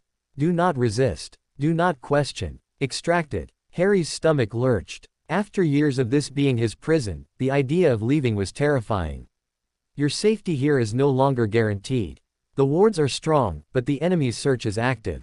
Hogwarts is the safest place in Britain for you now. It has protections older and more powerful than blood. Snape's black eyes held his. You will be placed with a wizarding family beforehand. A temporary measure. They are allies. Harry had 1,000 questions. Which family? What would they be like? Would they know about the violet graft? The map? But Snape's expression forbade them. Your belongings? Harry asked, thinking of his hidden library, his hybrid log. Bring nothing. Everything you need will be provided. Everything you are must be contained within your occlumency. Snape's gaze was piercing. The old man next door. You will have no further contact.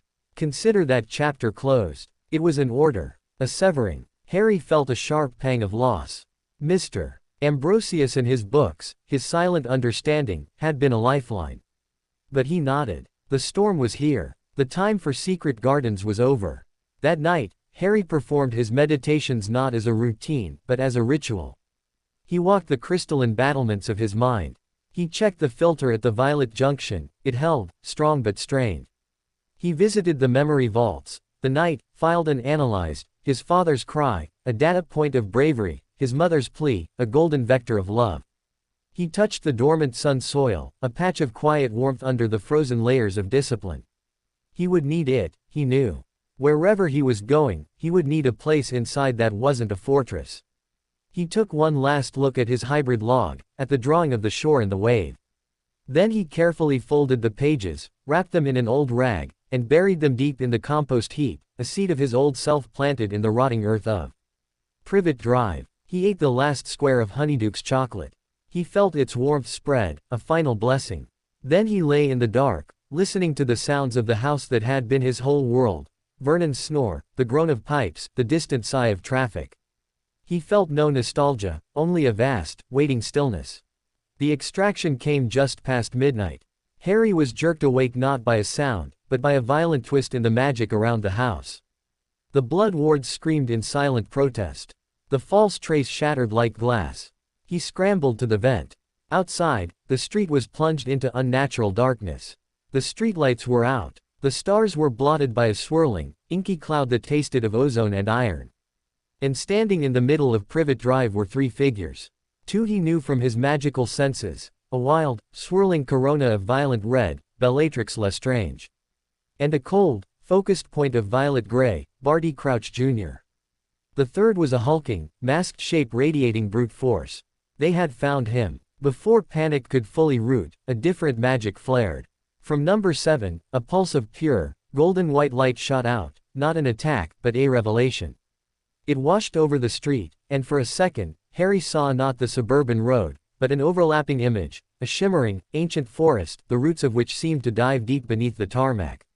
Mr. Ambrosius stood on his porch, no longer a frail old man, but a figure of towering, serene power, his hands raised, his white hair floating in an unseen wind. He was holding them back, not with force, but with truth, revealing the primordial magic that lay beneath their petty darkness. The old fool! Bellatrix shrieked, her voice cutting through the silence. Kill him! Crouch was already moving, his wand a blur of precise, vicious spells that sliced towards the golden light. The light wavered but held, woven with layers of protective intent. Harry could now see, a tapestry of patience, of nurtured growth, of quiet strength. It wouldn't hold forever. Harry's cupboard door exploded inwards. Not from outside, from within the house itself.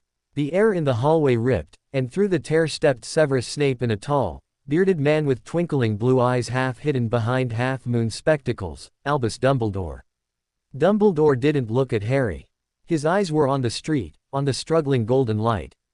"Ah, Aurelius," he said softly, sadly. "You never could resist a dramatic reveal." Then his gaze snapped to Snape. "Get him out. Now. The back way is still clear. I will deal with our uninvited guests and cover your exit." Snape didn't hesitate. He grabbed Harry's arm, his grip like iron. "Do not look back." He pulled Harry towards the kitchen, but as they passed the shattered cupboard, Harry's eyes were drawn to the street. He saw Crouch's cold magic finally pierce the golden light. He saw Mr. Ambrosius, Aurelius, stagger, a look of profound disappointment on his face, not at his own wound, but at the violence itself. Then the old man smiled, directly at Harry's window, and dissolved into a shower of golden leaves that blew away on the suddenly rising wind. He was gone. No looking. Snape snarled, yanking him into the kitchen. The back door was already open. A huge, shaggy black motorcycle stood on the patio, its engine silent but throbbing with potent, runic magic. A giant of a man with a wild beard and tears in his eyes was straddling it. "Harry. Oh, Harry, me boy." The giant sobbed, but Snape shoved Harry towards him. "Go, Hagrid. The coordinates are set. Straight to the burrow, no deviations." Snape thrust Harry onto the seat behind the giant, Hagrid. As the bike's engine roared to life with a sound like a dragon clearing its throat, Harry looked back one last time. In the doorway of number 4, Dumbledore stood calmly, his wand held loosely. Facing him down the garden path were the 3 Death Eaters. Bellatrix was laughing. Crouch was calculating. The street was a chaos of opposing magics. Dumbledore's immense, calm power, the vicious, probing darkness of the attackers, and the fading, golden echo of the old gardener's last stand. And Severus Snape stood between Harry and the house, his back to the bike, his own wand drawn, facing his former comrades. He didn't look at Harry. His eyes were fixed on the threat, his profile a mask of icy resolve. He was the rear guard. The final dam. Hold on, Harry, Hagrid bellowed. The motorcycle shot straight up into the air with a force that stole Harry's breath. The world dropped away. He saw the tiny square of Privet Drive, the flashes of colored light, the two tall figures, one light, one dark, standing back to back against the storm they had spent years preparing him for. Then the bike banked sharply, and everything vanished into cloud and speed. He was away. He was out. The cupboard was gone. The shed, the compost heap, the watching street lamp, all gone. The cold wind tore at his face. The violet graft inside him sang a dirge of loss and a hymn of possibility. The occlumency mandalas held. The filter held. The sun soil was a small, warm ember in the center of the hurricane. He was Harry Potter. He was 6 years old. He had a map of darkness in his mind and a scar of love on his skin. He had been shaped by a stern gardener and a gentle one, and now he was a seed blown from both their plots, landing in an unknown soil. He didn't know what the burrow was. He didn't know who the weeping giant was. He didn't know if Snape or Dumbledore would survive the night. But as the motorcycle carved through the star-dusted sky, away from the only home he'd ever known and into the heart of the magical war, Harry felt something new cut through the fear, the grief, the dizzying rush of it all. It was the faint, fragile, unmistakable feeling of the future beginning. The first chapter was closed. The war was here, and his training was over. The end.